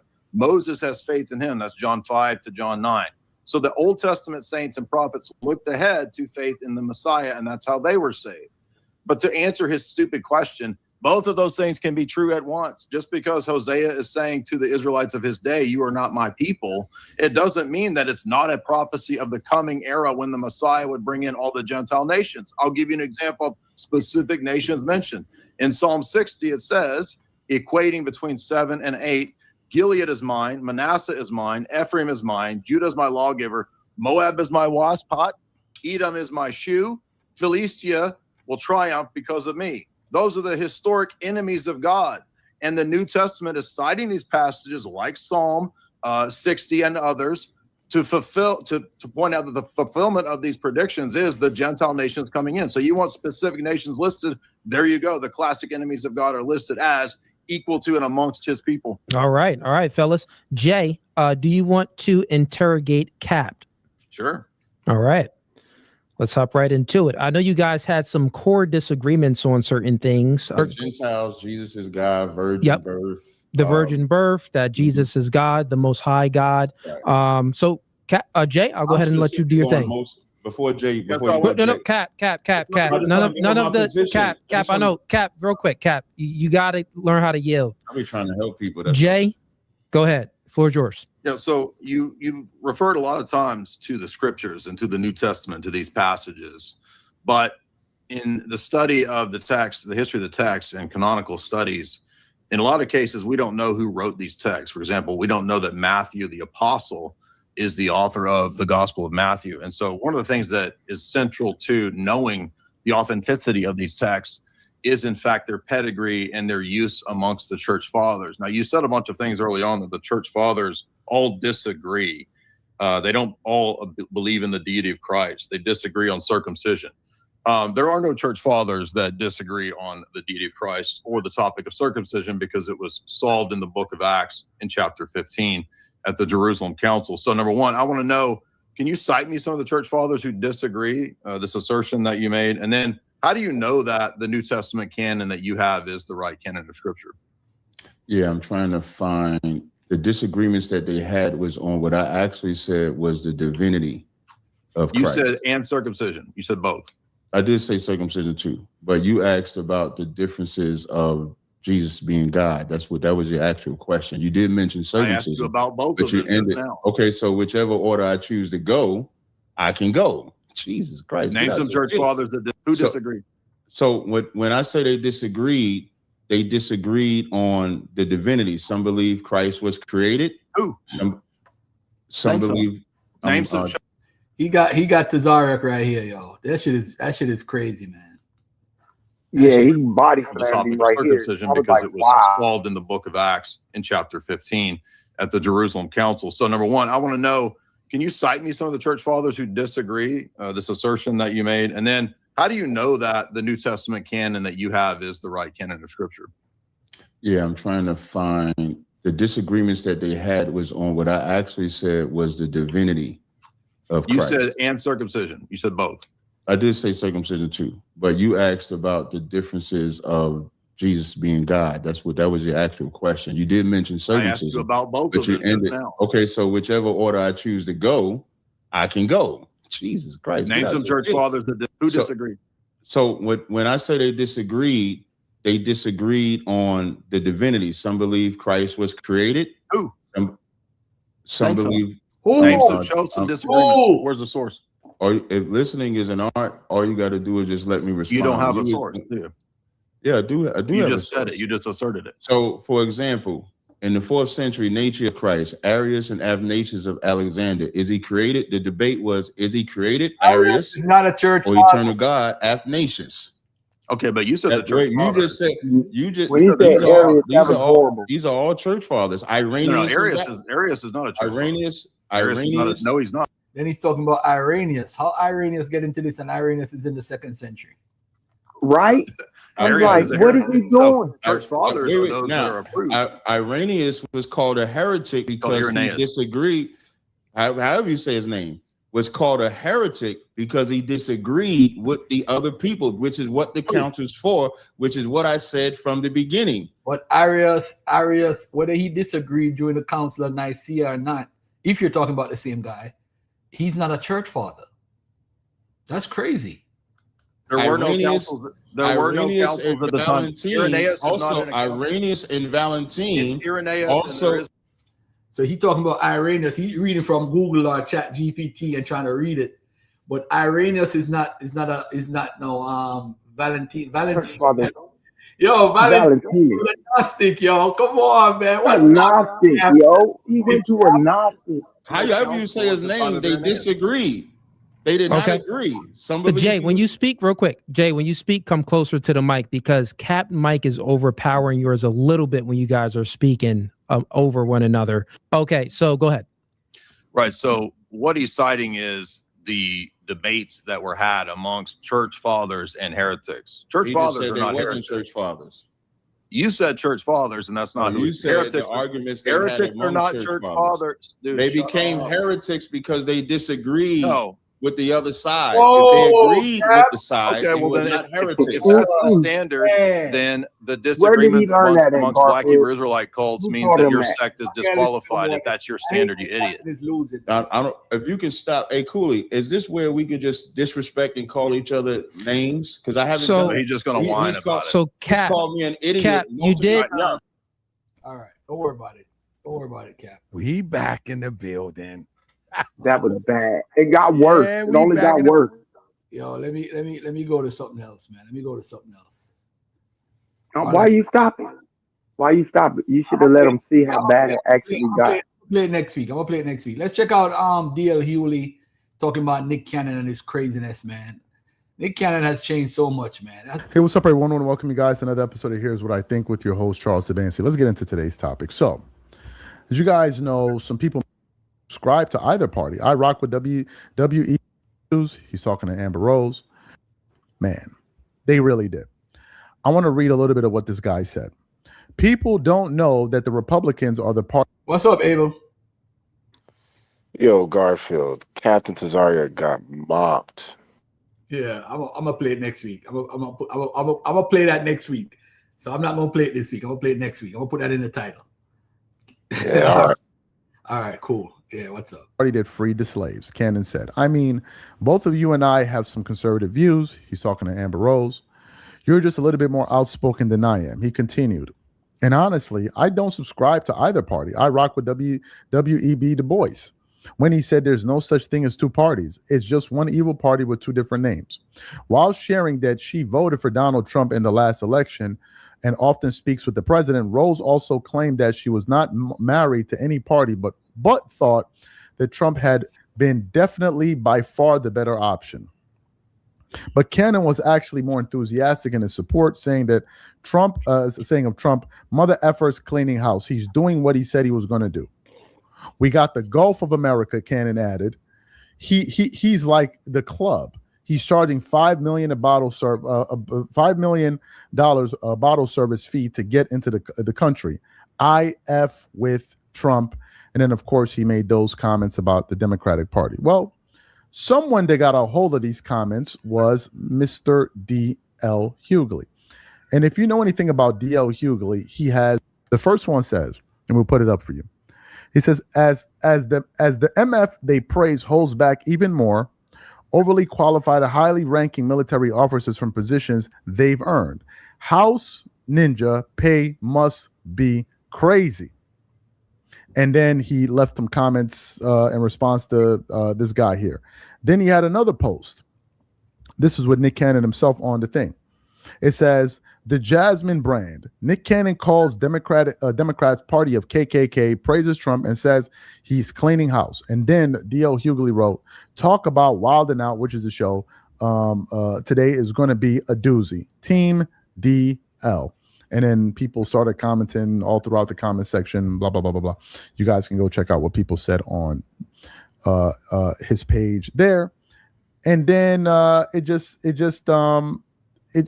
went on. He did a few more posts about it on his page where he was talking about Nick Cannon. You can see another one. Research doesn't cost a thing. And then he said, Nick Cannon says Dems are the KKK. They elected a black POTUS twice and a black VP once. Republicans, your turn. So you have that there. Now, what are my thoughts about this? We're seeing a wave of blacks kind of openly showing their support to Trump. We just had a former NBA player, Tristan Thompson, who just came out and said he's proud of the job that the president is doing. He's doing that. Of course, you have Stephen A. Smith, who's becoming more pro-Trump with every passing day. You had Nicki Minaj recently, who made a lot of headlines because of her support for Trump and blah, blah, blah, blah, blah. Look, my thing is this, man. If you want to support Trump, go right ahead. I'm not here to tell anyone who they need to support or who they shouldn't. That's not my job, right? If you want to support the guy, have at it, right? If you like him and you like his policies and you like what he stands for, have at it. Just know that, however, people are going to push back on you. You can't come to me talking this black rhetoric. Oh man, I'm for the black people. Oh, and the black people, and we got the black, all of it, and then tell me you're supporting Trump. Trump is so anti-black, it's not even a joke. He's doing so much to repeal so many civil rights acts that your ancestors fought for. He's going out of his way to get rid of it. What do you think, D.I.? This weekend was What do y'all think about this Chile situation, man? I remember she did a post apologizing for reposting Michelle Obama and Barack Obama looking as monkeys. And when I put the post on my Facebook, I said she lying. I didn't even realize about the other stuff that she does. I just knew she was lying when she posted that shit. Absolutely stupid, crazy, outlandish. First and foremost, we find a story gets posted saying that Chile from TLC is MAGA. All right. Midas Touch comes out and says that she gave to Donald Trump and Republicans. She follows a number of different MAGA folks as well. And of course, she also retweeted a meme that called Michelle Obama a man. Well, live damage control from Chile. She got this video. Hey guys, I wanted to come on here. You see, when Captain Tariq said, listen is art, right? Irenaeus is an early church father, but he's not talking. He was talking about Arius. Arius is not a church father. He was the one debating about the nature of Christ. So Mark, stop being a you know what. All right, relax, man, relax. To address a few things that's circulating on the internet that's very concerning to me. Let me say this first. I have the utmost respect and admiration for Michelle Obama, and I would never say or do anything that is disrespectful to her or to any woman. I would never do that.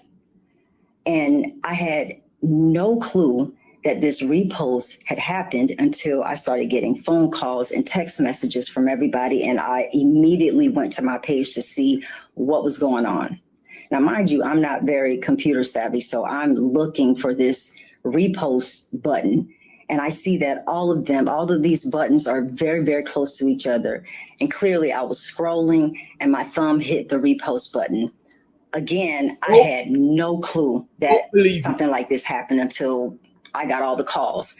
And then on top of it, she's supposed to have the iconic tour with her and I think Salt and Pepper TLC, Salt and Pepper, and I think En Vogue. That's a hell of a tour right there. Iconic.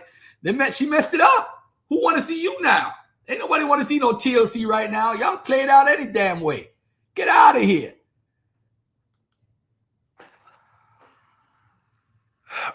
Okay.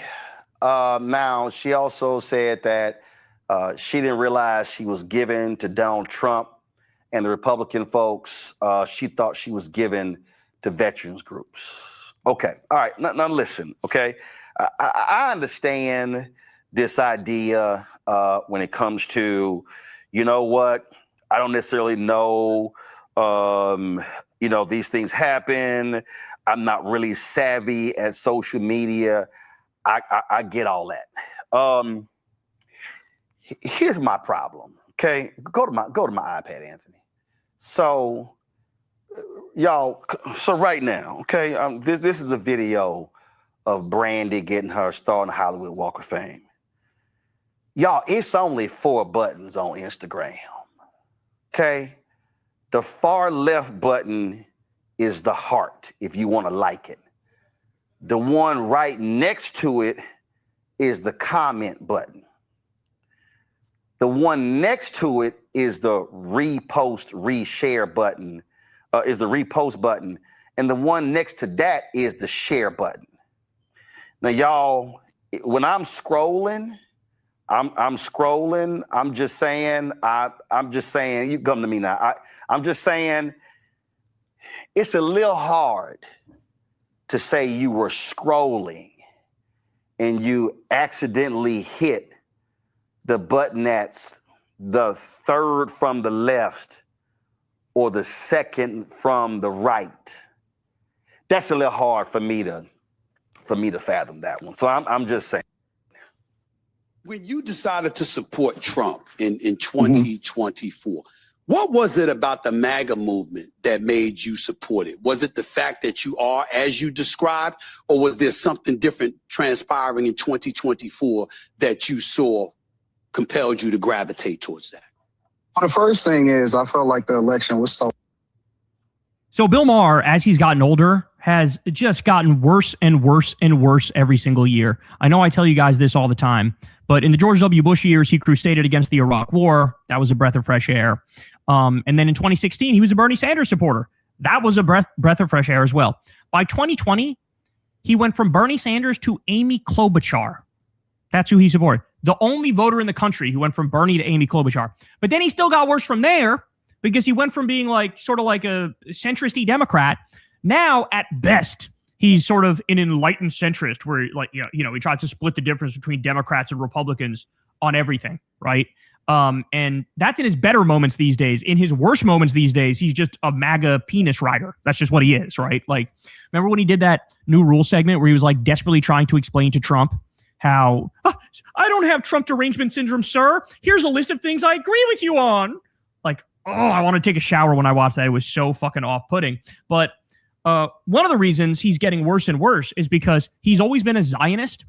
And obviously, if you're a hardcore Zionist in the year of our Lord 2026, you're basically going to be straightforwardly genocidal. And so he is.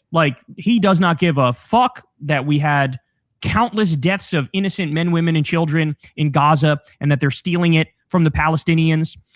He doesn't give a shit that Israel is now illegally and offensively invading Lebanon and trying to steal Lebanon. He doesn't care that they're creating a greater Israel. He doesn't care about the illegal war on Iran. So to say he's washed is probably the understatement of the century. But guess what? He's now overreaching so aggressively, and he's in his bubble so thoroughly. Mehdi Hassan had to come out here and smack him down a little bit because Bill is going to say something incredibly wild and inaccurate, even for him. So watch Mehdi Hassan destroy him on the issue of Israel. Here we go. Bill Maher is a lot of things. Annoying, unfunny, misogynistic, Islamophobic, and of course, pro-Israel. The noted atheist is very, very pro the Jewish state, so much so that he can't stop lying in order to defend it. Here he is on Friday's episode of Real Time on HBO. To me, what the Democrats are not doing with this is leading. The energy in their parties with the young people who learn everything about Israel on TikTok. They don't know shit. And their leaders are not standing up and saying, kids, you don't know what's going on here. Every war Israel has fought is a war of defense. Right. Every war, they were attacked first. That is such an insane statement, bro. Like that is so insane. Oh no, the U.S. didn't do a Native American genocide. We actually like helped them out, bro. Like it's the equivalent of saying something that ridiculous, right? Like, you know, the people in Hiroshima and Nagasaki actually kind of wanted us to nuke them and stuff, bro. Like that's kind of like, that's how absurd that statement is. Just totally sucking the Hasbara cock in front of the world and like gargling after that cock nuts. Like that's what it is. Sorry to paint you such a vivid picture here, but it's just, I mean, there are even liberal Zionists who would look at that and go, excuse you? That's not true. Let's keep going. Here we go. Don't know shit, Bill? Or is that you? Time for a debunking. Let's look at Israel's wars, because Israel's fought a lot of wars, but let's just take a look at 3 of the major ones. Who started them? First off, 1956, the Suez Crisis, also known as the Second Arab-Israeli War. Israel, Britain, and France colluded together to invade Egypt and to try and topple President Nasser. Israel attacked on October the 29th, and Britain and France joined 2 days later. Now, the Israelis always say that any war they start is a defensive war, a preemptive war. But we actually know that Israel, France, and Britain got together to plan this war of aggression a week earlier in Sèvres, France. Even super partisan Israeli politician and historian Michael Oren admits that then Israeli Prime Minister David Ben-Gurion's plan in 1956 at Sèvres was for dividing Jordan between Israel and Iraq and Lebanon between Israel and Syria. It was a war of conquest, not defense. Israeli Colonel Mordecai Baron, who took notes at the Sèvres meeting, was embarrassed by what he heard. He later said the Israeli-British-French plan was, quote, more fitted to the kind of imperial discussions which took place at the end of the Great War and was totally out of place, he said, for the post-World War II era. Hey, Bill. It was an imperial war that Israel started in 1956. Number 2, let's go to 1967, the Six-Day War, the conflict that opened the door to Israel's illegal occupation of the West Bank, Gaza, East Jerusalem, and the Golan Heights, the longest ongoing military occupation in the world. Israel attacked Egypt in June 1967 before expanding their attacks to Syria and Jordan. Now, the standard Israeli narrative is that this was a preemptive war, that President Nasser of Egypt had mobilized his forces in the Sinai, kicked out UN peacekeepers, and was about to attack Israel, and that the Jewish state's very existence, as its then Prime Minister Levi Eshkol claimed, hung on a thread. But that was all bullshit. Egypt wasn't about to attack Israel. Don't take my word for it. In 1982, the Israeli Prime Minister Menachem Begin admitted, and I quote, in June 1967, we again had a choice. The Egyptian army concentrations in the Sinai approaches do not prove that Nasser was really about to attack us. We must be honest with ourselves. We decided to attack him. Do you hear that, Bill? In 1968, a year after the Six-Day War, Israel's own military chief, General Yitzhak Rabin, who went on to serve as a Nobel Peace Prize-winning Prime Minister of Israel, he told a French journalist, and I quote, I do not believe that Nasser wanted war. The 2 divisions he sent into Sinai on May 14th would not have been enough to unleash an offensive against Israel. He knew it, and we knew it. But Bill Maher doesn't seem to know it. Multiple other Israeli officials have said the same, by the way. In the years since, one of the top Israeli generals who pushed for war in June 1967, Matityahu Peled, later said that all the talk of a threat to Israel from Egypt was nothing but a bluff. Israeli wartime cabinet minister Mordechai Bentov later confessed that this whole story about the threat of extermination was totally contrived to justify the annexation of new Arab territories. So no, the Six-Day War in 1967 wasn't a preemptive war. It wasn't a war of self-defense. It was a war of aggression and occupation by Israel against its Arab neighbors, again. And finally, number 3, let's go to Lebanon. 1982, Israel launched an illegal invasion of southern Lebanon, killing thousands of civilians and kickstarting its 18-year brutal occupation of that country. Now, you might say, well, they were fighting Hezbollah. But Hezbollah didn't exist until Israel invaded Lebanon in 1982. Oh, wait, but there was the PLO before that. There were Palestinian terrorists in Lebanon.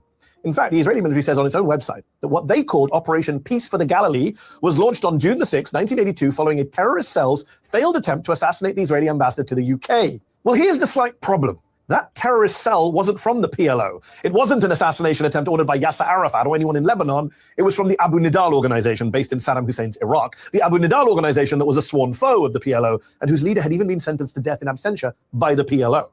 But as Israel's top general in 1982 sneered at a cabinet meeting on the eve of invading Lebanon, Abu Nidal, Abu Shmidal, we have to strike at the PLO. To be clear then, Israel used that assassination attempt on their ambassador in London to illegally invade and occupy Lebanon, which had nothing to do with it, and they did so not for self-defense or security reasons, but because they wanted to take out the PLO, and because, as historian Zachary Foster pointed out in a recent piece for Zeteo, the Zionist movement has wanted to expand Israel's borders into Lebanon for over 100 years. So that is what Israel does. That is what the historical record shows. Israel attacking its neighbors, attacking Arab countries without justification and in violation of international law. And they're doing it again, right now, to Iran. When Bill Maher says the kids don't know shit about the history of Israel's wars, it's pure projection on his part. Every war they were attacked first? Shut up, Bill. That was brilliant from Mehdi Hassan. Everybody go check out Zateo. Zateo does really awesome work. Look, I love that he went back and went through the history and said, look, let's just take a couple major examples and we'll break those down. But that last point to me was the one that immediately popped to my mind. The nerve of Bill Maher to say that all of Israel's wars are defensive. The exact same time Israel literally just launched an illegal war of aggression. That's not me saying it. That's not a rando Republican or Democrat saying it. It's literally. Gucci Mane is officially the greatest snitch in hip hop since 6ix9ine. Gucci Mane just made sure that Pooh Shiesty isn't coming home anytime soon. The next time we see Pooh Shiesty will be 50 years old. In our last video, we revealed how Pooh Shiesty, his girlfriend, his daddy, they're all sitting in jail right now on Fed charges. And today, the feds finally came out, gave their press conference and broke down why they arrested Pooh Shiesty, his daddy, his girlfriend, among other people, including they got, an arrest warrant for Big 30 right now. And they broke down, it all stemmed from this Gucci Mane incident. Hold on there. I got to respond to this guy. Hey, Mark, why don't you come on the panel? I know who you are, but why don't you come on the panel? Black Hebrew Israelism don't know how to research. Y'all are pseudo, and y'all continue to be pseudo for the longest time. Let me just do this real quickly because y'all pseudo, man. Y'all are pseudo. Y'all love misinformation, and every time y'all come, this is why. Listen, I can't wait for my what you call it to come out, a part 2 to come out of my book. Oh my God, man, I'm done all this bullshit, yo. All right, here we go. Let's play this right here.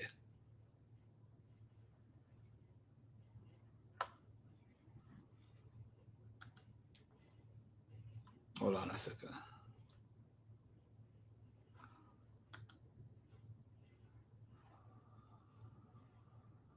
Slide. They left black. The war for Israel. When he was asked about peace in the Middle East, there will never be no peace in the Middle East. It might be rain in Spain, though. The late president of Egypt, Gamal Abed Nasser, stated the Jews will never be able to be here in peace because they left here black, but they came back white. Remember what the scripture says. They take crafty counsel against my people. My hidden ones, Israel, that the name of Israel shall be no more in remembrance. Let us cut them off from being a nation. They all know. Why the hell don't they tell us? Because you don't educate a slave. Because as long as Israel's on the bottom, they can stay in rulership. Next slide.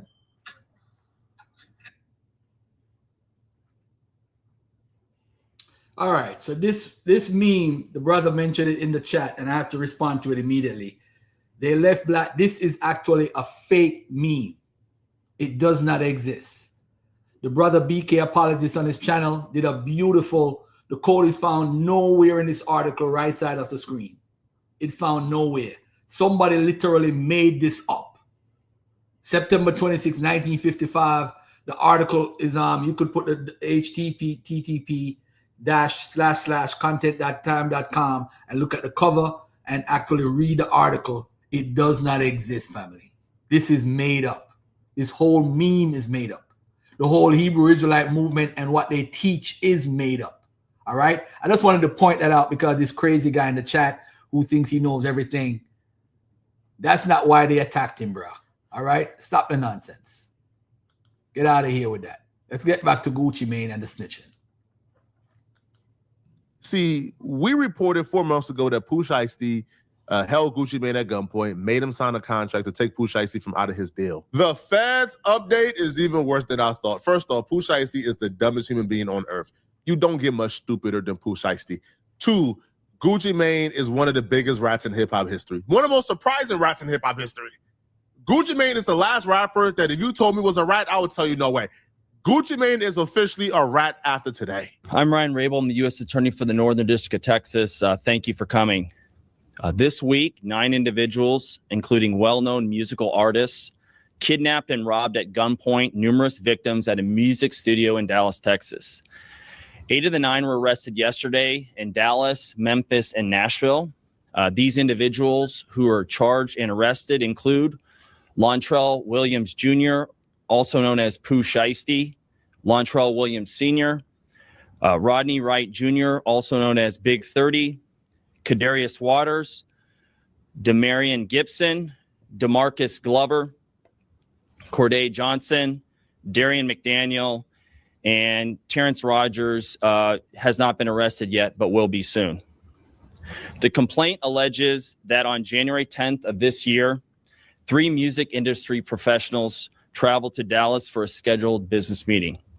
Lontrell Williams Jr. arranged this meeting purportedly to discuss the terms of his recording contract with one of the victims. As alleged, once these 3 men were inside the recording studio, Williams Jr. and 8 co-conspirators, several of whom traveled from Memphis, Tennessee, executed a coordinated armed takeover. The indictment says Pooh Shiesty told Gucci Mane, we can do this the hard way or the easy way. They got Pooh Shiesty and his daddy at like a Staples printing out the contract they made up themselves. So they brought the contract to the studio. Pooh Shiesty told Gucci Mane, hey, can I holler at you in the private room? Gucci said, yeah, they go to the private room. Pooh Shiesty said, hey, listen, could you sign me out of this deal? Sign this contract and release me, please. Gucci Mane said, hell no, I ain't signing you out of the deal. Bro, bro, you just came home, you hot as grease. Bro, I'm not signing you out this deal, bro. Yo, you my artist. Pooh Shiesty got irritated. Then Pooh Shiesty told somebody to go ahead and grab his bag. The person then brought the bag to Pooh Shiesty. Pooh Shiesty pulled out an AR pistol, they said, and pointed it at Gucci and told Gucci to sign it. Gucci obviously said, all right, cool, I'll sign it. Now, while Pooh Shiesty got a pistol to Gucci Mane, making him sign it, Pooh Shiesty, grimy Memphis dudes, is in the other room robbing Gucci Mane's security, robbing like white dudes who came with Gucci Mane. These is business people. These is people who came with Gucci. White boys. They robbing the white boys for their Rolex bags with multiple watches in it, for their wallets, for everything. I'm like, hold on. If the purpose was to have them to sign you out of the deal, why are you robbing the people with Gucci? That makes no sense whatsoever. But the robbery continued, even though Gucci Mane was signing the contract to get Pooh Shiesty from out of it. Now, apparently, like, Pooh Shiesty had to ask his daddy, which is why the daddy is currently, in jail. Pooh Shiesty had to ask his daddy, hey, Pops, is this good enough? The Pops said, nah, Pooh, tell him to, like, sign a date.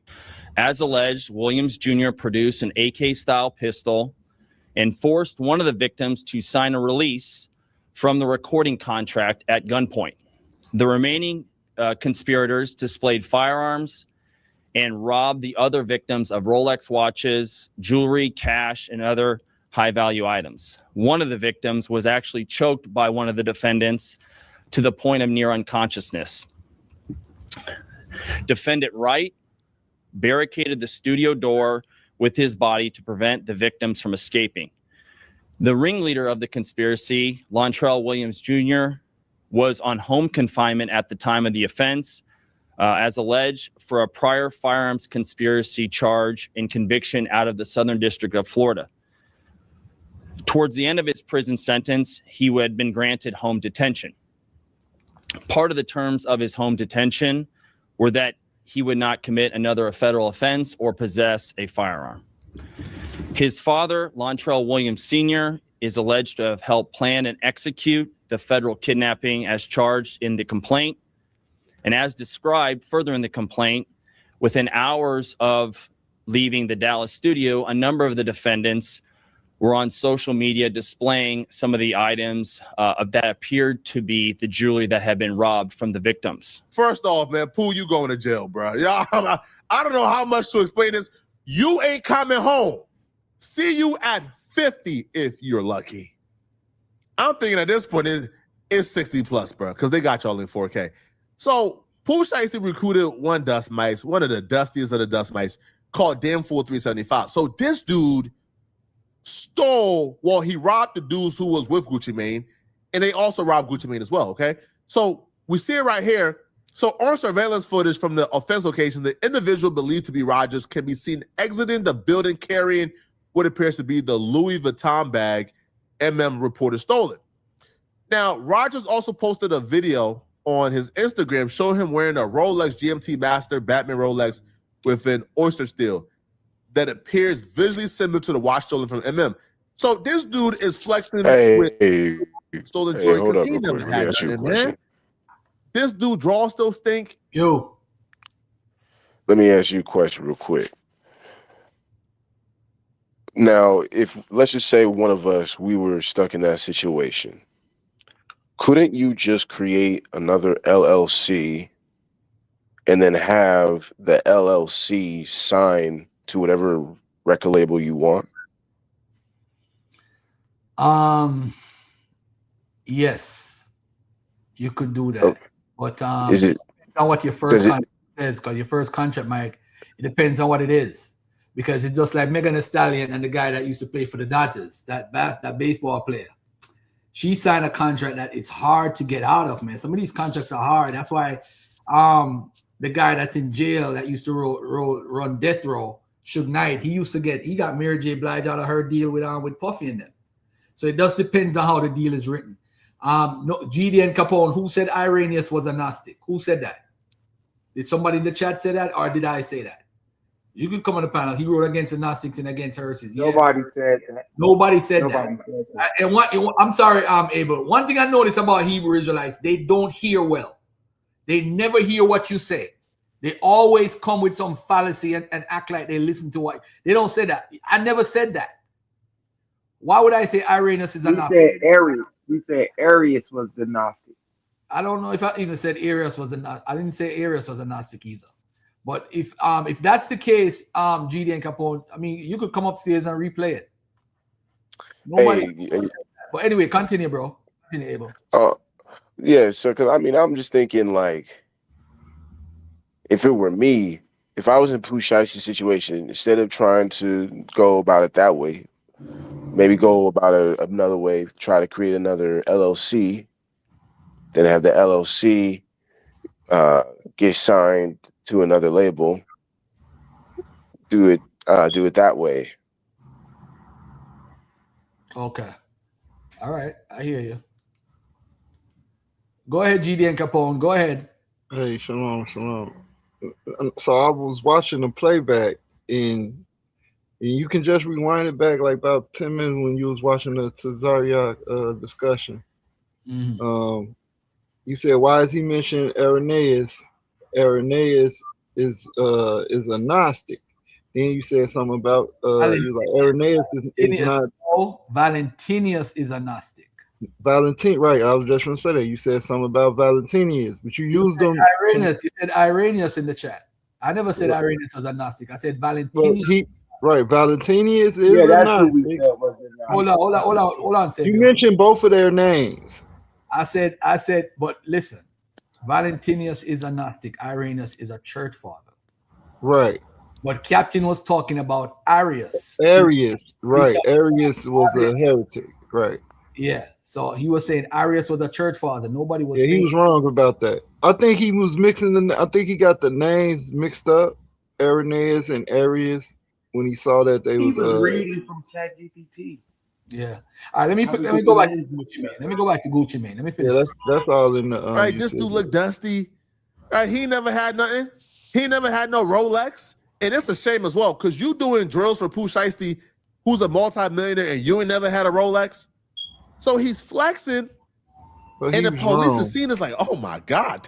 Just thank God. Thank God. And what makes things worse is the person who they robbed had air tags on the product. So they stole these things and they're bringing these things to their homes, and the air tags is tracking them the entire time. They're being tracked with the air tags.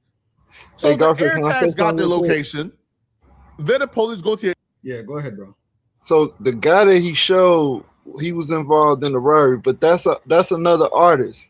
Then he signed. His name is Big 30, right? That's his artist name.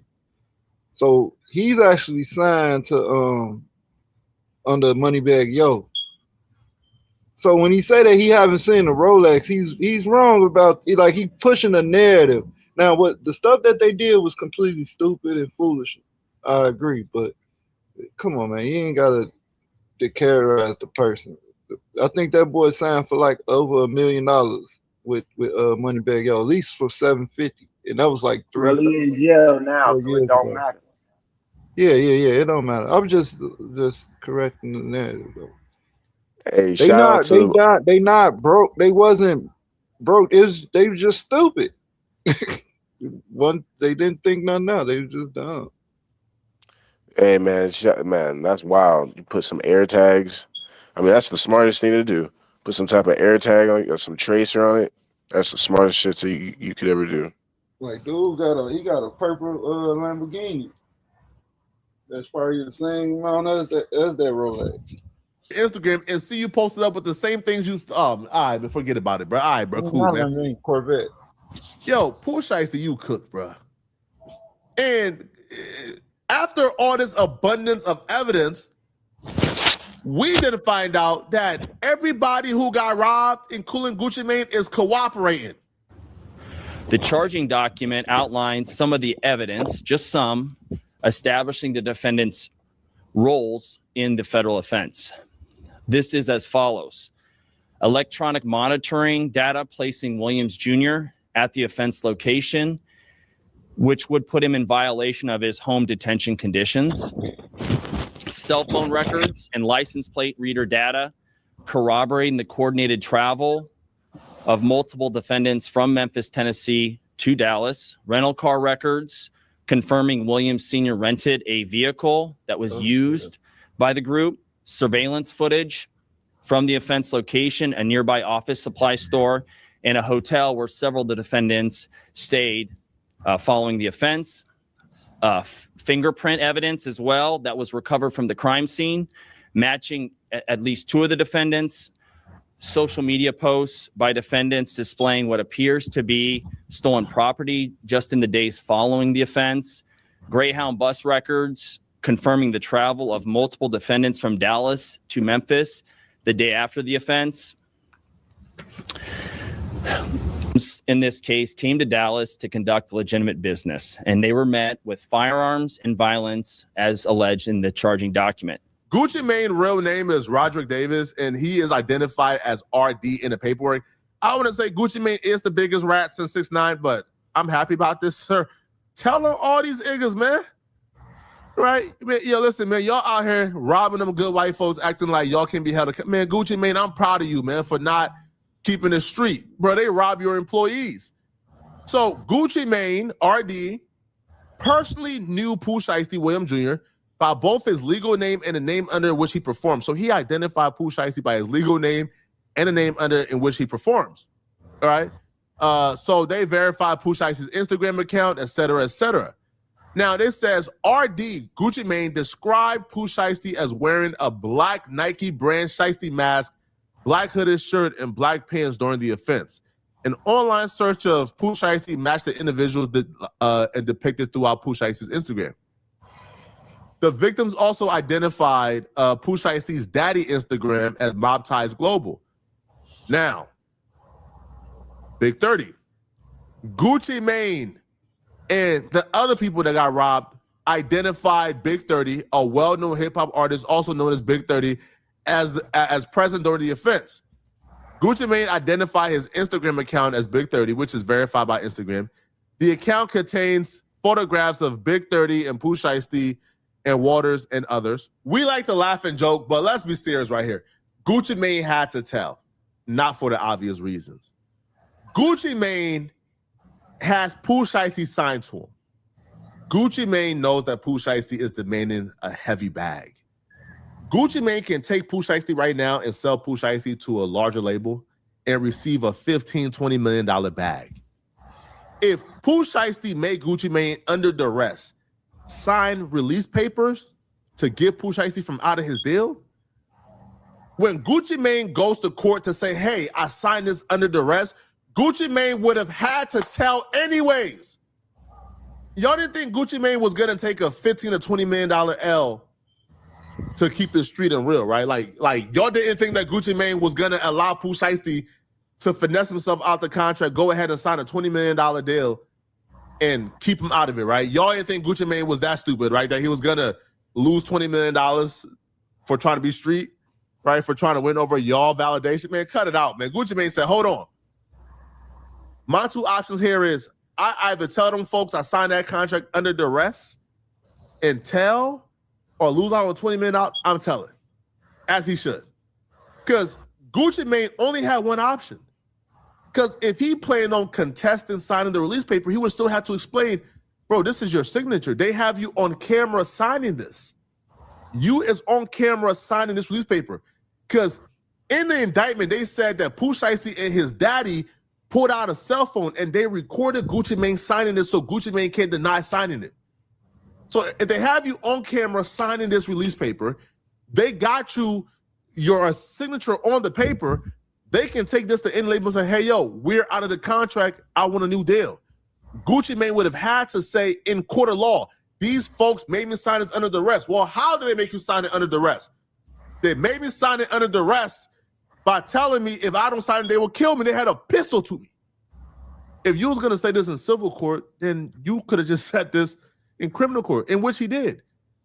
Gucci Mane did what he had to do to make sure that Pooh Shiesty and them folks got locked up.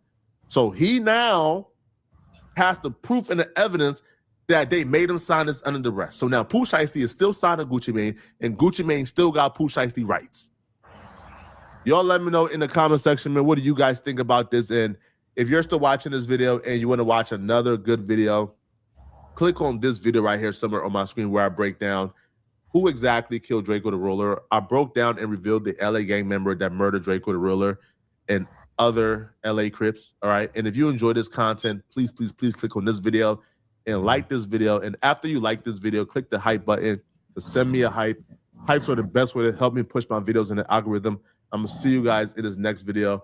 I'm out of here, folks. Peace. About 2 weeks ago, the Saint, also known as the Saint in the Center, came out with some real serious allegations about Fresh and Fit. Hey, yo, Garbo. This is interesting because the Saint in the Center, or AKA the Saint. Yeah. Can we take a break from that real quick? Let me ask you a question. So who's the real winner in that? Gucci Mane, huh? I don't know if anybody's a winner in that. I would say because Pooh Shiesty, how is he going to make money on Pooh Shiesty right now? I mean the feds? Nobody's a winner. Nobody. These are all black folks being locked up and losing at the same time. Nobody wins. Pooh Shiesty should have did better as far as the decision making, and the people around him should have told him better. But I guess it's the culture and the lifestyle and how they grew up, man. That's what they live in. So good answer. About that life. Now, what's his name gonna look at as a snitch because he was about that life. Now he's corporate. You think Gucci's a big winner though because he lost an artist that he could make millions off of, so he can't make no money off the guy. So he lost, and now he's looked at as a rat. Although he's not a rat in this situation, in my opinion, but he's gonna be looked at as a rat. Now, I think the only way that this can work is if Gucci Mane does the right thing, and what he does is he helps Pooh Shiesty while he's locked up. Huh? Hold on, let me ask you a question. He invests in his artist while he's locked up. Why would Imagine that. Why would you invest in a person who victimized you? Then that makes it a whole publicity stunt then. Would you invest in a person who victimized you? Are you a victim? Because when do victims stop becoming rats? That's the question I really wanted to ask. If you're a victim of a crime, I know that was. I was shooting from the moon, man. That the paperwork could be misleading. Let me finish. If you're the victim of a crime and you testify against the culprit, how are you a rat? I mean, you're not. No, because Gucci Mane was about that type of lifestyle. You know, he was. So people are going to, he's not a snitch in a sense, but they're going to look at it like, yo, you used to be a part of this world. So how you going to tell? But at the end of the day, he had to. And he's getting the bag off of it too. So. But how is he getting the bag off of it? Right. How? But that paperwork. Because if he would have said, "Oh no, I willingly signed the paperwork and I gave it to Pooh Shiesty and it's his, he's free," then he loses. He loses everything. He did lose everything. He lost Pooh Shiesty. He got No, back what he was no, robbed he gets of. that he gets that royalty. He gets that residual income. Even though Shiesty, now that Shiesty's locked up, now everyone's gonna listen to his music now even more. And No, now no, they're not. No, no, they're not. He's done. So let me tell you. that So money gonna rake in, and then that's a bag forever. That's, So Garfield, can I tell so you what I think was going on right here? So yeah, Pooh Shiesty, that was dumb, and he's done. Gucci, he doesn't have to. He came out and said that he's not cooperating. So the paperwork can be misleading. Like for instance, He is cooperating. That's why they put him as his name. Hell, But hold on. It could have been the guy, the officers You that definitely an Israelite. You are Israelite. no, Misinformation. I'm 100. How you because gonna show the why paperwork? would so listen, why would he come out and Because publicly he is say, hold on, but lying. listen, Garfield, hear me out. Why would he come out and say he's not cooperating, knowing that the paperwork is going to come out and expose that? That makes no sense. Because Now, niggas lie. So what is okay, it? niggas lie. I understand that, but this is the point I was trying to make, is that not a point. this is what Pooh Shiesty should have did. He should have said publicly, because he had multiple interviews, that he want to get out his deal. That would have put pressure on Gucci to either release him or sign him to somebody else to deal with that situation.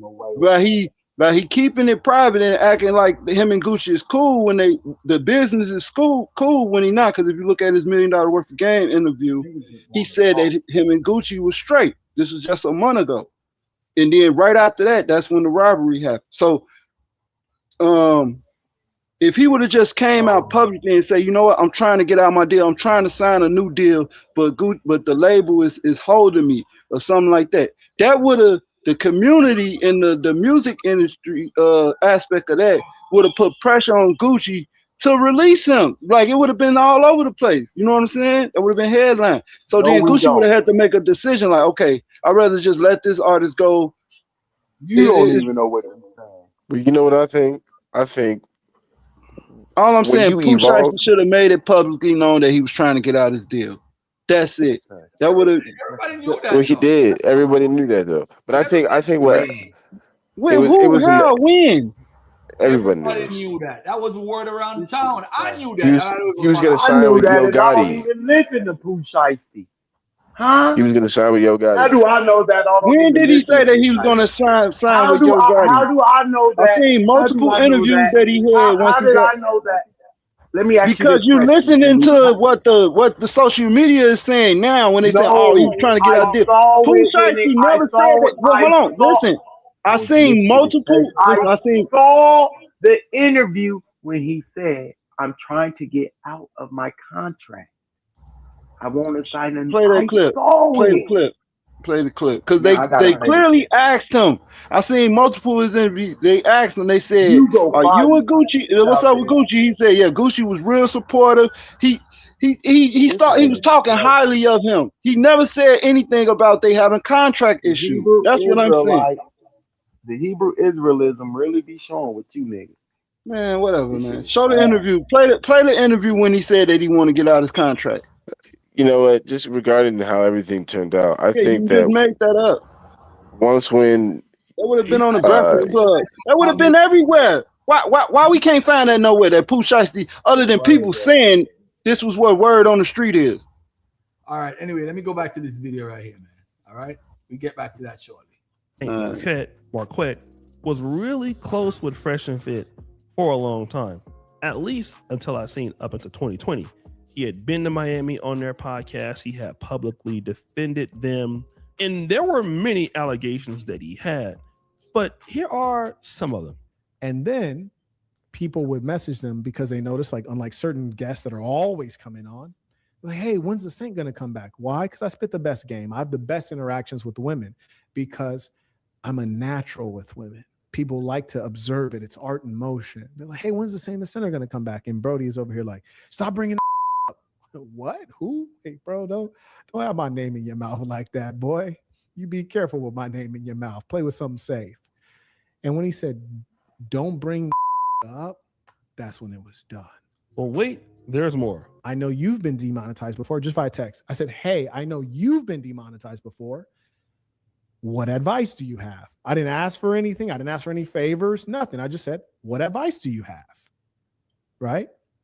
Bro says fame went to Myron's head, him and Fresh, 100%. I text Fresh and I text Myron. I'm demonetized. What advice do you have? Myron didn't reply. Fresh didn't reply. I was like, oh, that's fascinating. So the first thing that he alleges is that they were disrespectful towards him out of nowhere.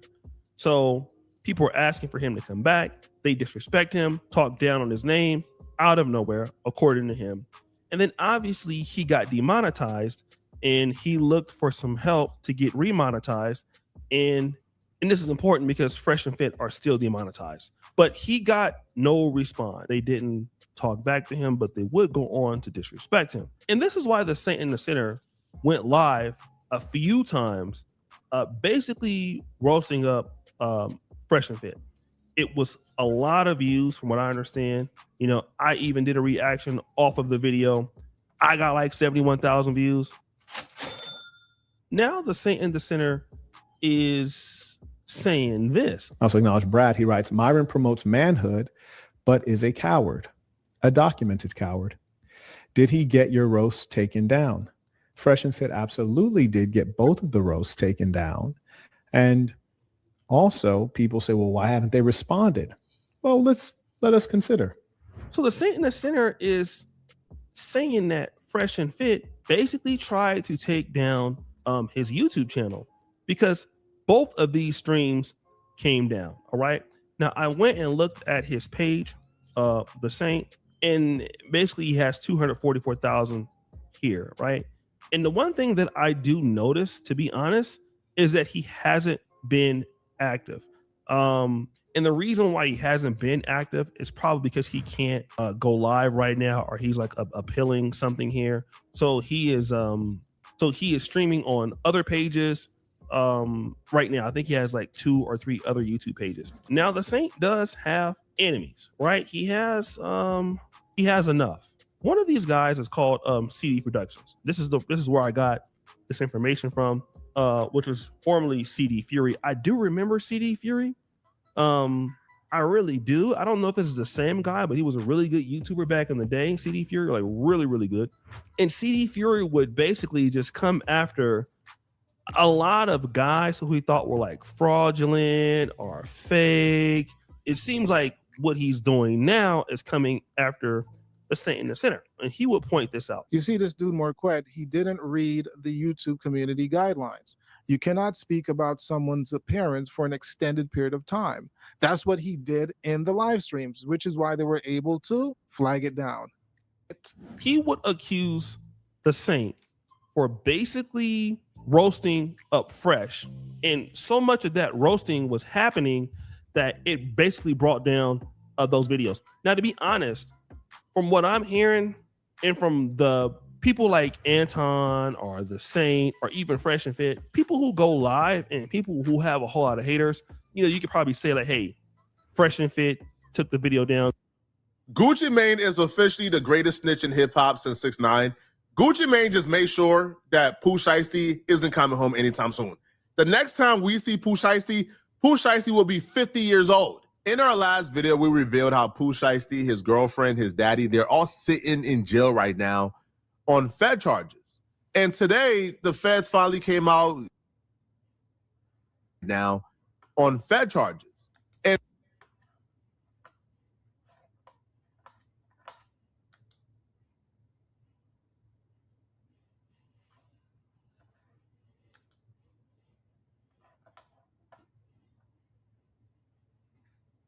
Hold on 1 second, family. Hold on 1 second. Where is this dude at? I was gonna say earlier that I don't think it's in Gucci Mane's situation. It's not snitching whatsoever.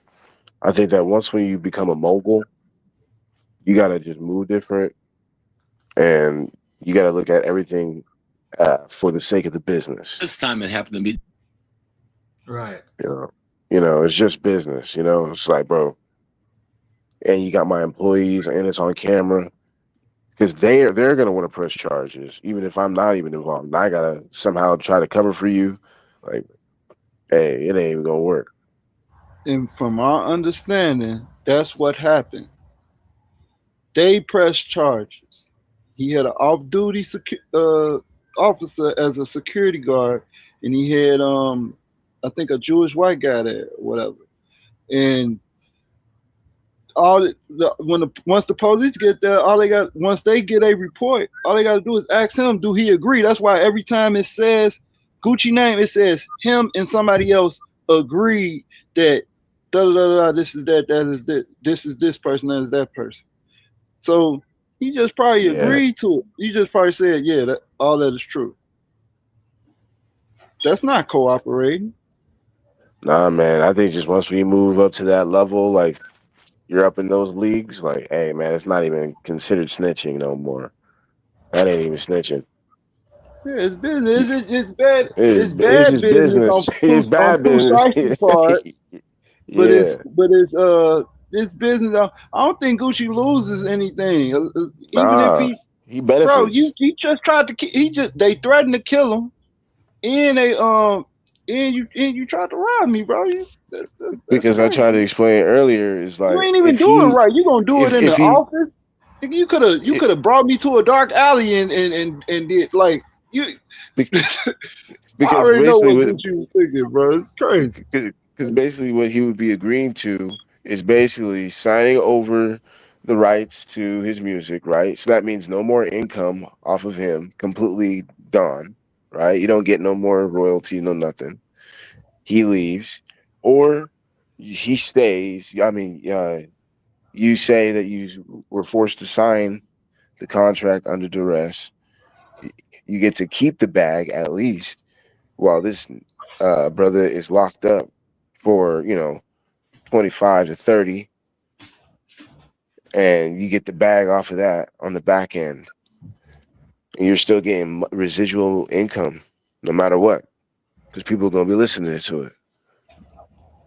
And then if Pooh Shiesty, that's why I was saying, like, if Pooh Shiesty, if you want, he could give him a booth, give him a booth up in there. Be like, oh, okay, like, you're mad at me for owning you. You're mad at me for snitching on you. It is what it is. Now here's a booth. Now rap about it. Rap about it. What?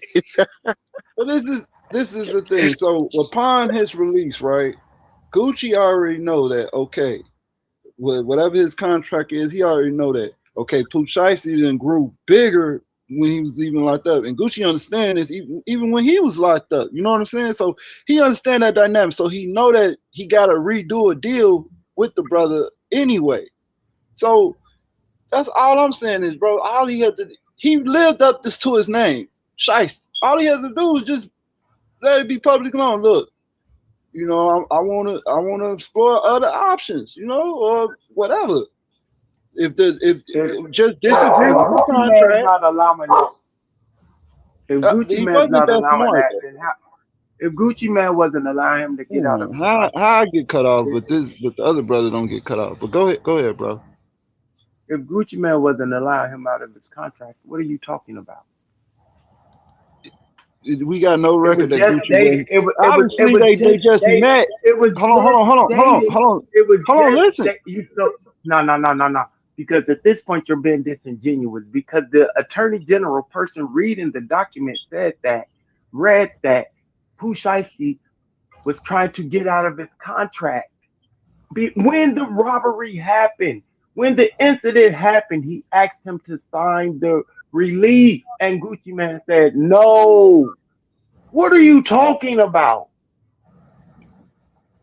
That's not what it said. But so this is the thing. You cut me off. So what I'm saying is, all he had to do is say he disagreed with Gucci terms and he want to explore other options. That's it.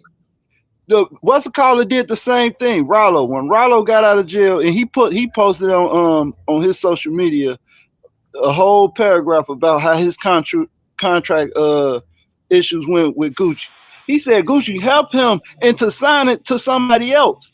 You know what I'm saying? Finding somebody else to sign with. So to say that he was doing bad business for one, obviously it was the renegotiation of the contract because they was having a meeting for the contract, and from my understanding, Gucci came with a bag of money to sign him, and he just backdoored him. That's all. That's it. That's all. He just got thirsty, or he just did something stupid. I wonder if the contract is any creative work that he does belongs to Gucci. Is that what it is? It's a 360. They signed 360 deal. So Pooh Shiesty, I think Pooh Shiesty is probably under a 360 deal. He signed for like a little bit under $3 million. Hold on, Captain. Garfield, can you play in the video about the incident with Gucci Man, where the Attorney General read that Pooh Shiesty was in the meeting asking to get out of his contract? Because he just said, I'm lying on that. This man just said that I'm lying. Nah, is this when they drew the guns or after? Because from my understanding, when the meeting started, they drew guns and blocked the door. No, it didn't happen instantly.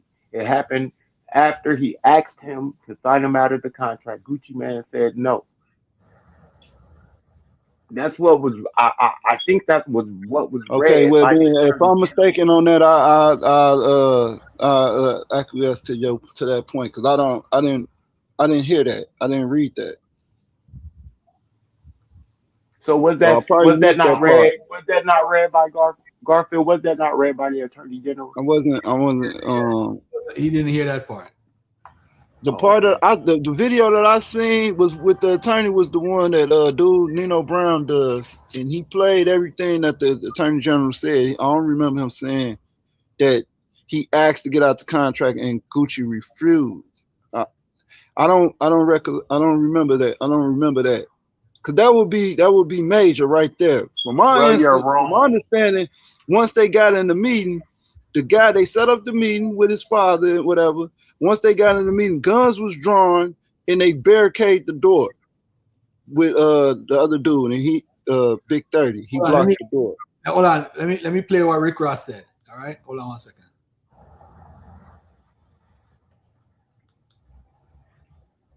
And 50 Cent made a post trying to like hint that Gucci is snitching or whatever. But 50, you would have snitched. We know he would have snitched too. I mean, he would have told him too.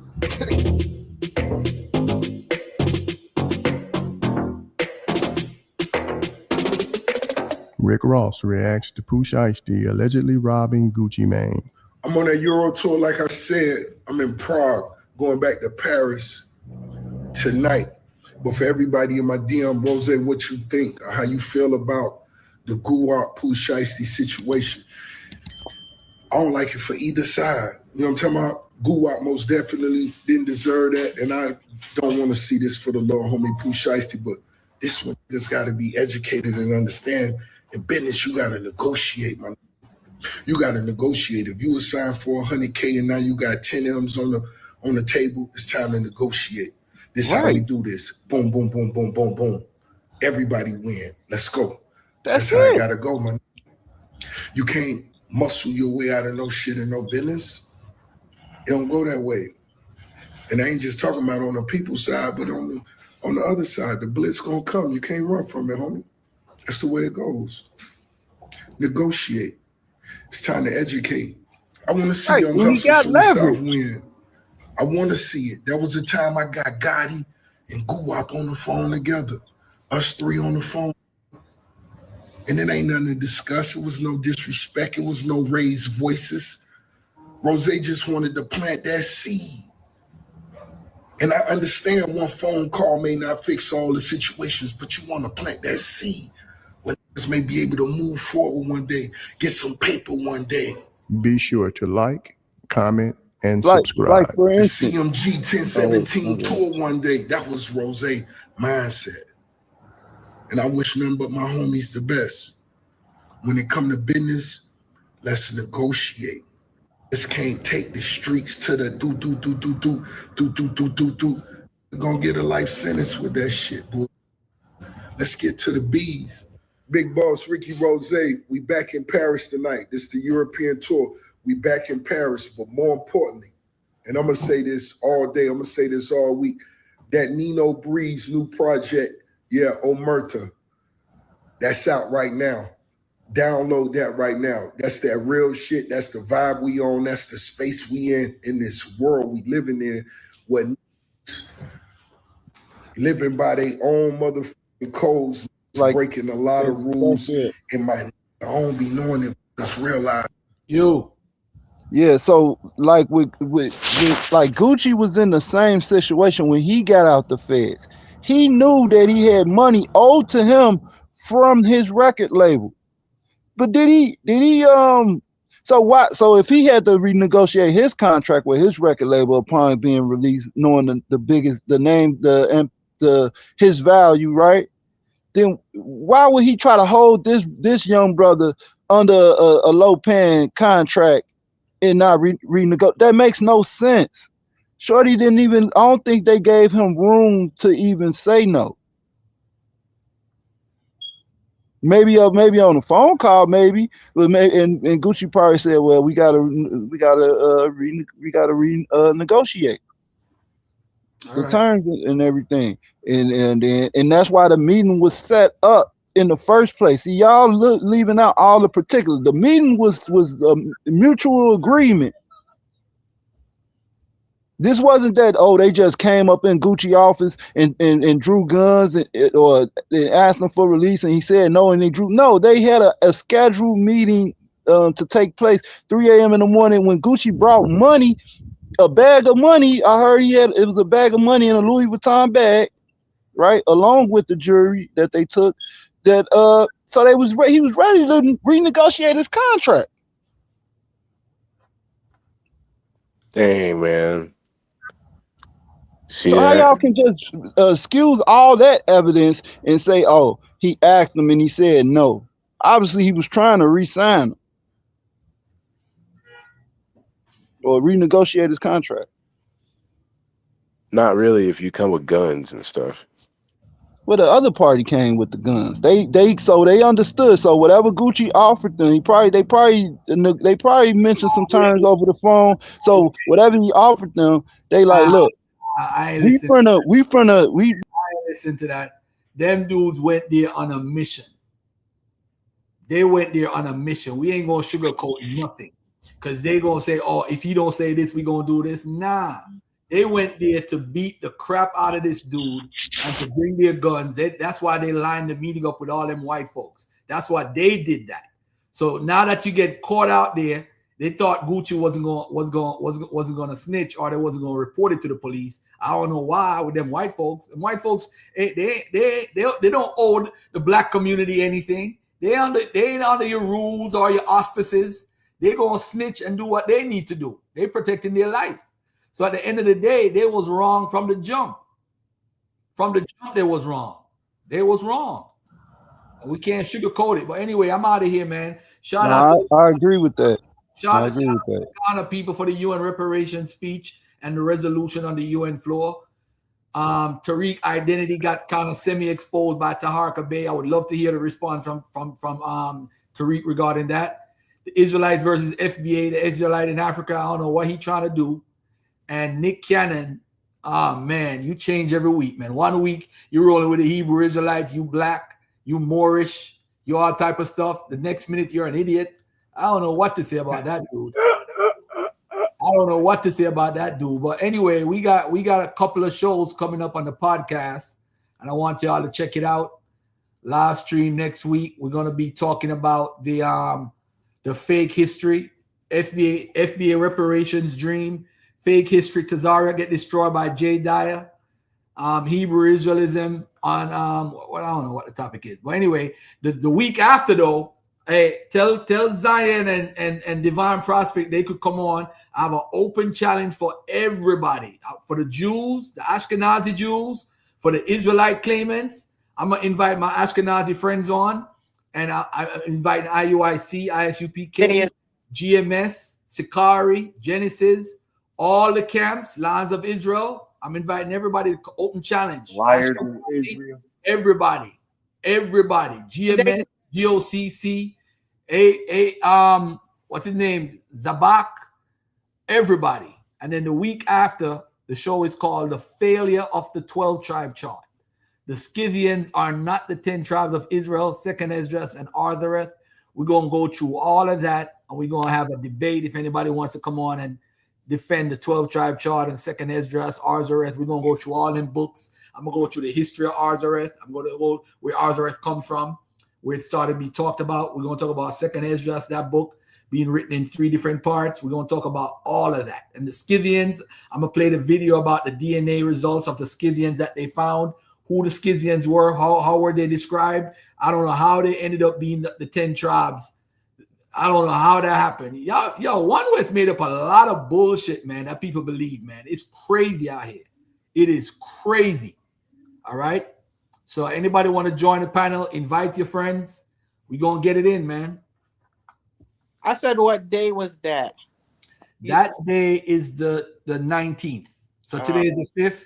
So the 12th, the 19th is the prove you're an Israelite. You know, my birthday is April 24th, so the 25th, that's my weekend. We're gonna throw a party on that as well. What you say? Let's do a party, man. Let's see who really loves you, man. Mika birthday. I'll make a flyer. Mika birthday. Come hang out with Mika, man. Get her some jerk chicken and rice and peas, and she Lord. With some sweet plantain. We good. Yep. All right, family. So we out of here. I want to say thank you guys for listening. All right, and we'll be back next week. All right. Later. Peace and love.